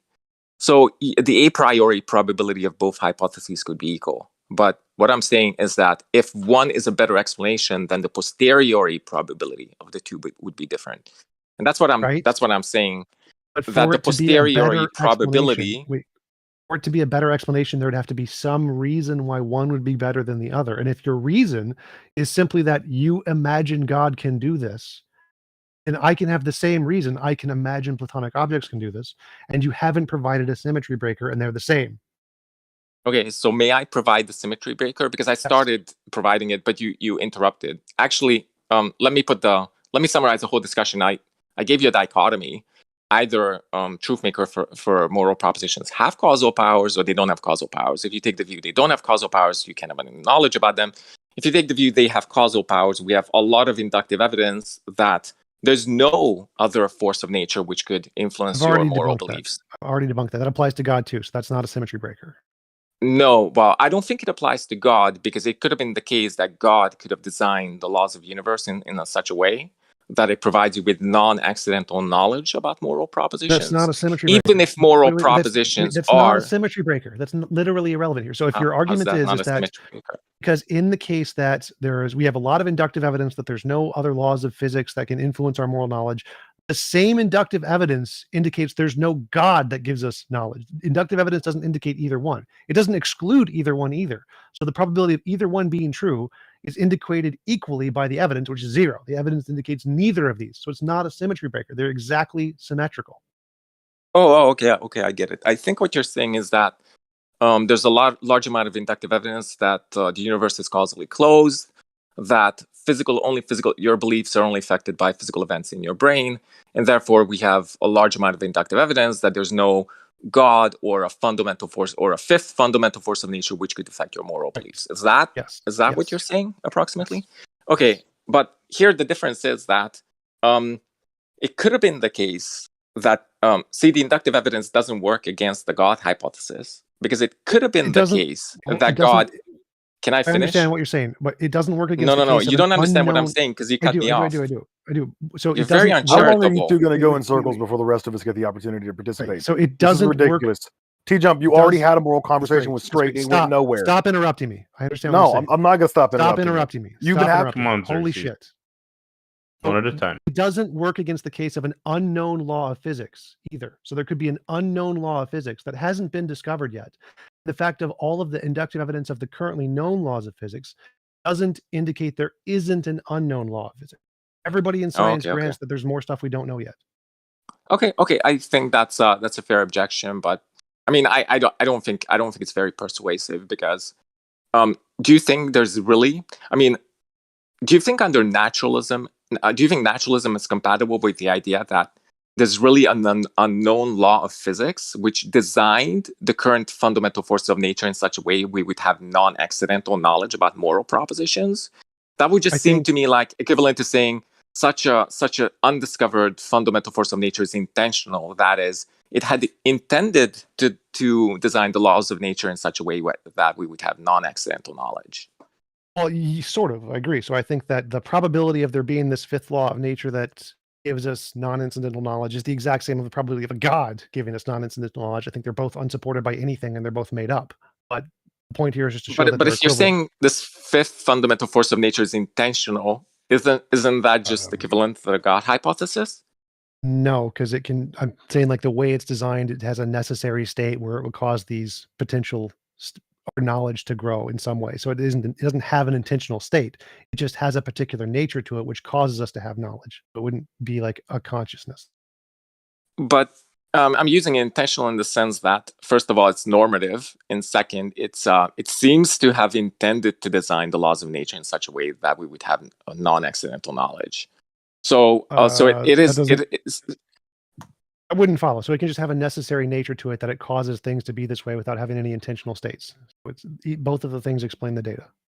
But even if you say it's a necessity, it would just seem like a cosmic accident that it would just design us in such a way that that we would have. Necessity can't be a cosmic accident.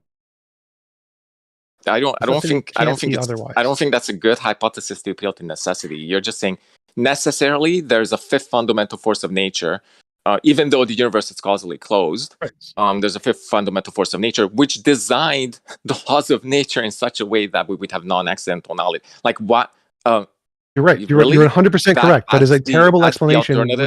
Yes, it's a terrible explanation. Right. Exactly why it's the exact same terrible explanation of positing the necessary being like a god to do the same thing. I agree. They're both terrible. No, I don't think there's symmetry there, because a personal being who's good, who's like the perfect entity, would have reasons to design the laws of the universe in such a way we have non-accidental knowledge. Those reasons are grounded in its necessary nature, or are they accidental? Grounded in its nature. Right. So it's the same as saying that the properties of this law of physics, which seem accidental, are actually grounded in its nature. It's the same as saying the properties of God's personality aren't accidental; they're grounded in His nature. They're the exact same. They're symmetrical. Well, the symmetry difference is that you're talking about an intentional, necessary law, and I can't think of. I think it's incoherent to talk about intentional law of nature. Not intentional. It's not intentional. It's just it has a necessary nature which causes us to have intentional desires or whatever. But it's not conscious. Doesn't have intentional. But its nature is fundamental and necessary, just like God's nature is fundamental and necessary. And the fact that it creates the laws of physics in a way that it gives us knowledge is the same as God's creating the laws of physics to give us knowledge. And both of those are determined by their nature, which is necessary, and neither are accidental. Also, you can think of there being natural reasons for things to be emergent. Like we have game theory, we have concepts like the selfish gene, which could explain a natural origin for some moral property about the world and about organisms' behavior and so on. I think that's even worse theory, because if your consciousness is emergent, if moral propositions are just like the truth makers are emergent properties, then we can't know anything. It can't affect your behavior. Your moral beliefs couldn't affect your behavior, because emergent properties can't have any causal effects. So I think that's an even worse hypothesis than T-jumps. Look, if it's just God's nature, that's not really causal anyway. It's just the nature of God and everything that God created. Nothing is really caused. Everything is predetermined by God's nature in the first place. All these arguments work back on your own argument. The whole point of T-Jump's argument is he's showing you that it's a silly argument, and when you mirror it, it's equally silly. But I do want to hear what Xerxes has to say. It's the whole fundamental nature thing, or the necessary fundamental nature thing, is just word salad. It doesn't mean anything. Necessity is only warranted by conditions. So prior to a state of affairs wherein the universe exists to necessitate God isn't necessary. Nothing about God is necessary. He just is the way he is. He's a brute contingency at that point. Having properties such as an effective will as opposed to an ineffective will, or honesty as opposed to dishonesty, mercy as opposed to malice, compassion as opposed to hatred, none of that is necessary. The only way to establish that it would be necessary is to elucidate a logical contradiction to the contrary, right? Like saying the statement God is not God is not honest means God is not God, right? Well, at that point, all you're doing is saying that if God had alternate properties, I just wouldn't call him God. So say you have this entity who's omnipotent, omniscient, but he's not morally perfect. He still created the universe, but he lacks that singular property. And so now he's just no longer God, right? That's just semantics. That doesn't mean anything. It doesn't change the substance of the conversation. No matter how you cut this, whatever the are, God's natural default state of existence, or just physical reality as a whole, it just is the way that it is. So you can kick the can down the road and say God accounts for reality and nothing counts for God, or you can just say nothing counts for reality. You don't need to add in the assumed variable. God gets you nowhere. He explains nothing and he solves no problems. If anything, he just confuses the issue worse. I just think that's based on a fundamental misconception of necessity. So No, it's not. true There that are the two only way kinds you of can necessity, demonstrate Andre. There's necessity. ontological necessity and there's conditional necessity. If you're saying that God is conditionally necessary, Wait, so are you going to let me respond? Because you just rambled on for like a which minute straight. necessity is God? Is he logically necessary or is he conditionally necessary? Metaphysically necessary. That's not a type of necessity. There's logical necessity and conditional necessity. No, I mean it's standard. The standard delineation is that there's logical necessity, there's metaphysical necessity, and there's physical necessity. Isn't So metaphysical it's not true that the only necessity just way. a broad logical necessity? Isn't that an equivalent term? Yeah, but what I What is wanted the to respond to fact is of the matter that makes God necessary? okay. If I can respond, I am actually just gonna Well, get just off answer the the stage question. because What is the fact of the matter that makes God necessary? okay, I want to respond to a point you made earlier, which is that the only way to show necessity is to show a logical contradiction, which I think is false. Because I'm sure you're That's aware the only way to show that. logical necessity. Wait. Can I finish, please? Because I'm sure you're aware that you can't point to a logical contradiction in the 1 trillionth digit of pi being 9, right? What is there a logical contradiction in that? Well, you can't point to it. But This is just semantic externalism. Thank you, Hillary Putnam. necessary? Is it necessary that the 1 trillionth number of pi is, let's say, 7 and not Appealing 9? to epistemic Yeah, ambivalence does it's not probably create a necessary. problem here. We don't know what the Andre, 1 trillionth integer of pi is. Andre, can you answer Xerxes' question? Which is what is I mean, his question was, is it logical necessity or conditional necessity? Right. And I just think that's a false dichotomy, because the type of necessity that I'm It's not a appealing false to dichotomy. would be logical, metaphysical, or physical possibility. No, because you right? are inserting metaphysical. You are creating that because it creates this wide open field for which you to push your God into an area that it can't be knocked down, because it becomes this abstract thing. But Xerxes is correct on this. It's one or the other. I don't think I'm inserting metaphysical necessity. Metaphysical necessity is a well-accepted concept in philosophy. So, for instance, Kripke has shown that water is necessarily identical to H2O because identity is necessary. But it's not logically necessary, because people in the Middle Ages couldn't derive a priori that water is equivalent to H2O. So I'm using metaphysical necessity in like the standard way philosophers use it. Broad logical necessity, right? And I want to get back to an earlier point, which is that the God and the natural hypothesis. Quit trying to deflect. Give us the reason why God is necessary. What is the fact of the matter that necessitates not only the existence of God, but the arrangement of properties that you assign to him? Okay, that's a great question. Thank you for asking that. I asked it like 4 times and you just ignored it. Okay, so I think the argument that I'm going to give you is a little bit complicated, because it starts with the idea that first I have to show that there's such a thing as a necessary entity, and then the next step of the argument is to show that God is a much better candidate for being a necessary entity than any natural fact. Okay, show that there has to be a necessary entity. Yeah, and the way this ties into the argument, is that it's going to show that there's a symmetry breaker between a natural. Okay, necessary. Let's go step 1, then step 2, then step 3. Show that there needs to be, or that there even could be. But you cut me off again. This was like the most crucial point. But because we don't need the meta. You said that the first step is demonstrating a necessary entity, so demonstrate that. It's responding to a point you made earlier, which is that there's no symmetry breaker between the natural and the God hypothesis. And this is going to be the symmetry breaker. I'm not worried about that. All I want you to do is demonstrate that God is necessary and so are his properties. So you said the first step in doing that was to establish that there needs to be a necessary entity. Go, do it. Yeah, okay. So let's imagine that all of reality is sort of like let's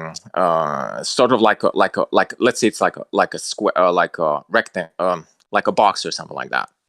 Now, do you think if all of reality is this box, do you think there's anything outside the box? Well, no, there's nothing outside of it, right? Because it represents all of reality. So do you think anything outside of it could have created this box?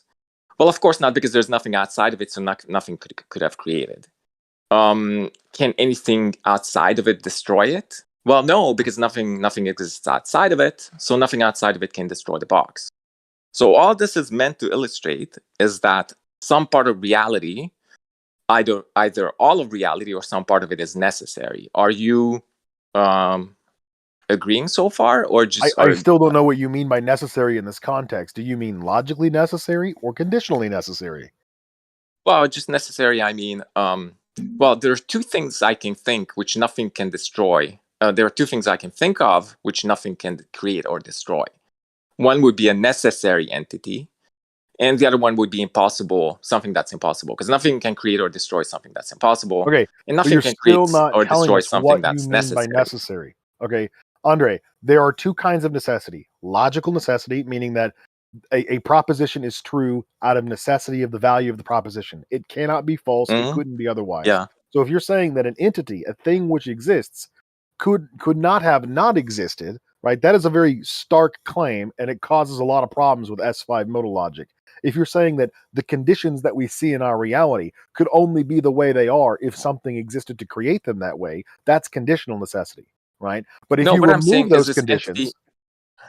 I'm saying this entity could not have existed because nothing can create it, nothing can destroy it, right?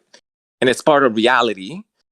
And all this thought experiment is meant to demonstrate it. There's some part of reality, or maybe all of reality, which nothing could not, which could not have failed to exist.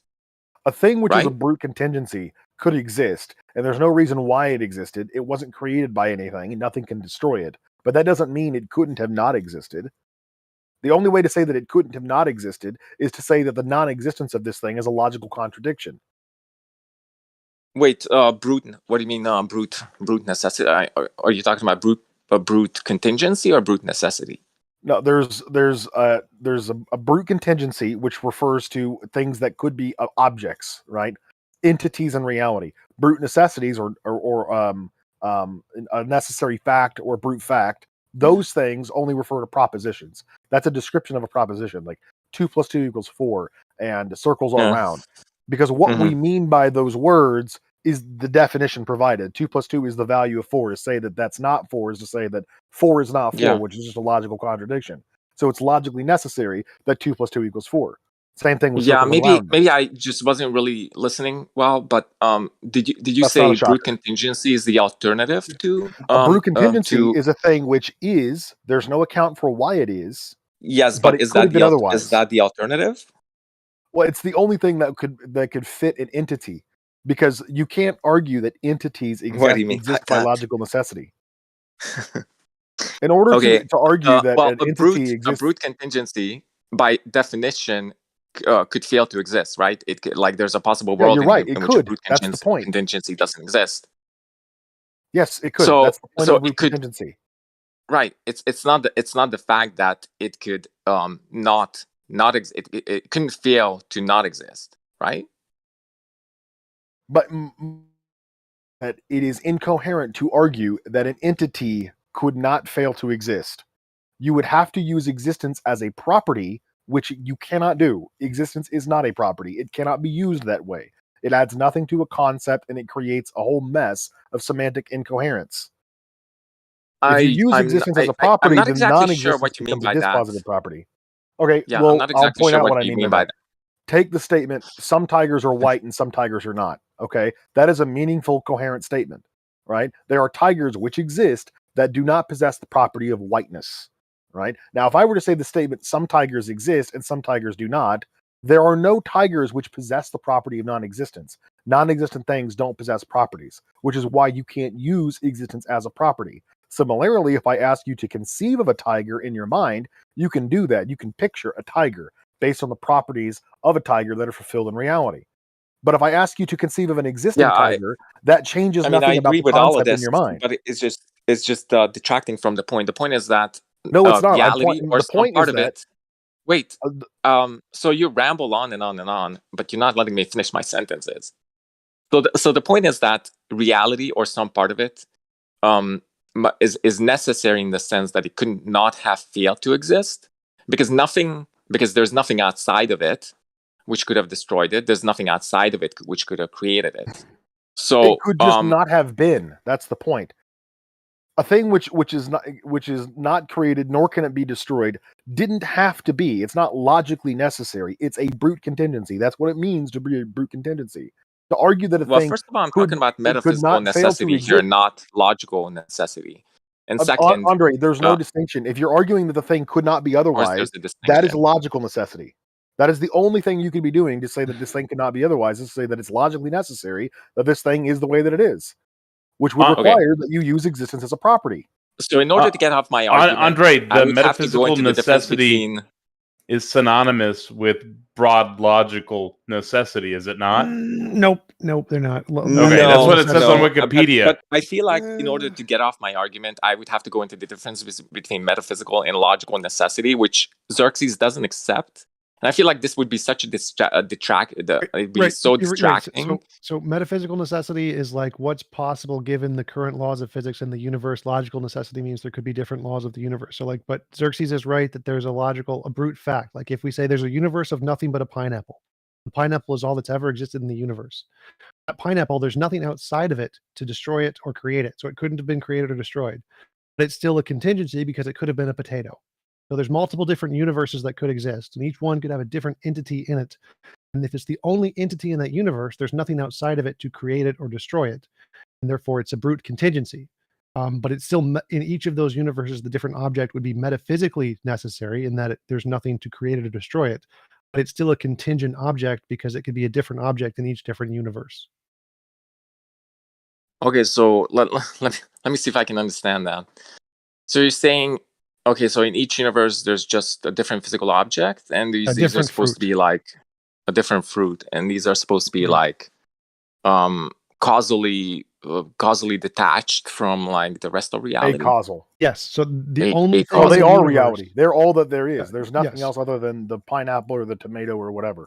Right. So there's nothing outside of them to destroy them. There's nothing out there. The fishbowl. You mentioned the fishbowl. There's nothing outside of the fishbowl. The whole fishbowl is just a pineapple. There's nothing outside of it to destroy it, which means it's metaphysically necessary that that pineapple exists in the universe because nothing can destroy it because there's nothing outside of it to destroy it.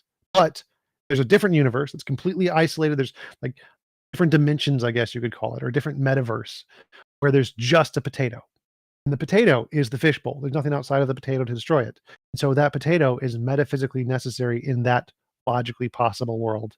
Okay, I think that's fine. I appreciate TippyTop for bringing this up because it allows the first me part to of my thing that I wasn't articulating correctly before. What I'm saying, Andre, is that if Yeah, I your understood argument the is that there point, is no and I'd like possible to world in which God doesn't exist, then you're using existence as a property. You can only be saying that God logically exists by that point, that it's a logical necessity. If there's no possible world in which God doesn't exist, then the necessity you're arguing for is a logical necessity because you're using S5 at that point, which means that you have to use existence as a property, which when Immanuel Kant said that you can't do that just 300 years ago, that was pretty non-controversial in philosophy for the reasons I demonstrated previously. Okay, great. So I'd like to respond to T-Jump because he made the point that these objects would be metaphysically necessary, which I actually agree with. The first part of my argument is only meant to demonstrate that some part of reality must be metaphysically necessary in some respect, either metaphysically or logically necessary. I'm sort of ambivalent on which view of necessity I'm using here. So I'm fine with metaphysical necessity. And the next step of the argument is to show that the God hypothesis is a much better candidate for being the metaphysically necessary part of reality. And the way the argument goes is that, well, the God hypothesis can explain consciousness, why consciousness seems to be fundamental to the universe. The God hypothesis can explain how we can think rationally. The God hypothesis can explain moral knowledge. A natural universe can't explain any of that. Can't explain. So it just doesn't have the explanatory virtues the God hypothesis Can I has. just butt in? It absolutely does. Scientifically because- and empirically, it does. Oh, So- I just want to point out that all of the evidence actually seems to point towards a natural mechanism for consciousness. I really want to either reject or push back on this notion that consciousness is a fundamental part of our reality. It's part of the universe because we're conscious and we are part of the universe, but it doesn't seem to be that special. Yeah, every individual thing that you just cited there, Andre, there is a naturalistic explanation for all of that. Okay, great. But I just want to highlight how important that point is, because T-Jump has already seemed to me, at least, like T-Jump has said that the only viable naturalistic alternative to explaining morality would be that there's a fundamental force of nature which is yet undiscovered, which seems to be normative. Oh, so I didn't say that was the only one. I just had to give an example. So all I have to do to defeat your argument is to show there's an example which is that is epistemically equivalent. And if I can do that, your argument is defeated. I didn't say it's the most likely or the only one. Okay, so then I must have misunderstood. But I'm saying if you're giving that an example of like an alternative, and I can demonstrate that consciousness is fundamental to the universe, and therefore this normative undiscovered fifth force of nature is necessarily conscious, then that seems to me like it's equivalent to the God hypothesis, right? So the whole argument rests on demonstrating that consciousness is fundamental to the universe, right? Sure. Yeah. So the way you can demonstrate consciousness is fundamental to the universe is to show that all of the other alternative models are non-viable. They all result in logical contradictions. So that would be argument from ignorance. Like showing that 9 axles are broken doesn't prove the 10th axle isn't broken. Well, no, because you see, if I'm going to give you a dichotomy that either consciousness is fundamental or consciousness is not fundamental, that's a true dichotomy, right? Right, but showing that any particular model of non-consciousness that we know about doesn't work doesn't prove that consciousness being fundamental does work. It just proves that the current models we have don't work. So like if I have 10 axles and I test the first 9 and I show all first 9 are broken, that isn't evidence that shows the 10th works. The 10th could also just be broken. So it doesn't matter how many you show don't work. It doesn't indicate evidence that your model does work. So you think if you have 2 doors and you can show that you haven't gone through one of the doors, that doesn't raise the probability that you have gone through the other door? Well, no, you're not trying to show that a non-consciousness fundamental, all possible versions of non-conscious this being fundamental are wrong. Or is that what you're trying to show? That literally every possible model of consciousness not being fundamental entails a logical contradiction? Yeah, right. Okay, go for it. Interesting. And I would like to know what exactly you think consciousness is. Okay, I'm I'm going to begin begin with the argument. Andre, I apologize. As breathtaking as this conversation is now, eventually it's going to demonstrate how your God dies on its logical entailments. Once you start throwing attributes onto it in order to fit it into a particular God, because otherwise it's just unfalsifiable deism. But nonetheless, I do actually have to go, so I apologize for jumping in there. Thank you, Randolph. Thank you, Taco, for setting it up. Xerxes, great to see you. Amy, Jack, Ix, T-Jump, thanks so much, because I have a meeting I have to get to. I thought we were calling it at 2, but appreciate everything, and I'll see y'all on the next one. Thank you. We got a little extra time today, but JL, have a great one. Make sure everybody goes into Heathen Hangout, clicks pinned and clicks all his links and follow him. Appreciate it. Take care, y'all. JL Warren, thanks for bridging the divide. Always. But back to the crux of my argument. I think if I can demonstrate that consciousness is non-physical. Well, wait, before you even go to what consciousness is non-physical, what does it mean to be conscious to you? Why are we So I'm going to begin with the argument with the premise that there's such a thing as consciousness. By consciousness, I just mean subjective awareness. Like, presumably you think you're subjectively aware of certain phenomenon. Like, for instance, if you bite into an apple, there's a subjective awareness of sweetness.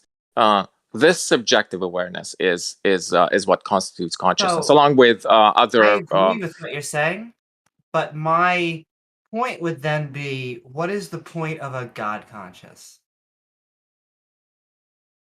I don't understand the question. In the argument, it's not even relevant to the question, because the question is consciousness fundamental to the universe, or is it not fundamental? I'll take it more to the point then. What do you think is this fundamental force? Because I agree with you that consciousness is this mechanism that is us walking around, eating, you have to get rid of the food and sometimes mate. I kind of think those are the 3 jobs of being a conscious organism, but I don't understand why it would be fundamental or special. To me, saying consciousness is fundamental to the universe is a lot like saying digestion is fundamental to the universe. Because digestion is a mechanism, it's extremely important. So is maybe our healing. Our ability to heal from our cells through mitosis. And yet, for whatever reason, and I would say it's because we are conscious, we have a built-in bias towards thinking consciousness is special. We want to make it like this primal force of the universe, but I don't see good justification for that. Yeah, I'm going to give you the justification right now. Okay. So the justification, there's an epistemic justification and there's an ontological Why did we justification. abandon the necessary being argument, though? Did you concede that God can't be a necessary being? Didn't see? No, because T-Jump conceded that God could be metaphysically necessary. In the same way, and all I'm... Hello? Yeah, we can hear you. Oh, and all I'm dealing with in my argument is metaphysical necessity at this point. So I'm going to give you an epistemological argument against consciousness being physical and an ontological argument. And I think both are knockdown arguments against physicalism. So the epistemological argument is that you could never show that consciousness is a physical phenomenon because the way we study, the way we do physics, the way we study natural phenomenon is using science, and science is necessarily based on descriptions. So when we study, for instance, the sun, we describe it using propositions like, oh, it's round, it's bright, etc., etc., etc. However, consciousness is non-propositional. So what it feels like to look at the blue sky, the sensation itself could never describe using propositions. So if scientific theories only describe things propositionally using statements, but you can't describe what consciousness feels like using a statement, then you could never establish identity between the two. So for instance, the way people established identity between heat and molecular motion is that they described heat using propositions like heat is, it like burns the skin, etc., etc., etc. And then describe molecular motion using propositions like it's equivalent to the velocity, to the energy in the system, and therefore you could establish identity between the two because you could see that molecular motion would result in it burning your skin, and you could see the two are identical. You could never do the same thing with consciousness and physical things because one is non-propositional and the other one is propositional. So that's the epistemological objection to consciousness being a physical phenomenon. Cool. The ontology of consciousness is mysterious to us. How does this get us to a necessary being? Like, did we just abandon that argument entirely? This is the first part. This is the epistemological objection. It just shows you can never establish that consciousness is a physical phenomenon, right? Can I just interrupt? I'll let you make your maybe point you could too. do the contrary either. It doesn't even matter. But like, you just completely abandoned the necessary entity argument. But I also don't see why we could not have a physical model. In fact, I think we will eventually have a synthetic model of consciousness. I think consciousness is a system of awareness for an organism. You could say how conscious is an organism and how unconscious is an organism. And so from that model, it actually only works in the physical world.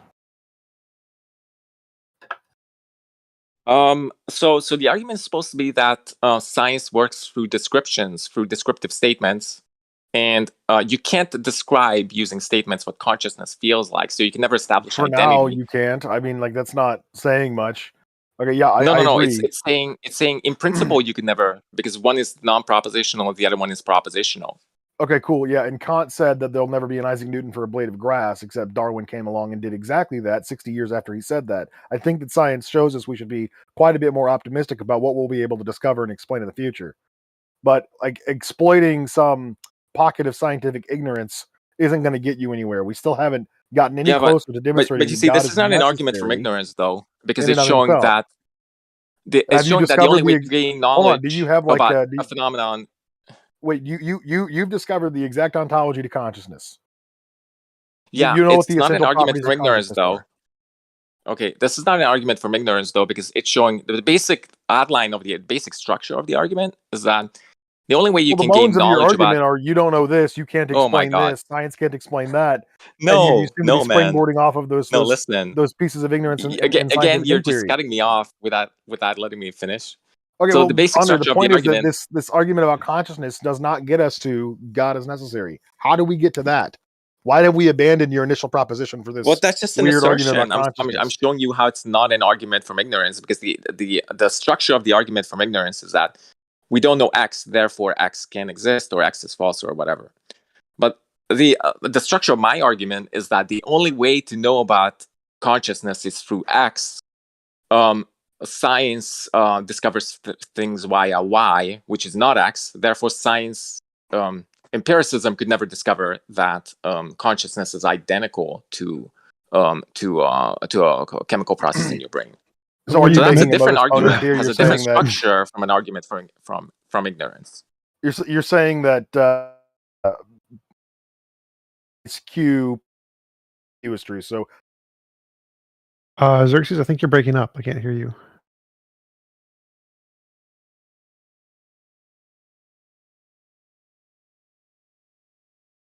Now, I just don't see a good. Is there an objection to the argument? Hello. I can hear you. Yeah, I can hear you, Andre. I can't hear Xerxes though. Yeah, King Xerxes. Yeah. You got a good connection, silent or now. you got a bad connection, man? Press Control R to reload. We'll bring you back up on the stage, King Xerxes.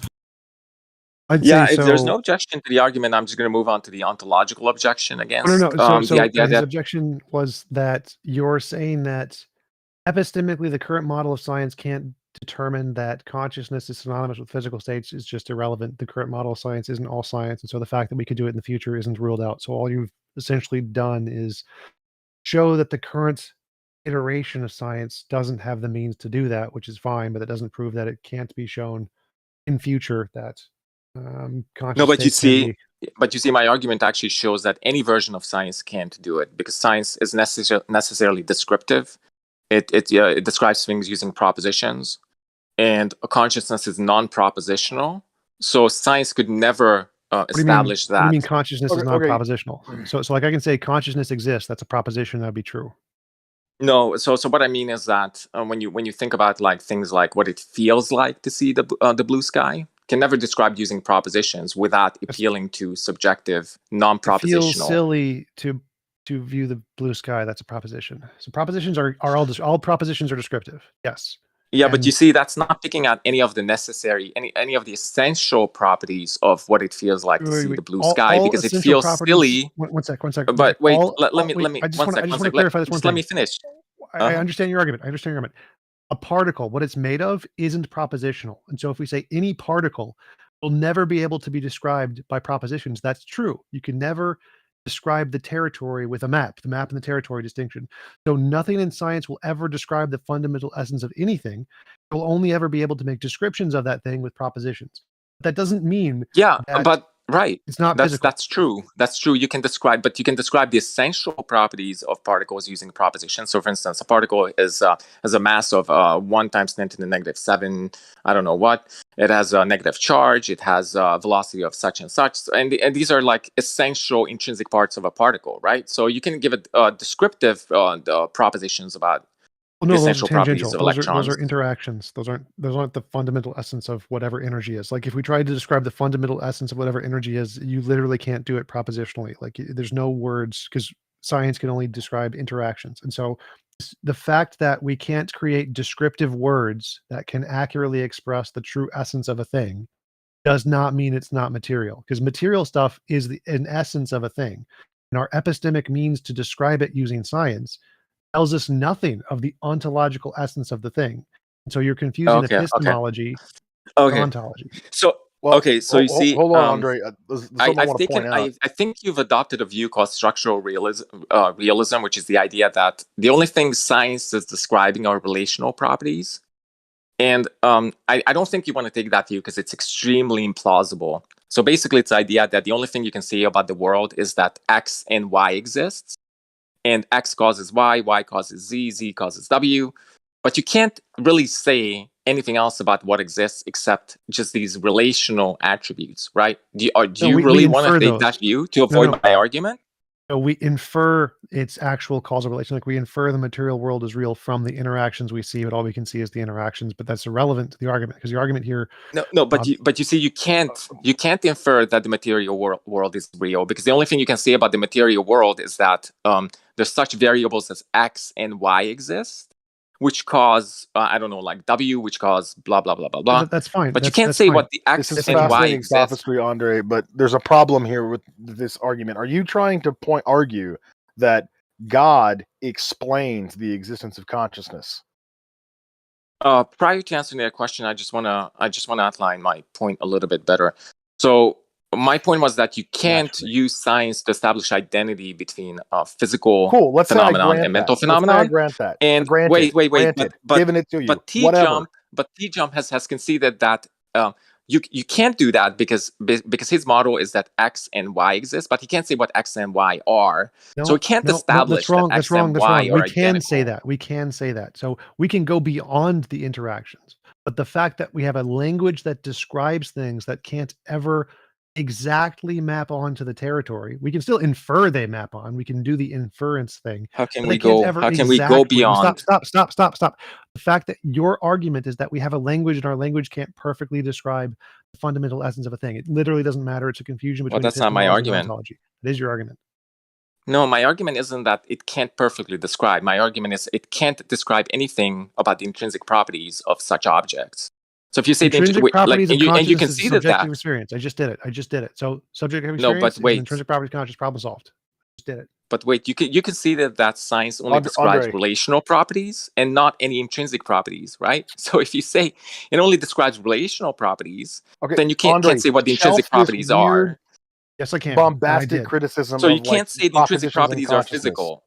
Yes, I can. Yeah, so you can't say the intrinsic properties are physical if science doesn't describe any intrinsic properties. Oh my God! No, because again, I can have a hypothesis that the intrinsic properties are physical. Here's a prediction, confirm the prediction that confirms the hypothesis. I don't need to be able to describe. Wait, what prediction would confirm it? Stop. I don't need to be able to describe the essence of the hypothesis in order to confirm the hypothesis. All I need to do is verify the prediction. Like if I have a prediction that evolution is true and I predict that we're going to find fossils of Tiktaalik at some stage in geology, I don't need to literally watch Tiktaalik evolve because that's in the hypothesis. So if the hypothesis is the world is material and it makes a prediction, I confirm the prediction. The prediction is the propositional stuff that we're describing. And the prediction doesn't describe every feature of the hypothesis. It never will. It doesn't need to do that. You're confusing epistemology, the way that we verify and describe the facts of the phenomenon, with the hypothesis, the true essence of the thing. We use the predictions to infer that the hypothesis is true. None of the predictions, none of the hard science actually gives us a full, complete description of any theory. If that was true, we would never be able to verify evolution because we can't literally watch a T-Rex evolve. You're confusing epistemology and ontology. Our ability to describe things using a model will never be able to accurately map onto the territory. It's called a map in the territory fallacy. Okay, there are two things I want to respond to. So first of all, I began the argument with I specifically said that I'm going to give you an epistemological and an ontological objection. I'm only on the epistemological objection. Actually, Andre, you began your argument by saying that your God is a better explanation for the phenomenon that we observe in reality. Thus far, Andre, your entire argument thus far has just been a nitpick at what science can and cannot explain. You have yet to offer or even answer a direct question about how or what God explains. Well, Andre, okay, I'm going to respond to T-Jump. I'm going to respond to T-Jump's first because that was he made the point first. So the second objection was that physicalism makes unique predictions about what we should observe. But all he said is that his view of reality is that X and Y exist without specifying what the properties of X and Y are, the intrinsic properties. So he can't say physicalism makes unique predictions because never said unique predictions. Because I like how you're so dead set on X responding and to T-Jump Y when you avoided like several questions that I asked you. Because this X and Y he's talking about is completely compatible with it being just mental phenomenon instead of physical. Wait, I never said exclusive, and it doesn't matter if it's exclusive. It's irrelevant to the argument. Wait, so if it can't make any unique predictions, then it can't make what's the reason? It just needs to be novel. It just need to be novel. It doesn't need to be unique. novel predictions. So Okay, but that's Andre. the point. Physicalism can't make any novel predictions, novel or unique Who predictions. fucking cares, Andre? How does your God explain any of this? All right. How does your God, who ostensibly is just by default conscious, explain the existence of consciousness? It would just be some property of his existence that he didn't have any choice or control over. So how does your God explain the existence of consciousness? Surely you can't be saying that because consciousness presents itself in the reality, that the default state of reality must be conscious. I could say the same thing about physicality. Because physicality presents itself in reality, the default state of reality must be physical. And you would not be happy with that kind of an That's a argument. great question. So the only thing my argument at this point is meant to demonstrate is that source idealism is a better view of reality than source physicalism. So source physicalism is the idea that consciousness is non-fundamental. Source idealism is the idea that consciousness is fundamental to the universe. And in the context of the argument, it's meant to show that source idealism in God is a better explanation for morality, for rationality, for fine-tuning, for etc., beginning of the universe, etc., than naturalism, and therefore we should prefer the God hypothesis. You also feel this way about digestion, because I don't understand why you're saying consciousness is fundamental to the universe. Like, it's a confusing statement. Do you think that other mechanisms are fundamental? Do you think that digestion or our healing, like the ability to form platelets, are also fundamental to reality or the universe? Yes. Sorry. What was that? Platelets? So, like, I don't understand why consciousness would be special or even fundamental to the universe. And so I put consciousness and digestion on about equal levels. They're both mechanisms by which animals walk around on the macroscopic world and handle energy. And so I'm guessing, let's just take consciousness out and replace it with digestion. Do you believe that there is a fundamental digestion to the universe? Do you believe that God has a fundamental digestion, that he then imbued us with our digestion? Is there a fundamental digestion? I'm sort of torn on that issue. I think it could be the case that digestion is an emergent property. But I don't think there's such a thing. Consciousness, God forbid, I don't think no pun intended. Yeah, So, I Andre, think if consciousness you have to is an realize emergent property, but your God then doesn't it can't have explain any consciousness. causal powers.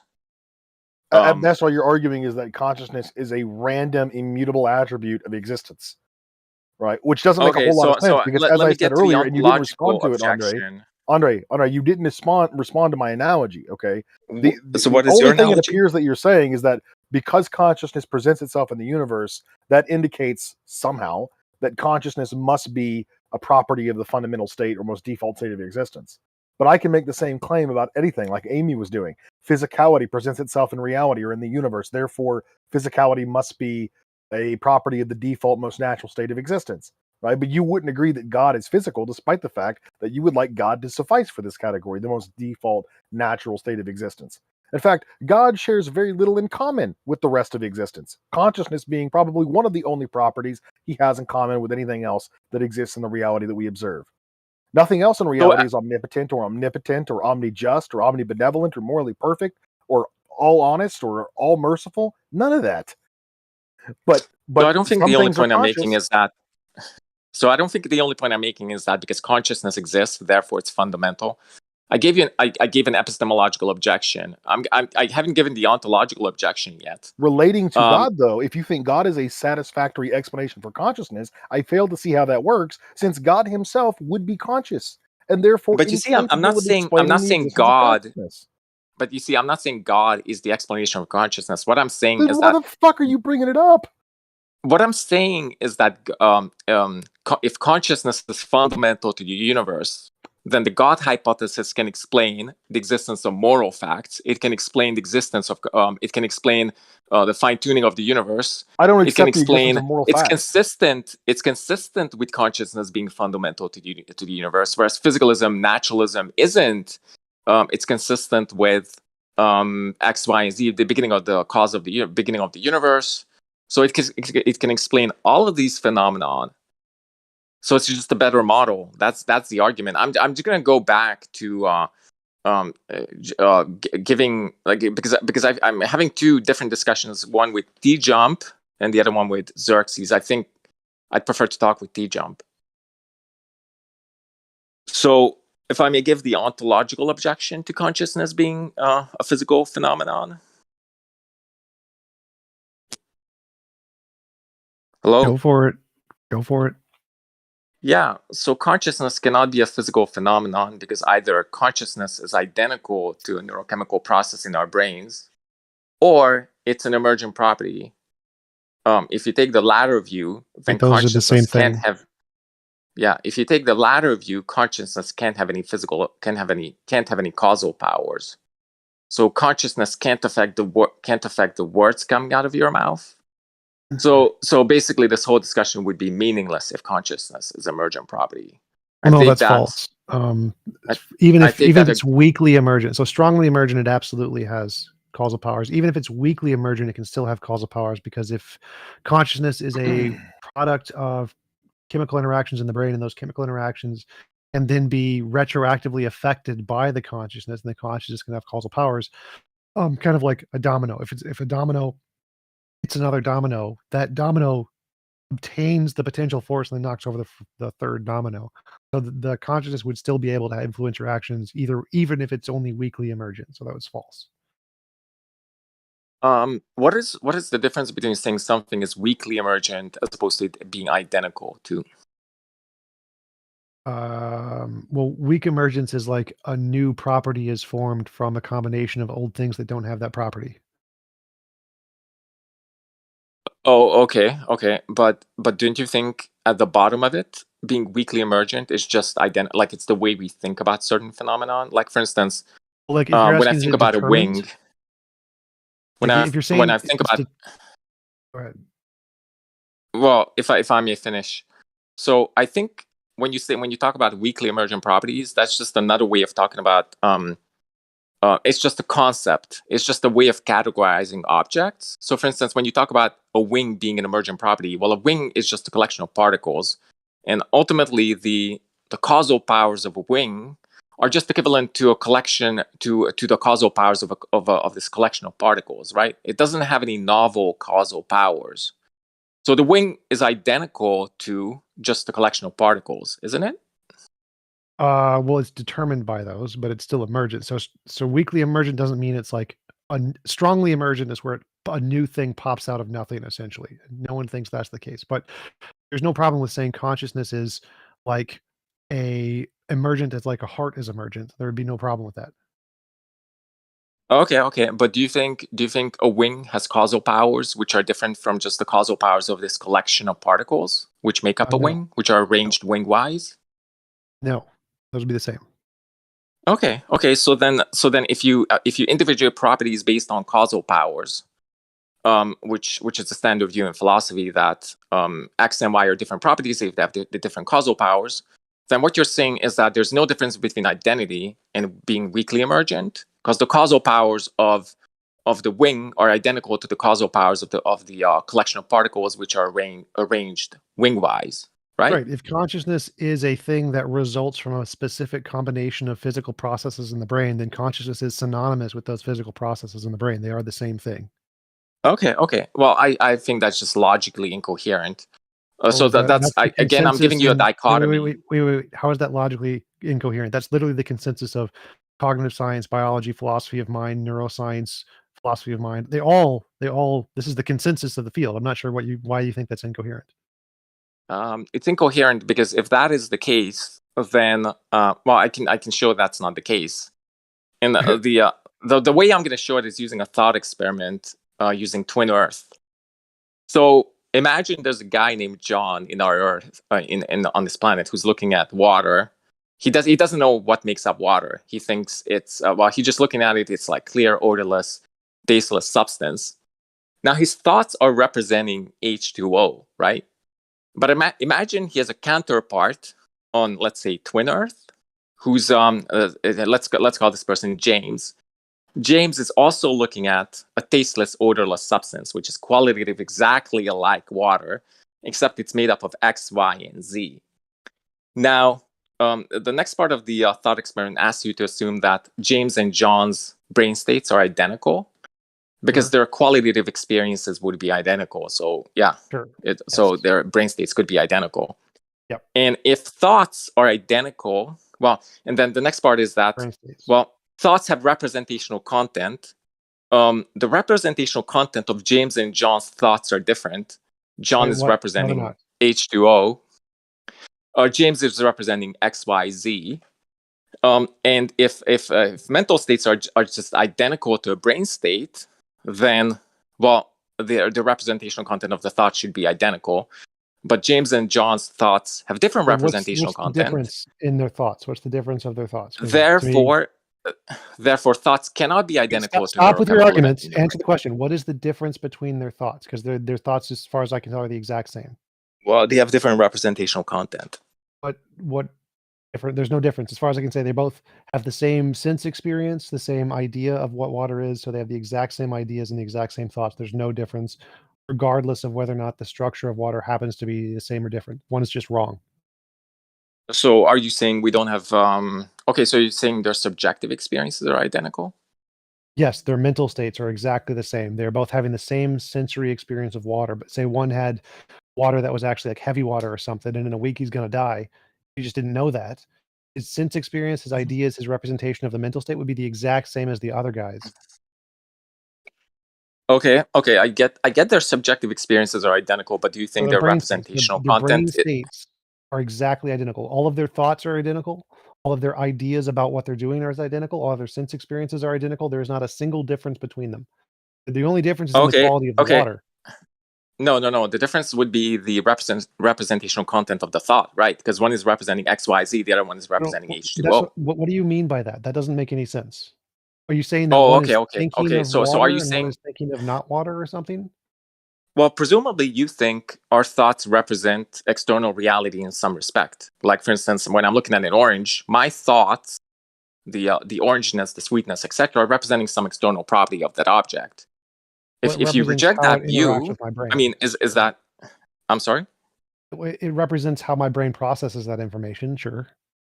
Okay, but don't you think your thoughts also represent, your visual experiences represent some external property of objects around you? Sometimes. How does this relate to the argument?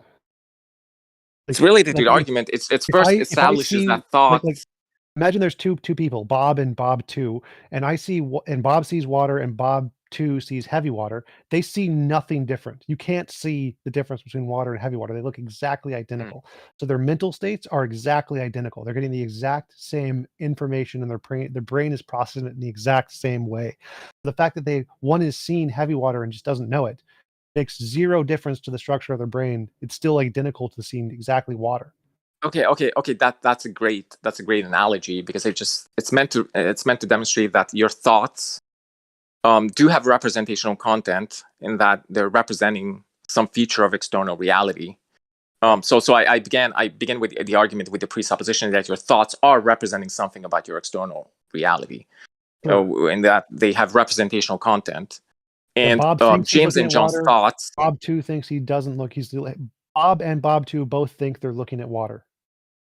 I'm trying to understand which premise you're denying. So are you denying the premise that your thoughts have representational content? I don't understand. Your argument is gibberish. I don't understand what your argument is. So there's no difference between Bob 1 and Bob 2. What is the difference? You haven't presented the difference. Well, the difference is their thoughts have different representational content, and I just don't think you're... What thoughts do have different representational content? Which thoughts are they thinking differently? Well, when John thinks about water, he's thinking about XYZ. When James is thinking about water, he's thinking of H2O. So their representational content of their thoughts is different.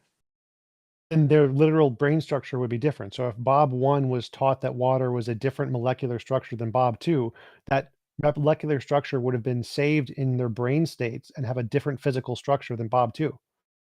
Yeah, but you see, I began the thought experiment with the idea that this occurs prior to scientific knowledge. Like, for instance, let's say in the 1500s, prior to the chemical structure of water. It doesn't matter. It doesn't matter what he thinks it is. The way you learn what water is people teach you, or you try and guess it or whatever, and that way is saved in a physical structure in your brain.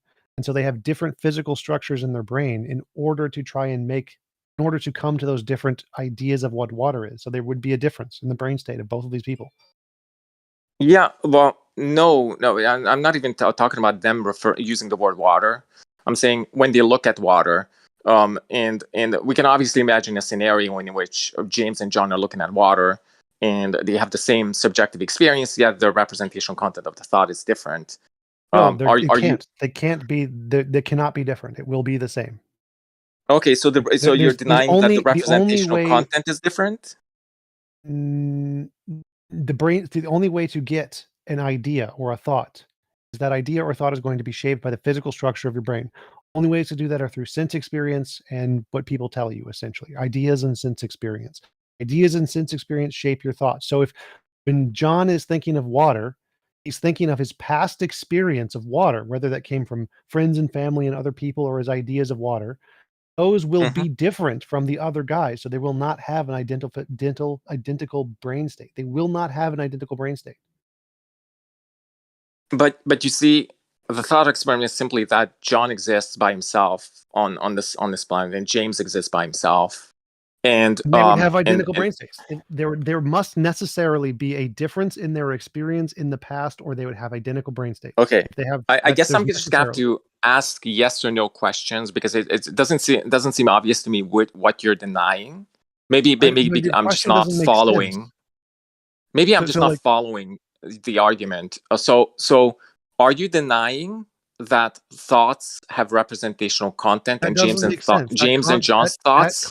That question doesn't make sense. Am I able to finish the question? No, because it doesn't make sense. You finishing the question when it doesn't make sense is not going to make more sense. So are you saying thoughts don't have representational listen content? To my argument. No, that doesn't make sense. I literally just said that 10 times. What? It does not make sense. Questions don't make sense? Listen, shut up. Here's the question. If two beings in two different universes have exactly the same past experiences, they will have exactly the same physical states under the same physical laws. Just begging the question. No. So here's, in order for one to have I'm demonstrating that's false.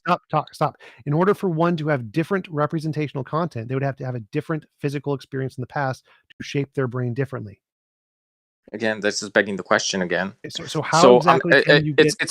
It's not clear what you're denying. So again, this is why I'm asking yes or no question. Your argument is not clear. That's why I'm trying to get you to address what is not clear. Like this analogy, how can two people who have exactly the same past experiences and the exact same experiences have a different content to their ideas? I'm not following that part. How do you get to that? Because that makes zero sense. That's completely gibberish. How exactly do these two people who have the exact same past experiences in every physical respect have different thoughts? That doesn't make any sense. Well, you must accept that they have different thoughts. If you accept that thoughts have representational content, and you accept that their subjective experiences are identical, I guess I'm gonna just put this into premise format. So you have to explain how is it the case? Okay, great. I'm gonna put it into premise conclusion format. So premise one would be that thoughts have representational content. That doesn't make sense. That's still, anytime you say representational content, that's gibberish. It doesn't make sense. If all you mean by representational content is the idea is an image that you think corresponds to something, sure. So you think representationalism about thoughts is incoherent? I think what you're saying representationalism. What do you because mean representationalism is just value. Okay, great. Thanks for giving me a chance to clarify that. So what I mean by that is that standard view in philosophy and science is that your thoughts represent external reality, a representational content. So if I'm looking at, let's say, a square box, they attempt to. Yes, they attempt to. So what? Yes, they attempt to, and they succeed sometimes in representing external facts. Yes. So that's all I mean by representational content. When you look at a box, presumably there's some feature of the box that is represented by your thoughts. Maybe not. Do you agree with that so far? Makes zero difference. Well, do you agree with that so far? No, it may or may not. It makes zero difference. So, like, if I'm looking at a box, box, but in some cases, it does correspond to some property. Zero difference. It makes zero difference whether or not the representation. It does make a difference because it's part of the first premise. Stop.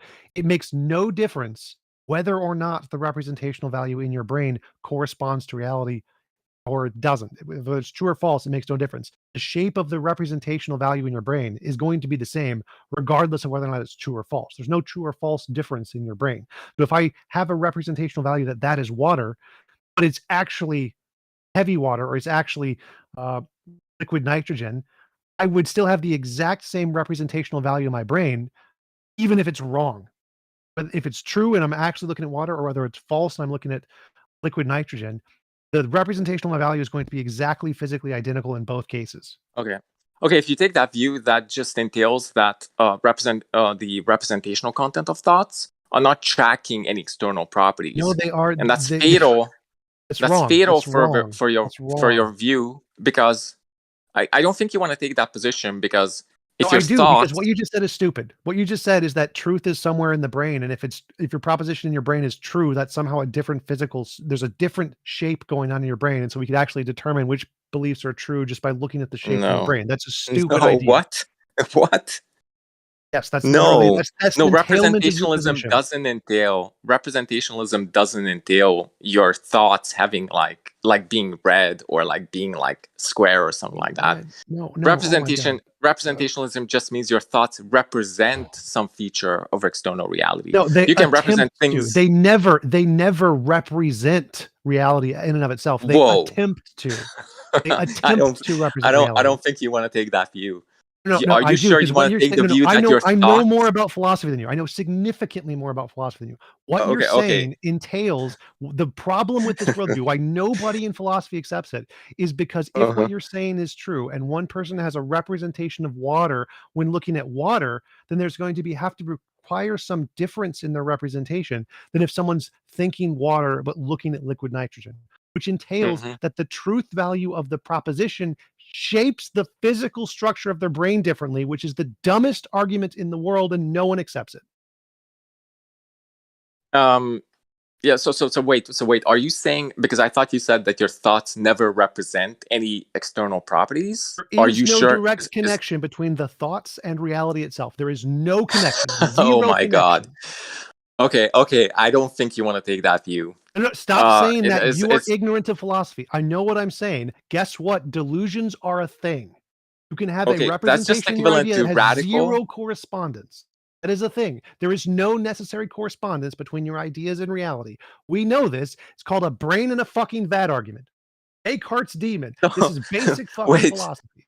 But Descartes' demon doesn't entail that plausibly your thoughts don't have any connection to external reality. It just means there's a possibility, but possibility is not plausibility. But you conceded something entirely different, something much more radical, which is that your thoughts never represent any feature of external reality. No, what you're saying is that there is some necessary connection between your thoughts and the reality they represent. There is not. There is necessary connection. We know that. Well, I'm not saying there's a necessary connection. I said there's no necessary connection. You're just not tracking what I said. I said sometimes your thoughts represent features of external reality. They can. And when they do, can. Okay, great. Great. Okay, sometimes they can. Okay, good. So they have representational content. Right. And that representational content has absolutely no change to the actual structure of the thought itself, whether it's physical or non-physical. Whether or not it accurately corresponds to reality changes literally nothing. So the representational content has nothing to do with the structure of the thought of the chemical and neurochemical process in your brain. Whether or not it's true has no effect on the structure. So if I'm under a complete delusion and I think I'm looking at water, but I'm actually a brain in a vat, the physical structure of my brain will be the exact same as if I'm actually looking at water. Okay.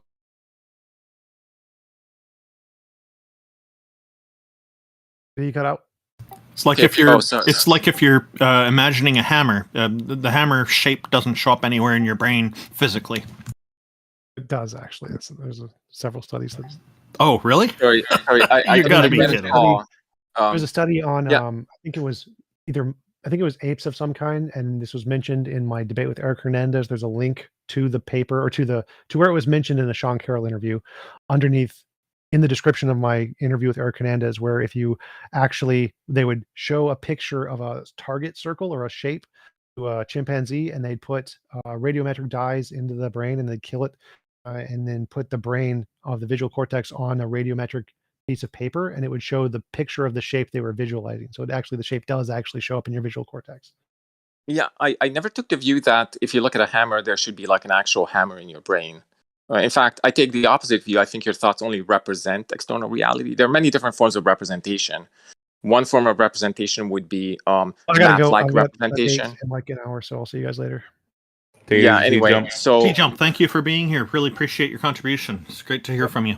Make sure to click the pins and go click all of T-Jump's links and follow him and subscribe. Give me money. Yeah, Lots of money. I actually get to thank T-Jump for the discussion too.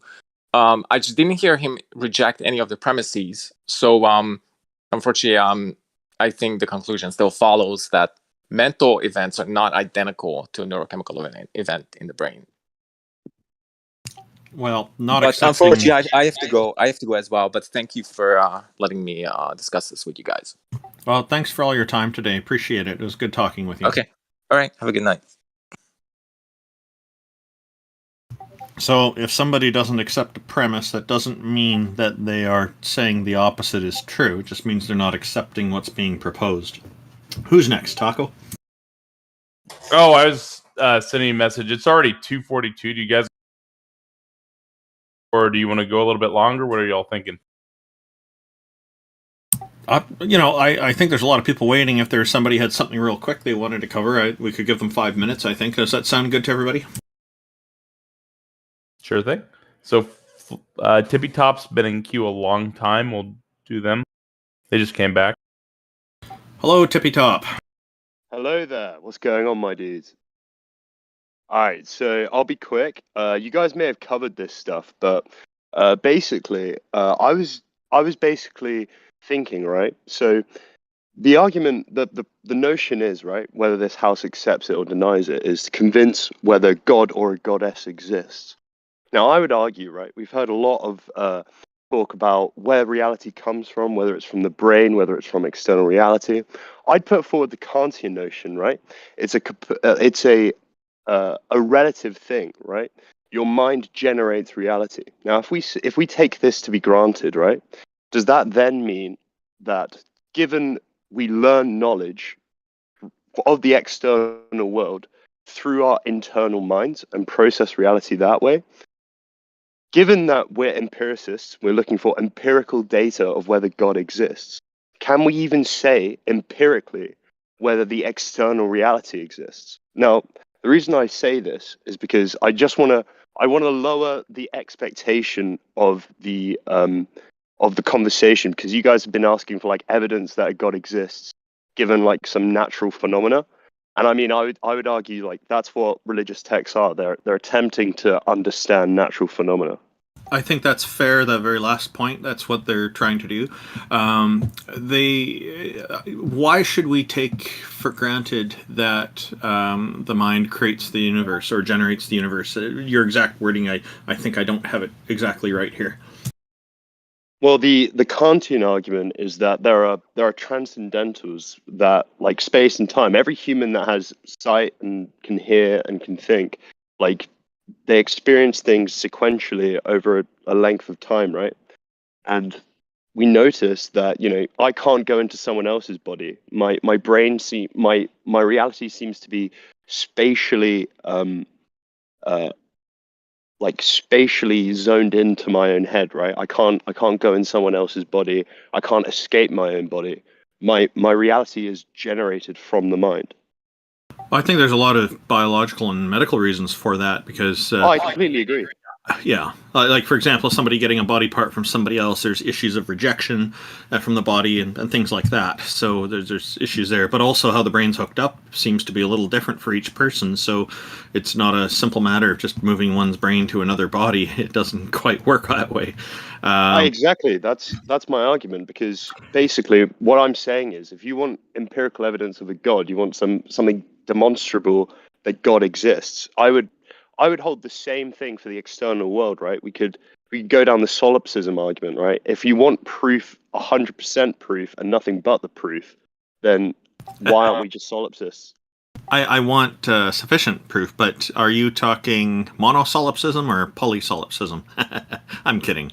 I don't think that necessarily concludes that, because it seems to be the case there's multiple people that we're living with in the world and we're able to interact with. I'm I don't get the feeling that all these people in the world are a manifestation of my mind somehow.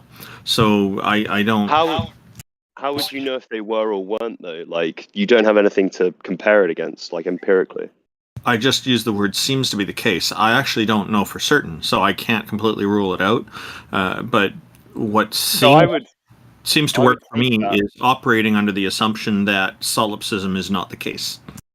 Okay, so I would take that and I'd run with it, and I would say that's a sign you're making a judgment, right, based on pretty damn good evidence. But I would still say that that's an act of faith, right? You're based on no empirics, right? You're basically saying the external world exists, and I'm going to interact with it as such, right? Yeah, from he's saying he's almost certain. Yeah, and correct me if I'm wrong, but he's saying he's almost certain it exists. Therefore, he just is trusting that he's trusting his senses, basically, right? He has no way around it. Like, it seems to be he has to receive the data and process it. If I'm interacting with other people, they have different memories. I forget, and then I come back and remember them. This doesn't seem to favor solipsism. Because under solipsism, should I not have access to everybody else's thoughts and memories? And the way the reality seems to work is there's objects that I interact with, and there's certain consistency I get from pretty much everything. If I move this glass of water across my desk to the other side of the desk and I leave the room and come back, it hasn't moved. Unless somebody else came in and moved it, and I'd be completely unaware of that. So, solipsism is an interesting idea, but it's not one that seems to be helpful to me or meaningful in any way to describe reality. And it seems to make things a lot more difficult. The simpler explanation seems to be that the simpler explanation that there are multiple people interacting and it's not solipsistic seems to be the simpler explanation that seems to make a lot more sense. And the simpler explanations have, for the most part, routinely turned out to be the correct ones in most cases. So, like, again, I can't completely rule it out. I'm just not seeing anything that's compelling enough for me to jump to it. Yeah, that's fair. I'll just explain why I brought it up, because basically I think there's a lot of similarities between a belief in God, right, and then a belief in the external world in the Humean sense, right? That the mind generates reality, right? And we constantly have to affirm that reality exists. Now, if we take the solipsist worldview, which is there is an experience and, everything else is, anything else is up in the air, then that's the cosmic skeptic, right? You just don't know. But whereas if some people who buy into some assumptions, like maybe a theist or, an atheist or people who aren't solipsists, they would make those assumptions based on like affirmations of a belief that they already have, right? So, for example, the most basic one for a theist would be, we're here, right? Something, whether or not it's anthropomorphized, something or somewhat created us, right? Whether or not it had intention, we're here now, based on the assumptions that solipsism isn't true and that is more than just an experience. So, if we buy into the assumptions of there is an external world, then I think that there's a logical argument to be made, maybe not of an anthropomorphized God, but of an abstract sort of perfect being. And when I say being, I don't mean an actual life force. I just mean being in the sense of ontologically, a perfect ontology. What would that even mean? Well, earlier T-Jump was talking about how the brain, we're constantly looking for truth. We're not getting there, but we can create truth apt statements, and it's that striving for the complete truth. Though we'll never get there, we're striving for that perfect truth. And the minute you what's a perfect truth? Well, a perfect truth would be a truth that we could verify outside of an observer, right? So if the clouds parted and God came down and said, look, this is true, and we would know it to be true. So, like, how... Are you talking about 100% certainty? Yeah, 100% certainty, we know it to be true. It's perfectly true. So the problem... Perfect, literally... Perfect literally means like it can't be better. There's literally no way it can be better. It's 100%. So the problem with it being perfect, as No Name points out in the YouTube text chat, thank you for that, is that it would imply that it couldn't be changed or couldn't add to it, is their wording. And that to me seems to be problematic for saying there's divine perfection and all this kind of thing. It's What do you mean by add to it? Change it, I think, is what they mean.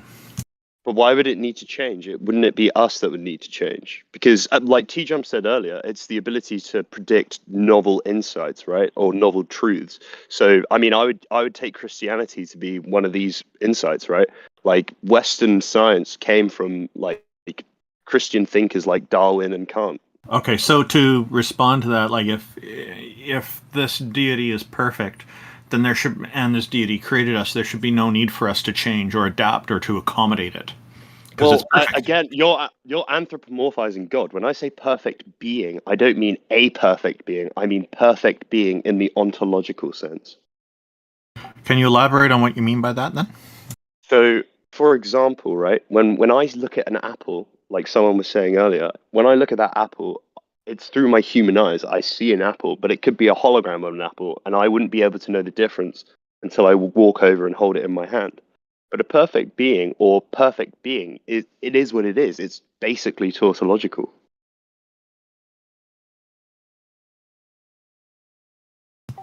Okay. So what's perfect though, and how would it apply to being? I still don't understand. So, I mean, it's kind of like the it's kind of like the core, like perfect beings basically. So, for example, it's hard to explain. I mean, is it the most simple thing? Yeah, it's the thing in of itself, complete and holistic in of itself. So you're just talking about like the quantum field or like energy or the singularity or something like that. I don't know. I don't know anything about quantum mechanics. Like I'm just talking about something independent of an observer, right? Which is theoretically impossible. Why the equivocation? What equivocation? You're saying perfect when that's not what you're talking about. You said you're talking about simple. You're using terms to mean other words that would better represent what you're trying to say. What? I'm trying to clarify. That's And what intentionally being is. confusing. I don't know about intentional, but what I'm trying to say is something that is in of itself, right? It's basically a tautology. When we try and investigate the world, as T-Jump said earlier, we're never going to get to the full truth, but we're striving to get to the full truth. We're trying to get to the thing of itself, but yet we're still doing it through our human means. We're trying to understand more. Full truth may not be fully attainable. The cosmos seems to be infinitely large, or it's very, very large anyway. I would also bring this back to the Bible and like Jesus. Like in the beginning was the Word, and the Word was with God. And in the Bible, God is referred to as, or the Spirit of God is referred to as logos, which then became logic. Well, obviously Aristotle used it first, but at the end of the day, the point is, I understand there are a lot of. It is a spiritual thing. I agree. It's not an empirical like I can show you this. But at the end of the day, I just think it's a spiritual heuristic in which people use to, as T-Jump said earlier, come up with novel insights.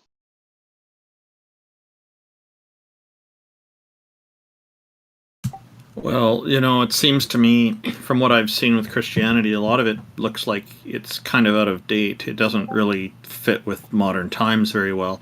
It certainly doesn't help us to explain how the universe works. The concept in the Bible about the stars falling out of the sky is kind of strange too, because apparently the authors had some interesting ideas about those that look more like fairy tales nowadays, now that we have a better understanding of things. I don't see why we need to hang on to these old books when we've got better information to replace them. Well, Plato said that, rationality's for the gold, but, the bronze, they need their stories too. So, Like the people, I mean, children, right? You want to teach them a lesson. You could read them a story, or you could punish them. I mean, it's allegory. A lot of, depending on your denomination, I mean, a lot of religions will even say as much, like it's allegory. You're supposed to, in Protestantism especially, you're supposed to come to God in your own way.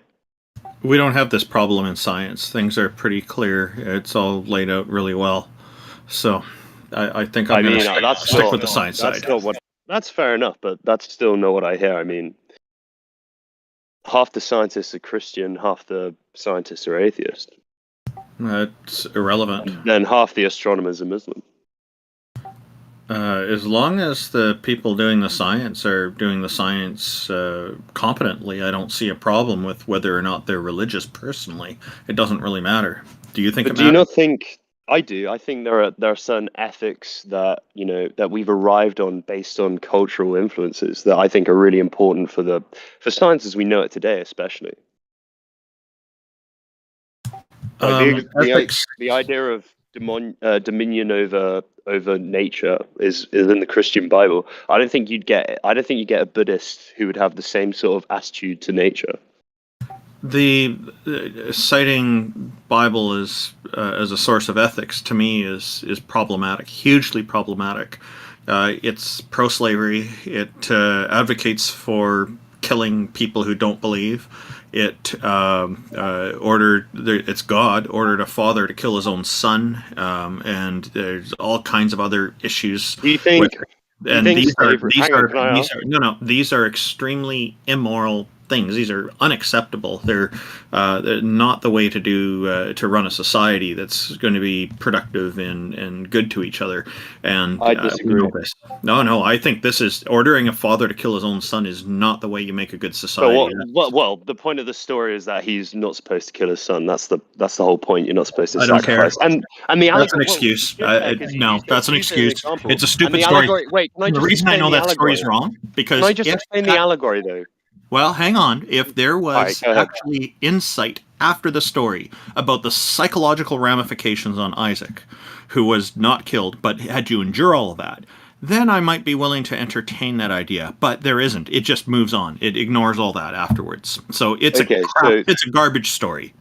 I understand that now we live in 2022 and we're able to communicate with people across the world and we're able to phone our friends for help whenever we're in distress. It's really great. But if we looked like 2,000 years ago or even like 200 years ago, if you're out in the boonies, right, you're on a farm, you're on a ranch, you know, you're farming, you're running low on food, right, and then one of your children's got typhoid, right?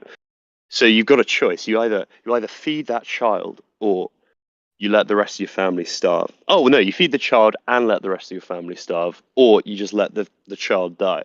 Now, these are very conflicting decisions. And throughout history, people have had to make sacrifices. And many cultures have ritualized the idea of sacrifice, even Christianity. So the idea of self-sacrifice, but also inflicted sacrifice on other people, like that inflicted sacrifice, Christianity is explicitly against. Which is the whole point of that story. If you're in a situation where you have to inflict a sacrifice on someone else, like you shouldn't be doing it. So the Bible is a very poor way to figure out how to cope with those kinds of situations. It's very central and focused on punishment rather than trying to help people. And it glorifies these horrible ideas. I think we've gotten a lot better than what that early attempt was, and it's time to move on. But then again, why would you think that it has so much resonance with society at large? I think because there's a lot of people selling it to people. They get them in when they're young. They get them in and repeatedly tell them the same message over and over again. And then, you know, the thing is, when people keep telling themselves the same message, or they're continually told the same message, eventually they start to believe it as real and have trouble differentiating it from reality. That's where the problem is. And the people who run these religions know this, and that's exactly what they're doing. And you take a look at Islam, they take it to an extreme by getting people starving themselves and repeating all these phrases from the Quran and praying 5 times a day or whatever it is, depending on their denomination.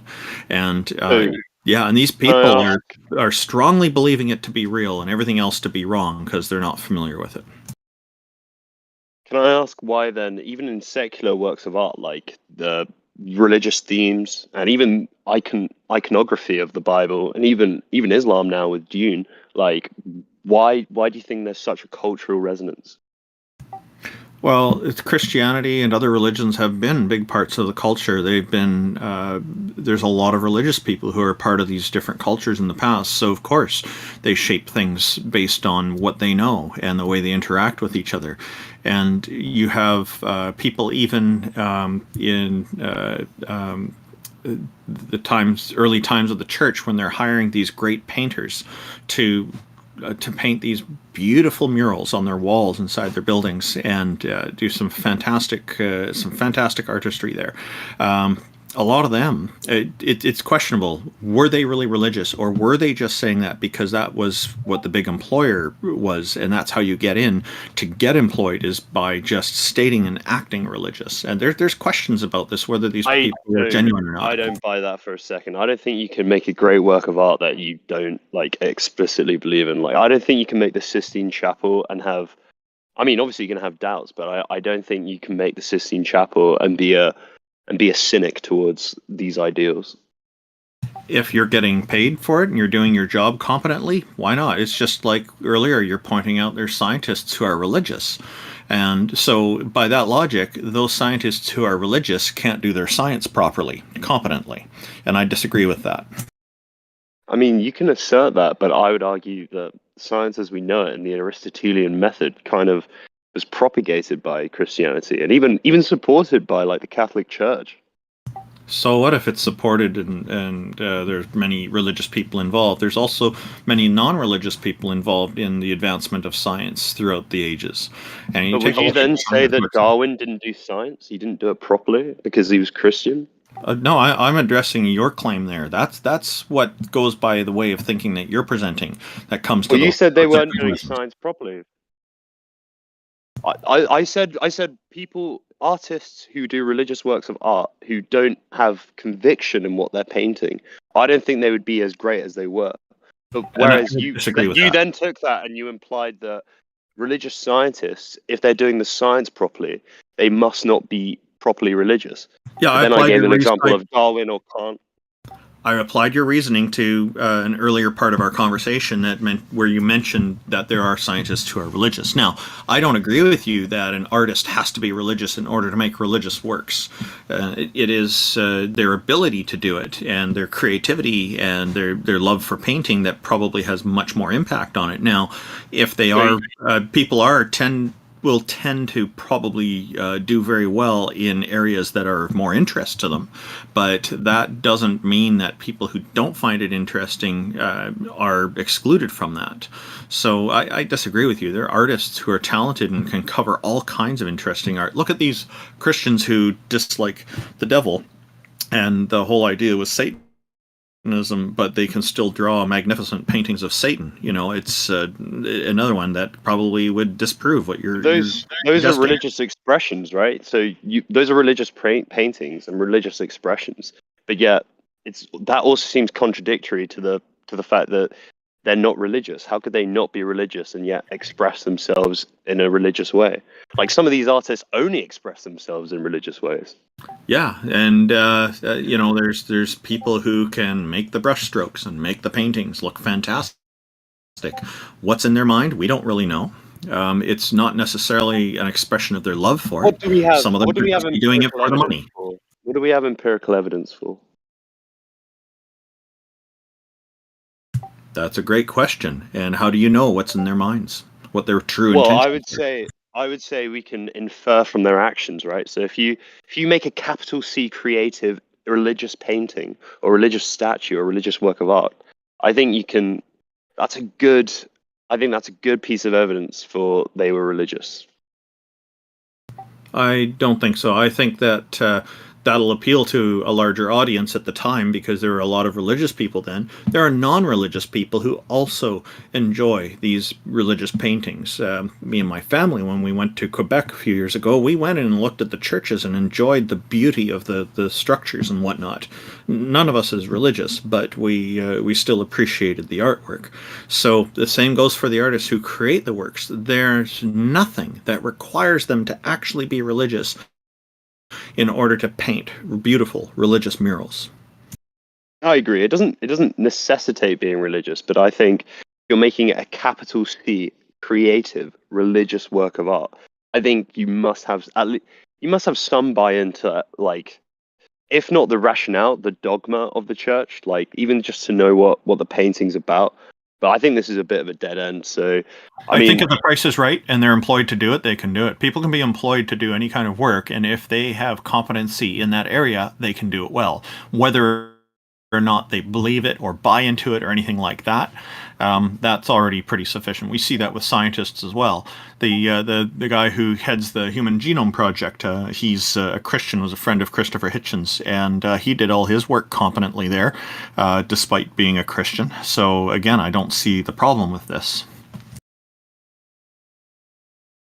Oh no, you're the one who brought the science. You can't be a proper scientist if you're not Christian. I was just saying, if you're doing a explicitly religious piece of art, you're the one thinking that science and religion are mutually exclusive. To me, empirical reality cannot contradict God. That's such a fallacy. That would be impossible. So a Christian scientist, like worth their salt, wouldn't go into science thinking, this piece of evidence shouldn't exist, therefore it doesn't exist. Oh, that does happen. But I mean, obviously. But the thing is, you're not understanding. You're not understanding me correctly. You were talking about reasoning, saying that one must be invested into it in order to make that beautiful art. And I drew a parallel based on something earlier that you said about scientists being Christian. And or being religious or something, and so I said, by your reasoning, that an artist must be religious in order to make the best beautiful religious murals. That the parallel is, therefore, by that reasoning, scientists must not be Christian in order to do proper, true, impartial science. And that's why I and it's not me. It's not a matter of me bringing it up. It is not a matter of me bringing it up. So for you it is a matter of drawing a parallel that you refuse to accept, and you're trying to twist it around. You don't want to analyze the parallel that you've drawn, right? Because from my perspective, where I'm sitting, the science doesn't contradict. Yo, what's up? For me. Yo, I'm so tired of these fucking atheist nerds talking, bro. Can we have a real conversation? All right. So when you say that, sorry about that.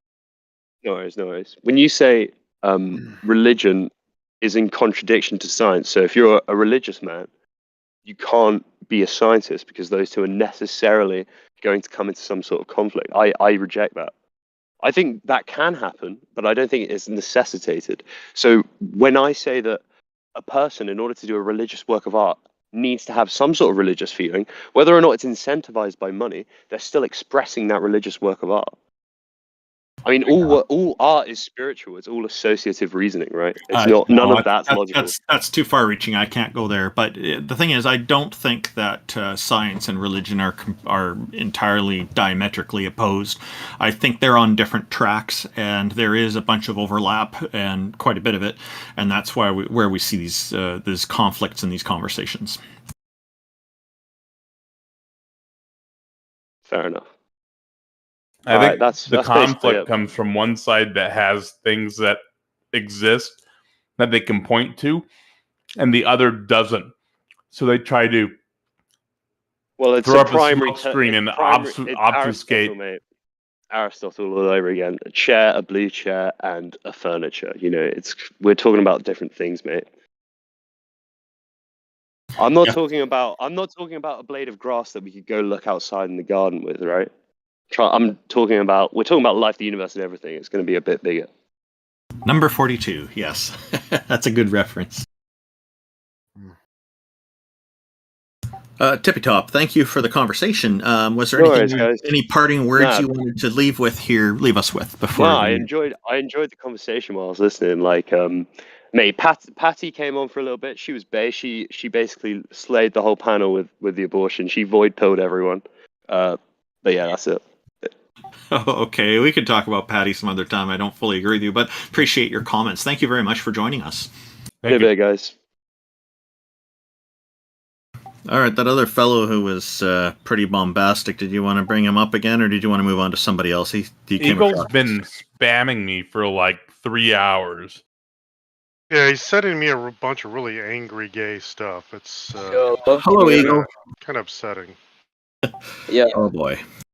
Hi, Eagle. Welcome. Thank you for joining us. What have you got for us today? So, do you believe the universe is expanding? Hello? That's a tough one. It seems to be the case. The problem I have with it is that we don't know how large the universe is, let alone the cosmos. But the science seems to point toward the section that we're in that is visible to us or detectable, discernible by us. Seems to be the case that it is expanding. So, it seems to be the case is the best I can give you there. It's not really a strong belief that I hold. Anybody else? This is demonstrated So, by. do you know the. Okay, you can go. I was saying, like, the expansion of the universe is indicated by the redshift in galaxies because they're moving away from us at an equidistant rate, which implies that they all spawned from a singular point, and they're all moving at the same rate from that point, equidistant from the center, like a ripple in a pond. Do you know when this was discovered? I think redshift was discovered in the 1960s. Alright, so in the Quran, 51:47, in the heaven we constructed with strength, and indeed we are its expander. That was like 1300 years ago. Well, yeah, I mean, So how 1300 is it years ago, predicted? most people could see that the sky stretched across. No, you just Most said it people was. see it as the You firmament. just said it was discovered. And the in heaven we constructed with strength. Yeah, like, and heaven doesn't indeed we refer to the are its cosmos. expander. And you're saying that's related to maybe, but that's a pretty broad leap, man. All right, we can Well, I mean, move like, on this to isn't- something else if you just want to dodge. All right, Well, so That's not Eagle, a it's not dodge. Eagle, That's it's pretty not a dodge. fucking broad leap off of one line that says You just said expander. no. It says we No, are you its just said expander. people knew. You just said people knew from before. Eagle, do you admit that the word heaven in the Quran can also refer to the sky? Yeah, so why does that matter? It Okay, literally does the said sky we appear to are be its stretching expander. across? Yeah, is the sky expansive? Does it expand across the entire point of view, the entire horizon? No, it's saying it's actively being expanded. It's not saying that it has already been expanded. That can't be the interpretation. Okay, well, the Quran does not do a lot to distinguish what 6th century, 7th century people would have thought about nature. Like, when we talk about the expansion of the universe, there's quite a bit more that goes into that than just the word expansion, right? The exact doesn't even say process that we're expansion. referring to It says isn't like, expander. it's not stretching, all right? It's in perpetual motion. And that's not what the Quran is describing. The Quran says nothing about cosmic background radiation or redshift in galaxies. It doesn't explain how this is observed by the people who are writing it or what exactly they're referring to. The word heavens in the Quran, just like in the Old Testament, is interchangeable with the word sky. So it was common belief. All right, so we can move on to the next point. So I'd like the to read Quran- a few other verses from other translations of the Quran that show this to have completely different meanings. Now, so we read the Sahih International. Now, Yusuf Ali, with power and skill did we construct the firmament, for it is we who create the vastness of space. Abul Allah Madudi. Do you even know? No, can you explain to me And where these heaven, we translations made it come with from? our own Do you even know power, who and these we have the people power are? to do so. No, you're just reading random translation, but Sahih Muskin Khan, International. with Sahih power did we International is construct the accepted as heaven. most- Verily, we as are able to rejected as the extend the most valid vastness of version. space thereof. That would definitely be a translation that would work better than the standard translation for your argument here. Pickthall, We have built the heaven with might, and we it is who make the vast extents thereof. Dr. Golly, and heaven it is also a sign. We have built it with our hands. So the point is, there's tons of different translations, and they all have different meanings. And you're using one that was arbitrarily picked in the 20s. No, I'm using the most used translation. That's the consensus that's used. Right, because it was arbitrarily picked in the 20s. No, it's not arbitrarily picked as someone with the most evidence. So that's why people follow it the most. So how did the Quran predict that the Byzantines would win against the Persians despite them significantly losing in the next 9 years? Can you talk about that? Wait, what? I can read the verse. Okay. The Romans have been defeated, and the nearest land, Syria, Iraq, Jordan, and Palestine, and they, after their defeat, will be victorious. Within 3 to 9 years, the decision of the matter before and after these events is only with Allah, before the defeat of Romans by the Persians, and after the defeat of the Persians by the Romans, and on that day the believers will rejoice. The believers, i.e. Muslims, will rejoice at the victory given by Allah to the Romans against the Persians. When these verses were revealed, the Persians had a massive victory, and it was like kind of insane to say that the Byzantines would win, but they did. So how did that happen? Yeah, I'm not familiar enough with the Quran to respond to this in context, but like if I were to predict, I don't know, that at some point in the future Russia will invade China, okay, potentially that could come true, right? This is an author who's present during a conflict, and he's observing the direction of that conflict, and he can make predictions about where that conflict will end up. No, that's like saying that, like, how could a side that's losing a war would just come back miraculously and win. You can't just say, oh, it's just a guess. You have to actually explain like how. And there's multiple verses that predict the future. You can't just say they're all predictions and they're all just guesses. If you can't provide one instance where it's false. Well, I mean, I can read you an article on the subject that understands the matter a little bit better than I do.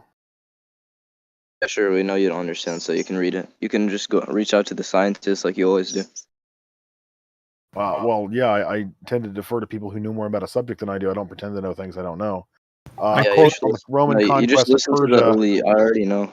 You as the don't prophecy understand. stated, the Byzantines did become victorious over the Persians, who had at first defeated them. Yet there are fundamental problems with this alleged prophecy. According to Yusuf Ali, the Arabic word for a few years, quote, bidun, signifies a period of 3 to 9 years. Yet according to the historical records, the victory did not come until nearly 14 years later. The Persians defeated the Byzantines and captured Jerusalem at about AD 614 or 615. The Byzantine counteroffensive did not begin until AD 622, and the victory was not complete until AD 628, making it a period of between 13 to 14 years, not a few years alluded to in the Quran. Are you actually this retarded? You're assuming what it's saying is at the start of the war. They're saying it in the middle of the war. The 14-year period was from the start till the end. Well, I mean that's even worse, because if you're in the middle of a war, you can you can predict the trajectory of a war. In the middle of the war that the Eagle, plenty of people winning. Plenty of people predicted the trajectory of World War II, right? It was predicted that if the United States got involved in World War II, that the German offensive would be lost. But prior to the involvement of the United States, the Germans were winning. That's if a new country intervenes. But in this instance, a new country didn't intervene. They just started winning. Okay, but Eagle, out of curiosity, do you have a strong understanding of this particular period of history?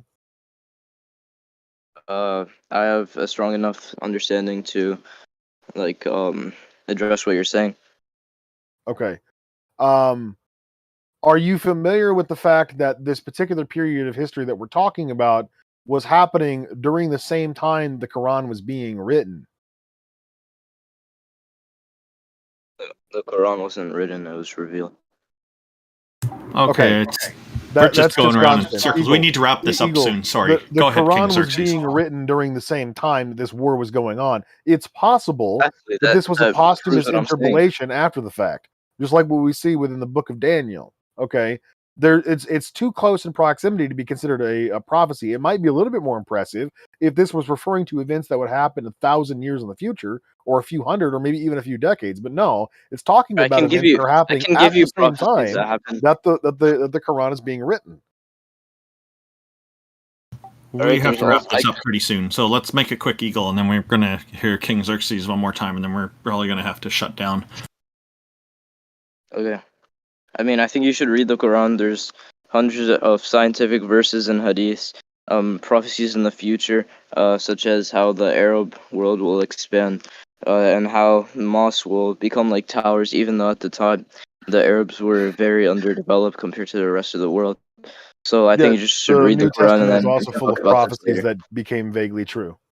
Yeah, well, the New Testament has errors, but the thing is, you haven't provided any errors. So if a book is 100% true, then you accept it as true. I can But if provide a book plenty of is errors in the 90% Quran, true, but all generally right, your then tell me go-to one. excuse is just to say you don't speak Arabic, therefore opinion invalid. No, you can point out the errors, then I can tell you why you're wrong. Okay. What part of the body manufactures semen? Oh, you're talking about that verse? It's. You can read the verse. I know what you're talking about. Yeah, it says that people are formed from a spurting fluid developed between the backbone and the rib bone. So the current read the verse exactly, and then I can talk about it. The current Muslim exactly what it says, apologist response to that is that the muscles that when that thing happens in your back are what that's talking about. That's the current explanation that Muslim apologists give. But you have to give the verse and read exactly what it says so I can respond to it. So, Unfortunately, I'm sorry, but we've really run up against running out of time here. We've gone a lot further than we should. Literally, you let other people speak for like 1 hour. I spoke for like 5 minutes. Stop. Would you like to join us next time? We'll be on again in 2 weeks, and we can continue this. Yeah, sure. Just read the Quran and then come back to me, and let's see. Okay, well, we'll see you in 2 weeks. I think reading the Quran is your final message here. Go ahead, King Xerxes, and then I think we're going to close things down. Yeah, the passage is that it's Surah 86:7 or 86:6. It says, quote, "He is created from a spurting fluid emerging from between the backbone and the ribs."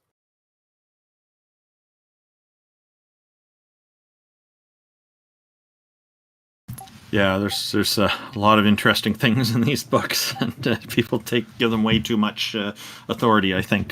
King Xerxes, do you have any final observations about that interaction? Not really. I don't debate Muslims over the Quran because every time you try to critique the Quran, they just fight you over whether or not you can speak Arabic, and I don't speak Arabic, so I don't try and like argue about the Quran. I know a lot about the Bible. I can argue about the Bible, but not the Quran.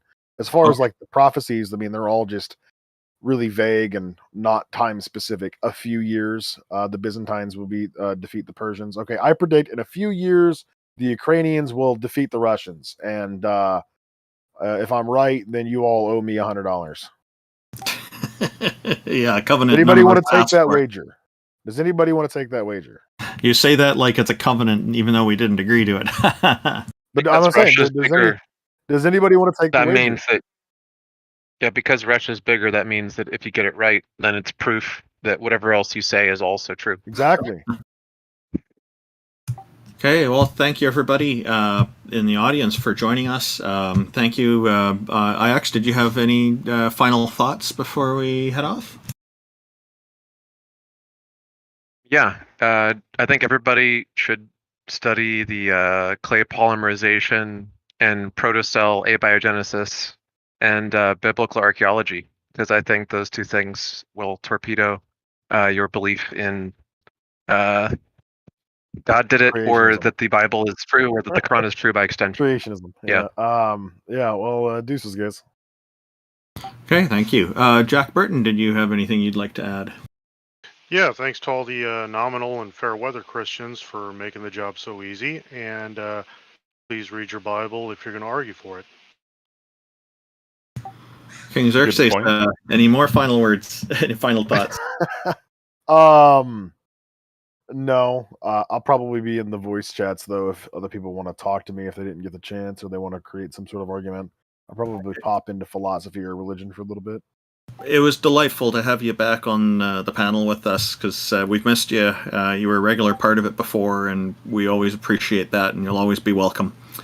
Yep. Well, my reasons for leaving remain the same. So no problem. Taco, any final thoughts before I close things up? Thank you, everyone, for coming. If you're listening to this on the stream, politics.gg or discord.gg/politics is the link. Sorry, got that wrong there. Make sure y'all click the link. Also, everybody has a ton of links pinned in the Heathen Hangout chat, so make sure you click those. That's everything on my end. Okie doke. Bye. Okay, thank you, guys. All right, so we'll go. You want to say anything, Randolph? Oh yeah, I just shared your links to those two articles about the clay and stuff. I think it was an abiogenesis. I got to learn to say that word properly. Thank you. I just shared those in Discord and YouTube again. Hopefully that'll be of help to people. Thank you to everybody for tuning in. With the Canadian Atheists, we do have one event coming up on September the 24th. It's a Saturday in Stanley Park. And if you go to our website, you can read about it. It's a free event. Anybody's welcome to join. And it's at www.canadianatheists.ca. I appreciate everybody being here and conversing with us. These events are a lot of fun. They can be quite trying at times, but it's good exercise to go through this, and people get a chance to test their ideas, get opportunities as well to respond to those ideas, and I think overall everybody can benefit. What the goal here is to also engage in what I like to call the free exchange of ideas. So again, really thank you to everybody for being here, and I appreciate Taco for organizing all of this. Well, this is not just me, it's the whole server and you guys, and this is a whole team effort, you know? Yeah, and a special thanks to the Politics Discord, as you had just mentioned, for providing this wonderful stage for us. Okay, take care, everybody. Have a great weekend. What's Perfect. left of it? I'm not closing this down, so it'll save it for next week, but you guys can go ahead and exit the stage. Oh, okay. Yeah, so that's fine. Thank you very much. Thank you, everyone.